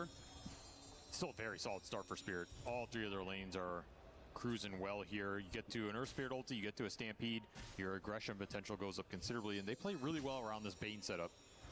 Gotta be careful of where Rue is on the map. He's gonna get a sleep. This is the exact type of stuff that can easily turn into a kill. Probably just the Centaur, but get another double edge. One charges. မမီတော့ပါဘူးငါ Facebook နဲ့ဆိုတော့အရင်နဲ့ to be had. It's just scary getting slept on this map. Yeah. If you have the Oracle behind you, you're fine. If you don't, Creeping ကတော့ Ace တကောင်လောက်ပဲနောက်ကျနေတာကျန်တဲ့ကောင်တွေတော့နေသူအဆင်ပြေတယ် can contest the Wisdom Shrine. They're kind of angling towards it. They don't have 6 on the gyro. They don't have Stampede, or they do have Stampede. But yeah, they're not going to risk going in there with the potential for Puck to rotate over. If you lose your gyro, you throw a lot back this Beastmaster's way. It'll just split the shrines. Tofu is at very high level because of the kills that have gone in lane. Yeah, this is going to be an Oracle, which I find sometimes, you know, kind of gets stuck in this rut. If you don't get kills, you get a very slow level 6. This is going to be a fast one. We'll see if Liquid can't utilize that in any way because Spirit are definitely going to be trying to run you over. Mickey. ပြီးသွားပြီရှော့ပြီ Run him down. All he can do is Unstable Concoction to slow down the damage, but it will not stop it. Pulled back in by the Hurricane from Collapse of the Helmet. ကိုပါကောင်တိုးတူးထားတာတိုးတူးထားတာအာခွင့်ကောင်းယူသွားတာဗျ free out တွေကိုတွန်းထည့်ပြီးတော့တိန်းဒါတိုက်သွား speed against Team Liquid. That's what the Gyro pick is designed to do against Beastmaster. It slows his tempo down, it gives you a lane advantage, and then Gyro can easily join early fights, make moves, throw that call down into a team fight around mid lane. အဲ့ Dominator Free ကတော့နှောက်ပြီ Oracle တို့ဘာလို့နှောက်တာအဲ့ Dominator Free က of the 3-on-3. Regen's going to do a lot for Laurel here. Gotta remember that Oracle prognosticate. Liquid know where the runes are. Right. So they can go there every time. But I think they're stronger in the contest. Yeah. Which kind of sucks for them. That's sometimes the issue with Oracle. He's had a nice early game here, but the Heroes isn't necessarily that strong in the 3-on-3 early on. There's a lot. Okay. Online. With the orb. Doing a lot. Unstable Concoction from Mickey. That was actually pretty necessary for Mickey to show up to this fight. So good call from him to make that ဘိုးရွှေကူတော့နော်အဲ့လိုရှောင်လို့ရ from Liquid. 4 heroes just to kill a support. And that Wild Wing just denied the bounty room. Pretty nice to take these away from Liquid while you're just farming the lane anyway. Nice micro plays from Collapse. He got one of the defensive wards set up there from ကောင်းက तू ကလည်း fan တယ်သူများ fan ပဲကန့်မှာလဲသူ့ရဲ့ dominator ကောင်းနဲ့ light ပိတ်နေတာဗျနော် First Spirit TP bottom trying to punish the Beastmaster. It's a pretty hard move to read for Ace. Their Spirit's been off the map. He has no vision down here because all the wards went around the mid lane. Ace is probably just like, leave me alone, man. He's going to use the board to try and drag creeps so deep into the jungle that he feels a lot more comfortable farming them. He is getting so close like charging, he can't afford any more delays than he already has, because considering how fast Collapse's Helmadom creep is, well, it just means Collapse is going to be one step ahead of him for much. ဒီကတော့ show လိုက်ပြီချတော့ကြည့်ရတယ်ပိုက်ရဲ့ wish play လောက်ရမှာပဲချတော့မှထင်တယ် on the Oracle, and he is dead. The other thing about this game is they have a decent amount of gap close for the Oracle between the Centaur and the Earth Spirit. You know, it's one thing that, like, there's great synergy in this Liquid lineup if you can maintain the formation. Again, like game 2, I think Spirit have the better time breaking that formation and just getting on this back line. And if they do, if you take Oracle out early, if you land an Earth Spirit silence on him and you're focusing on somebody else, this lineup can kind of just crumble pretty quickly. The Beast is going to be poor. The Puck is going to be a little squishy here. Those are my big concerns. And you're looking at this Beast versus Centaur disparity. It's massive here. Yeah, huge net worth difference. 2,000 between the two of them. That is the net worth difference entirely between Spirit and Liquid right there. Wouldn't be surprised to see Spirit try and do that classic bring your offlaner behind the mid-tier 1 look for that fight. Yeah. I mean, especially with the way Spirits have been playing, I wouldn't be surprised that they brought the Drowercopter too. Or just like they've been playing a lot of 5-man. Dogpile on Ace more. I mean, that's why not? way. Why not? Rue is going to be pretty deep here behind enemy lines. Gives an opportunity for Ace to hit a good roar. What does he roar though?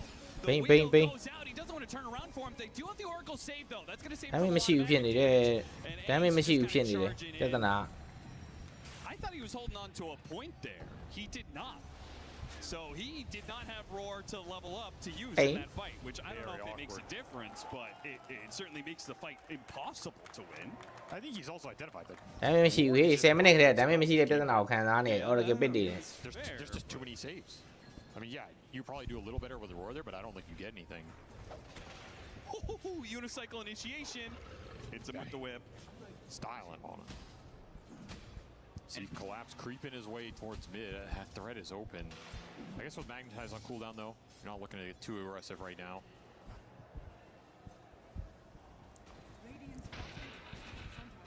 စောင့်ဖို့ဗျာအခီးမေ Radiant ကဲကတိုင်းပြီအဲ့လောက်ရမှသူကချပြူကနည်းနည်းလွယ်မှာ Okay, now it's a lot harder for Nisha to be able to play the map.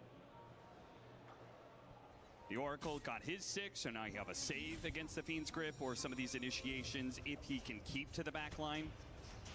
It feels like this is a game you may need like a really early Blink Dagger on Oracle just to play so far back. Probably yes.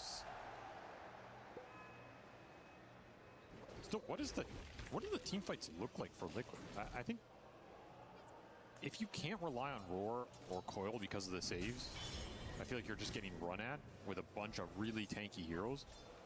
Might be a game where Mickey just has to put it on his back. That's the feeling I'm getting. Like he is going to have to do an insane amount of work with the Alchemist here and the timings that he hits and abuse the Oracle spell power. အောင်လဲအောင်ဖွင့်မို့တော့ကျန်နေပြီပိုက်တယ်ရောင်ကြီးကိုလက်ကဟိုဘာဒမ်းမေမလောက်ပါဘူးဆိုမှဘလူရုပ်မှလိုက်တယ်ဆိုတော့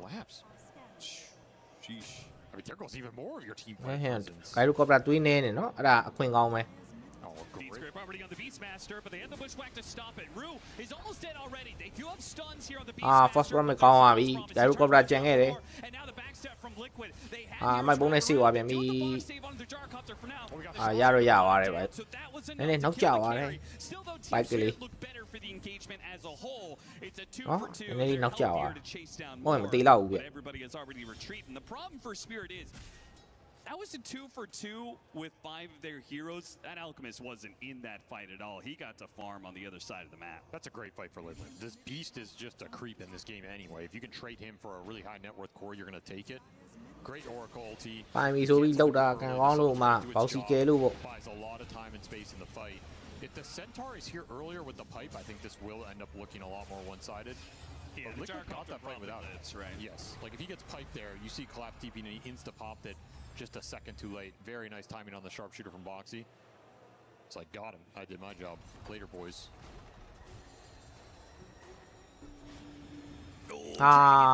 တီဗီအောင်ကြီး Now he doesn't have an orb. Big trouble. Yeah, he's just gonna be silenced up. Beautiful stuff. Great catch from Rue. My favorite hero to play against Puck was always Bane. Yeah. You get an Aether Lens on Bane, you can just sit in these tree lines, sit on the edge of the fight. You just land that sleep on Puck. You can always chain stun it up. It just feels super nice to play. And now you're starting to take space away from Liquid. This is a concern. The tempo is this one-sided that you're just taking a lot of the Ancients away from the Beastmaster, away from the Alchemist. How do Liquid ever accelerate back into this game, especially against a lineup that is extremely tanky? Look at these 3 cores. They all already have basically 2,000 HP.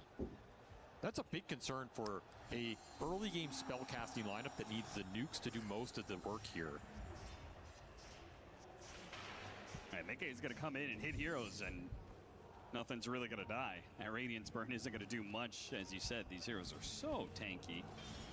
He hasn't had the best camp luck. There haven't been any stacks for him. This is going to be a 15-minute Radiance. It's an okay timing, but not when you're looking at how farm Team Spirit are in this game. Yeah, meanwhile, 9,300 net worth on Yatoro. He's so ကဲ Radiant တော့ရသွားပြီ 5k กว่าနဲ့တဲ့ Archimate ကောင်းမယ် Farming Light လာနိုင်တယ် It's going to do some work here.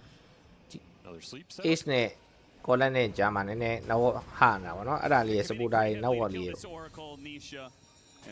doesn't have the damage. I mean, he's going to pop coil and Boxy then has to finish the job. Oh, the tree cut. He managed to get off the Fiend's grip. They finish him off with the orb. Nisha's already taken a lot, though. He's not sure if he's going to do this or not. Now he's going to be silenced. The missile's going to hit him. As a result of that, the Air Spirit continues to hunt down Puck with silences over and over again. ဝင်ကဘတ်ဟာအမေတော်တော်ထွက်တယ် The small plays that they have made in every single game. ဟိုဟူးဝင်ကအဲ့ဒီတိုင်းပဲဟိုအဲ့ single target You get the grip. It forces the Puck to re-engage တော်တော်ကျန်းတယ် longer. That ends up getting ဒီ Nisha က killed. သူ skill 1နဲ့ပါပါတယ် skill 1ဟာ အရင်တော့ဆို damage တီးတတ်မယ်လားမသိဘူးခုက base damage ပါနည်းနည်းလေး base damage ရဲ့80ရာခိုင်နှုန်းလားမသိဘူးအဲ့ဒါအပြင်သူပြစ်လိုက်တဲ့ action shot ရဲ့ damage ပါတယ်အဲ့တော့နည်း damage ပူထွက်ဘယ်တော့မှပြောင်းသွားလဲတော့မသိဘူးကျွန်တော်ဒီနေ့ကင်တော့ဖတ်ကြည့်လိုက်တာသူကအဲ့လိုမျိုး I think a lot of your draft was predicated on base damage ရဲ့80ရာခိုင်နှုန်းရဲ့ပြင် action shot က damage ပေါင်းပြီးတော့ထိတာ or the out being hyper accelerated. Okay, if the beast gets shut အဲ့ကြောင့်တော်တော်များများချိုးကောင်တွေဆို push shot အများကြီးမတင်ဘူး level 1ဆုံးတင်ပြီးတော့ လိုက်ထုတာများ fight around some early Radiance BKB. We're not even close to any of that. I don't think you have the damage to kill anything in this game right now if you're Liquid. I think you have to split the map. You have to abuse Puck Beast Ghost Shove potential. Back to the stall then? Yeah, try and dodge the Bane pickoff. That's why this Bane got first pick, by the way. It's the best hero for catching some of these split pushers around the map and shutting some of that down. အောင်လည်းမှာ ace ကိုတော့နှွားဖို့တော့ဆင်းသွားပြီ To just get that sleep into the setup. Hey, this is where I like the မြင်နေရတယ်ဂိုင်းရိုကော်ပတာရမယ်ထင်တယ် heart build. He's not going to play to farm and really Oh, scaleတော်သေး up. တာ I ပေါ့ feel like this is your time right now as Team Spirit. And you want to get as many အာ kills as ace you possibly ပါသွား can ပြန်ပြီ while you are so much stronger than Team Liquid. Roar's going to go off, but the Magnetize is going to take out Ace anyway. That just puts an ability on cooldown. Meanwhile, and a wheel attempted. He managed to get ဟာရောအေးတော်သေးတာဗော He still gets a bit of heal to keep himself. နိုင်မဲနဲ့ကေဝါနော် shot shooter ကို The Alchemist actually showed up to this fight, trying to get the fast kill on Aru. They do manage to do so. A purifying flame. နည်းနည်းတော့ပြေးနေရနည်းတော့ပြေးနေရပြီမိကိပြေးမှရမယ် Seconds for a blink. He's getting out. အာတုံးကြီးတင်လိုက်ပြီအဲ့တေးပြီပဲတုံးကြီးတင်လိုက် Boxy's just gotta try and play for time here, make this kill as annoying as possible. Team Spirit, like holding back Yatoro with the bushwhack. Yeah, kick him into your carry. Speed up his farm here. Right on top of the Ancient stack. The Flak will go straight into it. Yatoro in hyper efficiency mode. Yeah, if anything, that helped him. Maybe this was အာခိမေတကတော့ပါလာပြီဗျာ the stack's already here. အဲ့မဲ့စပူတာနှစ်ကောင်ကတယောက်နဲ့တယောက်တလားကဲဖို့ပဲကြည့်မှာနော် You know the talents on this hero are insane. Like you get အဲ့ဒီမှာတော့နည်းနည်းလေးပြတ်ပါမလားပဲကြည့်ရမှာ အဲ့ဒါစပူတန်နှစ်ယောက်ကလည်းအမှန်ပုံရှိတယ်တယောက်ကလည်းနိုင်မဲရှိတယ်ဆိုတော့လေချက်ချင်းတော့မသေးတော့ဘူးဗျကလေးမကြီးဘာညာတစ်ခုတော့ပိုင်အောင်ဒီကောင်လေးနည်းနည်းလေးနေရထိုင်ရတော့အဆင်ပြေသွားမယ်သူကိုရီးယားတုံတန်ဟိုဘက်ကဝင်တက်ရင်မသေးတော့သေးဘူးအဆပ်ပရစ်တကောင်တော့ပဲတည်မယ်တင်တယ်ဒီဂိုင်ရိုနဲ့စန်တိုကတော့မသေးတော့ဘူးရန်သူဘက်ကဝင်တက်အဆပ်ပရစ်လည်းသူကလည်းမာတယ်နော်ကာယဆန်ကြီးပါတယ် For Spirits, not an easy kill to get. Manages to roll away fast. ပြေးလာပြီ triangle ပြေးလာပြီပေါစီရင်မိသွားပြီကောင်းလိုက်တာရအောင်အေးအဲ strong ကြီးကတော့ That's the blink dagger in play. And with the two supports falling over at the start of the ပါဝိုင်းကောင်းလိုက်တာအေးထောင်းတာစပူတာနှစ်ကောင်ကွက်တီပဲ has no retreat mechanism, so he's caught. Nisha's the only one who can still play out on the map here. Instant TP's top. They're looking for the Alk up here, trying to predict that he's going to farm out this next wave or get greedy on the other side of the map. He is in this area. Would be right about that. Did they bring enough damage? မြင်သွားပြီပတ်ကူမြင်သွားပြီပတ်သေးဖို့များသွားပြီအာစပင်းမတုံးလိုက်တယ် That was surely supposed to be a silence into a stomp, right? Where did the kick come from? I think he just jump scared him. Yeah, I guess so. Too spooky. Nisha popping out of the woods. Yeah. This is why you buy Blink Dagger on Centaur when you're arguably the best Blink Stunner of all time. That's true, that's true. You know, I think there's a lot of players who would just buy Heart because it suits their style, but let's be honest, Collapse, he likes to get in there. He likes to stun some heroes. Every hero for him is just plain Magnus. And again, when team fights are like so guaranteed for you, why not? အရင်လေးကင်းရောက်သွားရင်တော့နီရှာဆိုးမယ်ထင်တယ်နော်ပတ်နေဆိုကောင်တာကလည်းဘိန်းလောက်ပဲကြောက် I'll go back for the Heart potentially later anyway. I think it is kind of a good Centaur Heart game. Mickey is working his way towards BKB. They'll still have a damage problem, but တော်မန်နာပါသွားပြီပတ်ပါသွားပြီ You have to. If you can get the Parasma done on the puck and Oh, line it up really? with Don't in a couple minutes, that's your best chance to swing this game back in your direction. You want to team fight into the Roshan, and you want to do that before Spirit are strong enough to just man up and take that objective away from you. Because they're going to start to take objectives here. Tormentor is likely theirs. They could just go in the pit when it swings down here at the 25-minute nighttime. I doubt they do it on the upper half. Ether Lens already for Rue. Not going to go Blink. I thought maybe there was a chance against the puck, but Ether Lens is really nice. Scepter is very good. Yeah. Going Ags against the Oracle is a bit of a mixed bag. But it does put Tofu in a lot. It puts him in a much higher pressure situation to hold that ult no matter what, which sometimes backfires. Like somebody gets gone on, they're dying. You kind of have to false promise them there, and then all of a sudden. I think it's totally fine when you're in an advantageous position like this, and you have a bunch of initiators on your lineup. The BKB for the out. The puck Parasma, is he still going Parasma? Nope. So you kind of just have to go with this out BKB. This better work for Liquid, because if they don't get some sort of wins out of this timing, it feels like their next time is going to be like 10-15 minutes. Start off. Being able to kill the save. It'd be nice if they'd be able to take some more fights off of that, but Team Spirit, they're too disciplined to let that happen. They're just going to play behind their towers, which they have all of their tier 1 towers currently. So even in defense, they still own 50% of the map. We need more off this Alk timing right now. Just no way around it. If you can't force the Roche, you can't really go for another play. You're just left to farming the map.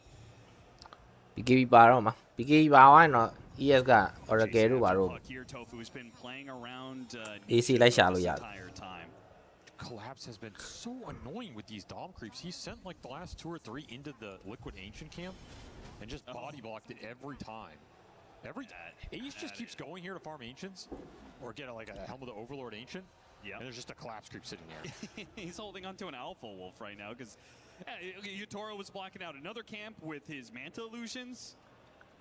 These guys Ace ကထုံးတဲ့အတိုင်း9 round နဲ့တိုင်ပတ် right now, like we're just going to hold this map. And you're still going to be the worst for it because we're blocking away so many of your valuable camps. Don't pull kill on the Centaur. And he used a false promise on a Yavi. Now Nisha comes in, and Nisha does have an amp damage. That makes things Ah, very yo. different, Nhét đi đi. Laurel making a runaway with Nhét đi đi. Lũ không cần con đi ông đi. especially with Hypnotize on Alchemist stalling things up. Gì mà rồi à rồi. Fiend's grip and the À cay vào đi. with all the damage. They give him what they can, but this Alchemist Cái liên cùng là nhét đi đi để mấy kia. Yeah, what was that? He got stuck behind the hoodwink tree from the acorn. He was effectively cliffed for 5 seconds. That's crazy unlucky. Sometimes the fights go your way and sometimes they don't, and that was one that was just not going to go Liquid's way after that one again. He gets stuck here. Không khuyên nhà BY mà. He basically just got stunned by his own hoodwink for 5 seconds, and then he got hypnotized into the wheel, and then you're like, oh, I'm trying to get out of this fight. Nope, you're gripped from downtown, and you have no false promise to bail you out. So this out got absolutely nothing done. Didn't even get the pop to BKB. Just a bit of bad luck that compounded there, and Spirit take advantage of it. There still seems to be an issue, though. I mean, that was, I thought the fight was EY as a because they had amp damage on Puck. But Team Spirit is actually so strong and so tanky right now that even with an amp damage, they didn't really come that close to killing Laurel, let alone big old collapse. You have 2 of the top 3 highest strength gain heroes in the game in this Earth Spirit and Centaur. And it's going to do some work for you in this game, and that's for sure.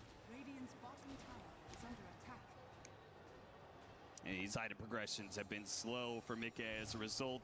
He was trying to build up an AC, doesn't even have one of the components yet. Ace is finally getting a tower, the first tower of the game for Liquid at 25 minutes. I feel like there's a win rate chance there that is pretty abysmal. It does not bode well, no. Foxy. Nice, real defensive ward, which in a way is very deep into try and be farming a lot of this game. Foxy just walks through that ward, easy setup for Laurel. And they could do that kind of setup because Yotaro is untouchable. He's got an Aegis, he is level 19, he has a Daedalus. There's planting the Ringmaster behind him. You have Stampede to bail him out anyway. Yeah. Impossible to go on this gyro right now. Surprised he didn't stick around to finish that tier 2. He goes back to it. Felt like there was going to be some move coming in with them showing heroes bottom, but Liquid have no intention of trying to fight this gyrocopter right now. Nick just blocked his own camp and spat it up. It was Spirit blocking your camps, but got to pay attention to that timer. Still 3 minutes on the clock for this Aegis. That is a lot of time to continue to take objectives here and just hunt the map with the Bane. First Aegis này giá mấy áo giả lấy dùng. Spotted the Bane, hit him with the unstable concoction, could not get the geomagnetic grip save. Ồ đi đấy, mày muốn ngon đi, nên nấu chảo vào được là, mỗi mà đều. It almost got him. Still hits him with a bit of a slow though. Ai BKB TP mai rồi mình sẽ này. Yeah, you're gonna have to TP. I mean, not the worst exchange. You're at least getting some map pressure. The Puck got another wave. His Parasma's done. It's buying time.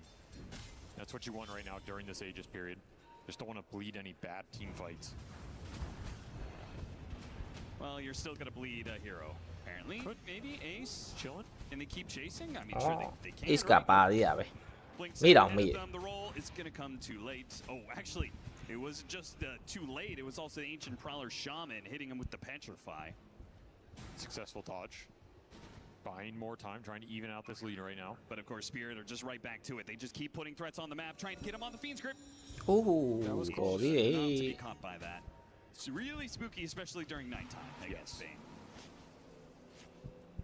In a game that it almost feels like I mean, he's going to go Aeon Disc, which between the Fiend's grip and the silence of their Spirit, I kind of get it, but also feels like you're not solving your damage issues, right?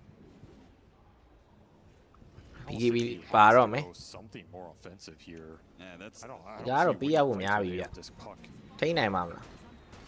BKB Aegis này tú làm được. Maybe they just don't see a way to win the fight in the short term, so you go and this game, you rat this game. Yep. However, Spirit can just go high ground. 100%. So I'm not sure I buy that as a pathway to victory in this game. Ai lâu rồi mà khé lâu này nó. Spread cả. 3 tier 2s for the price of 1 Aegis. You still have a minute left. Daedalus and level 20 done for Yatoro. He is absolutely massive. AC finally done for Mickey. Another timing for this Alchemist if you can try and get something going with it. We'll have an Aegis expire soon as you finish up that last tier 2. Could poke the high ground here. Absolutely should. With a minute on Aegis, it feels rather free. ကဲလာပါပြီ28 minute မှာ high ground Coil, both the box save is good enough, and they're even smoking up to keep the formation, keep 100% sure. Nami is going to be able to get this. There's the box save. Bushwhack eventually wears out. They hit him with the Fortune's End, but it's already too late. Yatoro, you got a Hurricane Pike. မိုင်းပုံးနဲ့ထည့်ထားတဲ့ကောင် Oracle က Fortune သုံးရင်ချက်ချင်းတော့ပြေသွားတယ်နော်အဲ့ဒါလေးတော့ဟုတ်တယ်လား Just nearing expiration. You just want to get Liquid back in their base. It's going to help build the gold lead, get the lanes in. You had the Earth Spirit or the Bane setting up bottom anyway, kind of looking for that puck split push, so didn't have everybody there if a true fight broke out. Going to give you full map control here. A lot to play off of. Still nighttime for 30 seconds.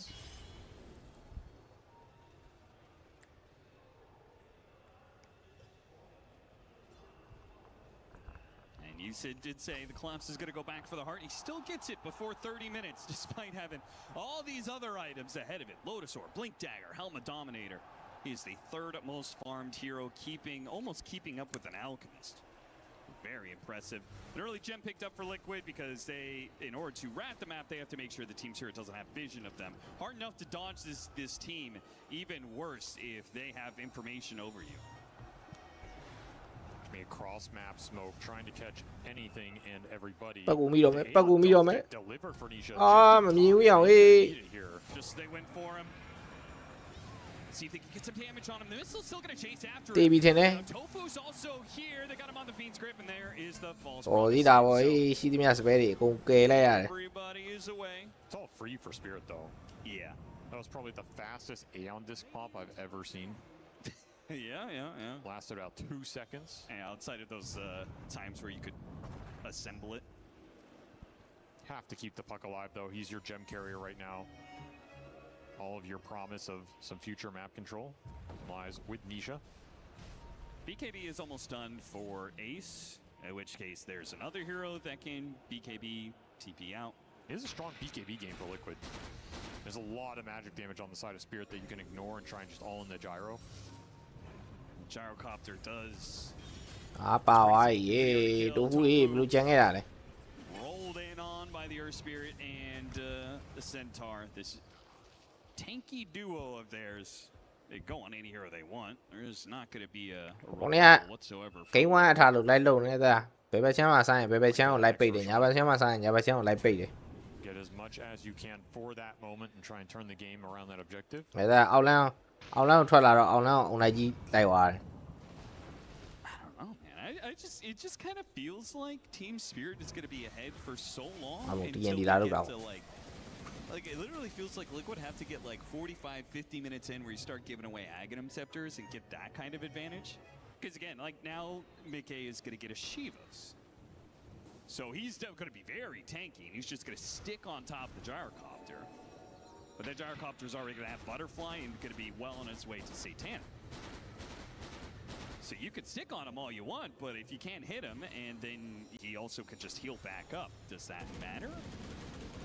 It's a good matchup for Alk. He will have the false promise behind him. Guarantees you can go in and just last the full duration of the fight to guarantee basically second life with the regen going. Yeah. And I guess he good enough those hits, the attack damage reduction does a lot on Gyrocopter. ဘိန်းရောမြင်နေပြီဘိန်းရောမြင်နေပြီ Think about that aspect of corrosive weaponry. For me, it's just usually just thought of as a slow. Oh, it's good. It's definitely good here if you can just stick on top of Yatoro. This is the guy you want to jump early on in the fight.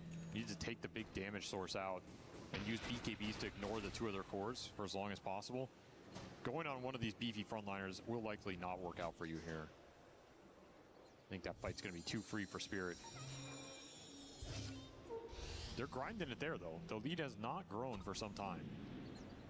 Experience is actually swinging back Liquid's way, so they're ratting out more of the map right now. They finish up the sheep. နောက် Lucian ကိုစောင့်နေအာခိမကရှီဘာကတ်နေ Overwhelming blink. Still no Aghanim Scepter. Vision game အတွက်ရှီဘာကတ်တွေဆက်နေကြ in this type of game. Yeah, I mean it's fair enough. တက်ပေးလိုက်ရပြန်ပြီ Lucian တွေအဲ့လို free တွေပေးရနော် with this puck. And you got to keep that in mind if you're Spirit. Yeah, of course, of course. You have a lot of saves to play with, but you don't want this game getting to a point where Nisha has full 6 slots, Divine Ags territory. The Ags can get pooled. ရှီတော့ active ဖြစ်သွားပြီ Liquid, they do not want to give up this Roshan. They will Liquid လည်းတီးတော့တီးရတဲ့ဟိုကဗေဒါမန်တီး Bane with the Ags Fiend's grip for this Roshan fight. Well, there's a shield rune on Laurel too. Be crucial. Collapse. He's going to be the one to break smoke here, trying to get the initiation. Nisha, very easy phase shift dodge for him. That'll blink back vision. And away. Trying to ချားကျင်နေပြီအာခိမက Yeah, you got an amp damage on Nisha. So if Nisha can hit the back line, we've seen that amp damage isn't enough to deal with the Earth Spirit, to deal with the Centaur, but it could give you faster kills on these supports if you can find them. Chemical Rage going down, however. You did not find something. Chemical Rage ပေးလိုက်ပြီးတော့ဘာအဆင်မဖြစ်လောက် Might have to re-smoke here to engage. If you show on the map, Spirit can just force the Roshan. Yatoro straight back into the pit, recognizes the situation. There's no vision mechanics for Liquid. Unless Nisha feels confident enough to be in range to throw orbs into the pit, which he does now. Need to stall for another Chemical Rage. 15 seconds. Nisha လေးဘာလုပ်နိုင်မလဲကြည့်ရမယ် AD run လေးနဲ့ And Spirit are going to respect this enough. What is the buyback situation? They have none except the ringmaster. အဲ့ဘက်တယောက်မှမရှိဘူးနော် Going to swap over to the other side. Is this a fight that Liquid? They also don't really, they also don't really have buybacks. That's what I'm saying. You can just abuse it on the outpost. It's one way to leverage your gold situation. They only have the Beastmaster. ကဲမိုက်ပုံးနဲ့ဘိန်းနဲ့ကိုရှာမိုက်ပုံးနဲ့ဘိန်းနဲ့ကိုရှာ Fashion way. အဲ့ဒါမှငါတို့ရဲ့ဟိုပါလေးနဲ့တက်ရှိမှာ Did not hit the bushwhack though. That's a bit of a problem. Nisha's going out to Yatoro.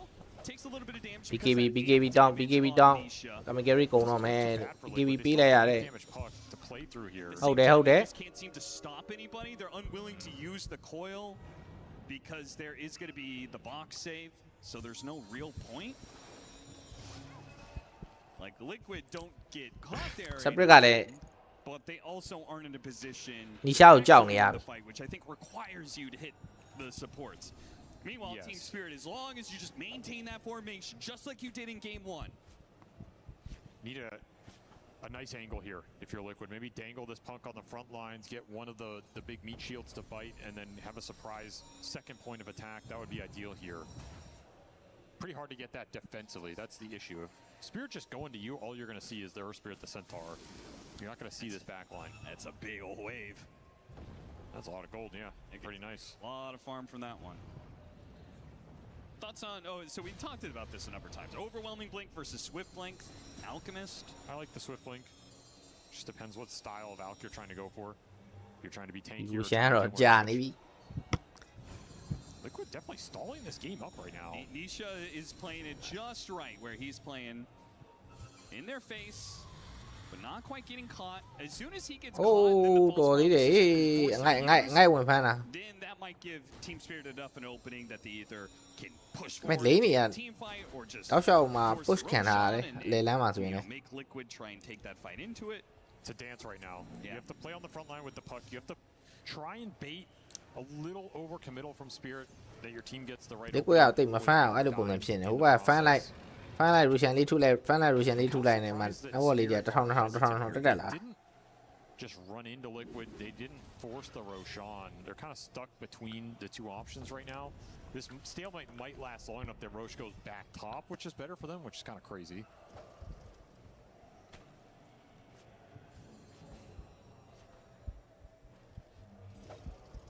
Maybe you're just waiting for Satanic on Yatoro. He did go the BKB first, which actually surprised me because I thought he would have just gone straight Satanic and maybe even skip BKB because saves behind you. But now he has both. Satanic တော့ပါလာ He's an absolute monster. Might not get everything. 4,000 HP on this gyrocopter with the pendulum. That's a lot of time to play with. ကဲတဲ့ကောင်လေးလည်းရှိတယ်သူက4000ရှိတယ် Satanic လည်းပါတယ်ဒီ gyro ယူတော့အရင်တက်ဖို့ကတော့မဖြစ်နိုင်တော့ဘူးထင်တယ်နော် They are respecting the hell out of Liquid right now. in a situation from much respect. It is basically 5 minutes that we've been waiting for these teams to take this Roshan engagement. And yeah, okay, the orb is right on top. Roshan Team Spirit's still hitting it. So Yatoro has kind of made the call. Even still, they're gonna okay. Yatoro စိတ်မရှိတော့စိတ်မရှိတော့ level 6 တွေပါသုံးပြီးနေပြီ And Nisha will have a poke here, but of course, Chemical Rage. Yeah, they managed to hit him with a bushwhack there. Got the stomp out. They go for the burst. They got There's nothing to stop this Fiend's grip. Oh, poor Oracle. He took so much damage here. He's making a BKB. Chemical Rage run away. Maybe he actually gets out here. So despite the full Axe Fiend's grip going, Nisha ပါသွားပြီ Nisha ပါသွားပြီ one way or another, Team Spirit will get that core opening kill that they need to 100% secure the Roshan. Oracle အနေနဲ့အဲ့လောက်တော့ solve လို့တော့ လွယ်တော့ဘူးတလား So early on, that's the power of finding Oracle at the start. You get that free grip, and that counter's completely out of play. So much zone control between Centaur running in, Shiva's Earth Spirit. The wheel got dropped right on the stairwell. That fight just looked impossible to run into. Your out gets out alive, and it shows how tanky he is in this game. But both teams are just looking straight for the support duos. It's a nice coil. There's a decent amount of damage coming out from Nisha, but he can't stand there alone. The whole team's just getting zoned. I just can't believe they win for that gyrocopter. Kind of surprised he got caught here. He almost had another orb phase shift. Cast range reduction on the enfeebled doesn't help at all. BY.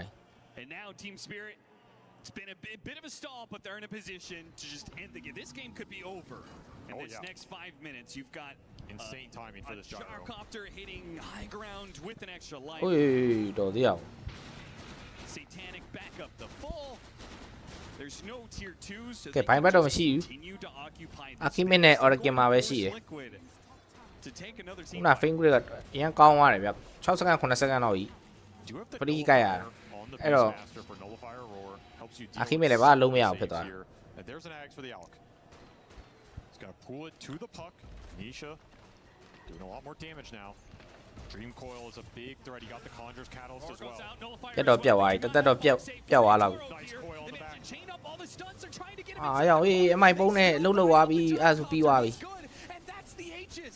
If you can't even kill the Aegis, then a longer fight, well, it's the only way Liquid can win at this point in time. Trying to hit the bushwhack, only got collapsed. Another nullifier placed on Yatoro. He just Hurricane Pikes down to the low ground. အာပြန်မူးနေတယ်ပြန်မူးနေတယ် Making off a Lotus Orb. He needs a bit of help. They still have the false promise.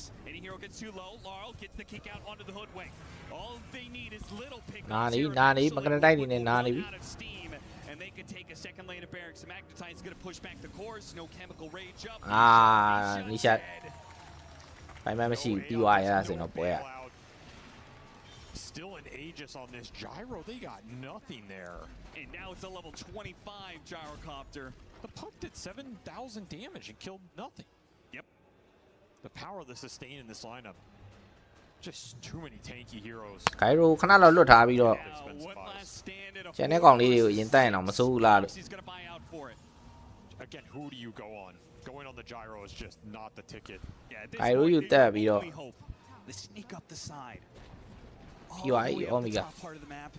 It breaks, but it runs in. Shiva spots the supports. They're going for him now, but the အာ UI ဟိုဘက်ကဲတဲ့ကဲချက်တွေကကောင်းလိုက်တာ The gyrocopter will go make his way to the alchemist, who's still going to try and hunt down this Bane, even with the Phoenix. အာ Use another ဒါပေမဲ့မရှိဘူးမင်းတို့ပတ်မရှိရင်ဒါပေမဲ့မရှိဘူး Mickey's getting a little bit lower here.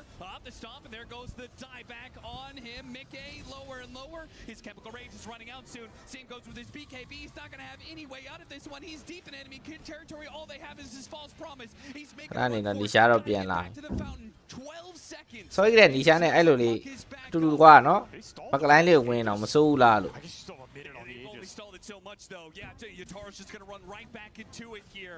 Secure Megas. အရင်ဂိုင်ရိုလှုပ်ရှင်စောနဲ့ဟိုဘက် They had the glyph. စပူတာတွေက free ဆော့နေတာအဲ့လိုပုံစံဖြစ်အောင် Just waiting for Nisha to go in deep. Chemical Rage in 4, 3. Building going to drop before they can even make the initiation here. Liquid's playing against Megas for their life. ဟောမီကတော့ပေးလိုက်ရပြီ Don't even find anything on the return. You need Divine Rapier on this puck. There's like no other way to create a threat on the back line because no one else can join Nisha there. He's landing some great coils on the supports, but nobody's able to follow it up. So he either has to have enough damage that he can do it himself, or somehow Liquid find an insane angle to get the Beastmaster in there with him. And this Alk is tanky though. Like, god damn, he just sits in the middle of the whole team. Couldn't care less. အဲ့တော့မနာပါဘူးဒါ Gyro ပြစ်တာအဲ့ဒါဆိုကြရလေနည်းနည်းလေးအဲ့နောက်ကကောင်လေးတက်ပြီးတော့နောက်ဆုံးကျမှ Gyro ဖြည့်ရှင်းတာပို့ပြီးတော့မကောင်းဘူးနော် Collapse is a 5000 HP centaur, right? See these hits from the alchemist, right? Well, put a crimson guard on that. I think your hits stop doing anything. This damage block that collapses with the crimson guard is going to completely neutralize it. They might not wait for this next Roshan. Your Aegis is about to expire, but you can absolutely a grip on the out. Okay, force a false promise. I don't think you mind that trade anymore if you're Spirit. Yeah, absolutely. ပါဝိုင်းလာရတော့ရှောက်ကြားထဲမှာဝင်ဖမ်းနေ Mickey's gonna go back. Nami actually got pretty far forward here. They have the coil on him. Mickey. ကဲတဲ့ချက်တွေကိုရှိုးပါအောင်နာနေပြီမကလိုက်နေနာနေပြီ And they're taken out to the magnetized now. First it's Ace, almost boxing. အိုရှော်ဝါကြီး Dies right in front of his own fountain and he has no here. Liquid, they don't have anything left in the tank. They may have survived against Extreme Gaming, but Team Spirit is just another beast. In a game 3 on elimination, Team Spirit, they lock it down with their tricore of just mass HP heroes. And they are going to go to the playoffs. Team Liquid will be eliminated and Team Spirit will move on. That's one of those series that can definitely easily go either way in that game 3. Liquid. They showed up, they gave him the Beastmaster, they had a plan for it with this gyrocopter. And to me, that's really what determined this game. There was no tempo coming out from that Liquid off lane. He gets completely shut down, and then it's Gyro who gets to take it. ဖေးသွားတယ်ဟေးဂိမ်း3ကြမှာပဲဖေးသွားရင်ချက်ချင်းဖြတ်အဲ့မှာလူမသိဘူး Like they park Yatoro in the Roche pit, they park him on a Tormentor. How are you contesting? You still don't have Tiny, right? So they push all of this out, and they disengage the moment the 5 heroes of Vici Gaming are up. They'll just retreat back across this map, farm it up on their way out. 21,000 gold advantage. Vici also ခဏနေတော့နားတော့မပြနည်းနည်းတော့ပြိုင်းတော့ပြိုင်းနေဒီ VG ပွဲ game 1တော့ပြင်တော့နားပြီ Two heroes went top and those 3 heroes were bottom.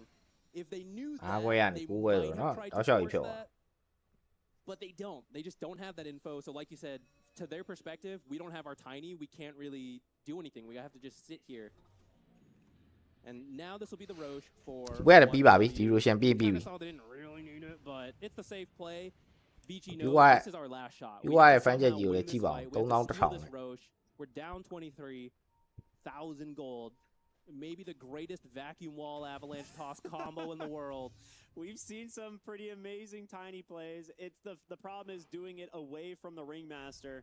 We'll see if they can do it. A really good angle being made here. They might find Pure all alone. He's up on the high ground. The smoke's gonna pop. 33 just jumps in, trying to scout these heroes out. He pops that workhorse, getting a little bit of movement speed to play around. But Pierce victim. Xingq removed from the fight. He's gonna buy back, but he has no real way of getting to the fight. It's gonna be a while before he can do anything. They've managed to find.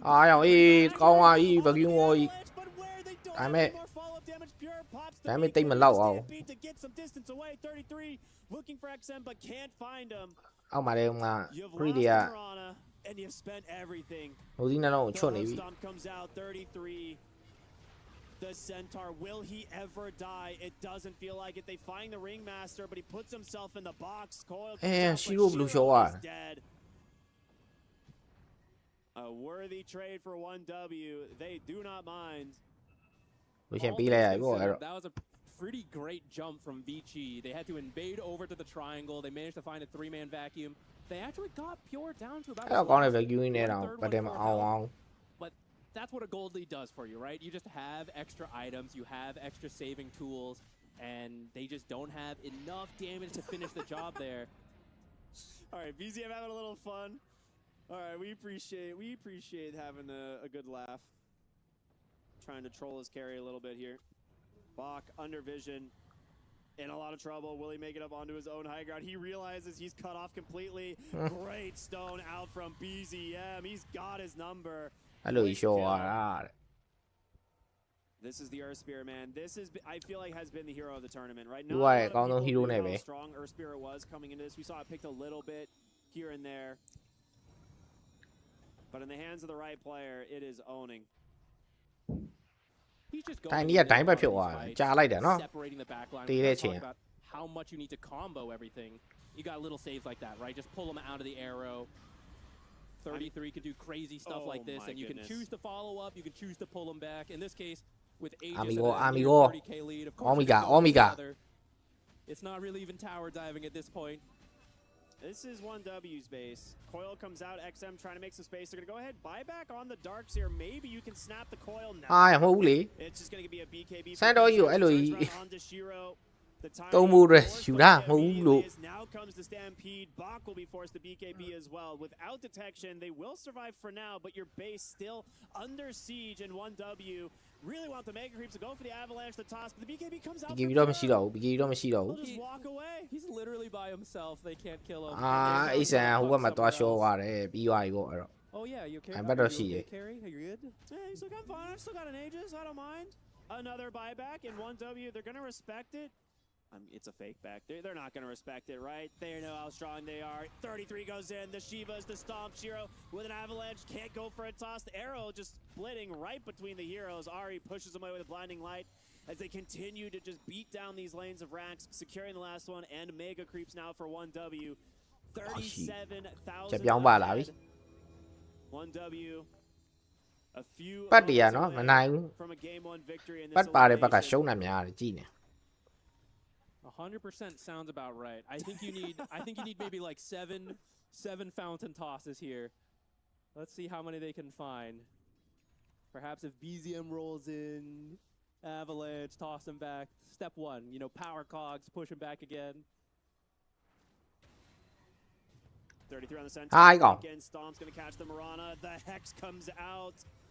Held down on the back line. They've already got the kill onto the Clockwork. Both supports hit the deck in the tier 4s. Sure.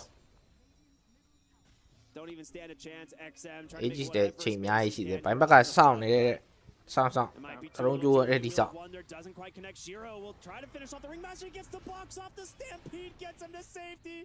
Oh man. Oh, the tree Not finishes even him. scraps for the side of Vici as they get absolutely dumpstered. 1W.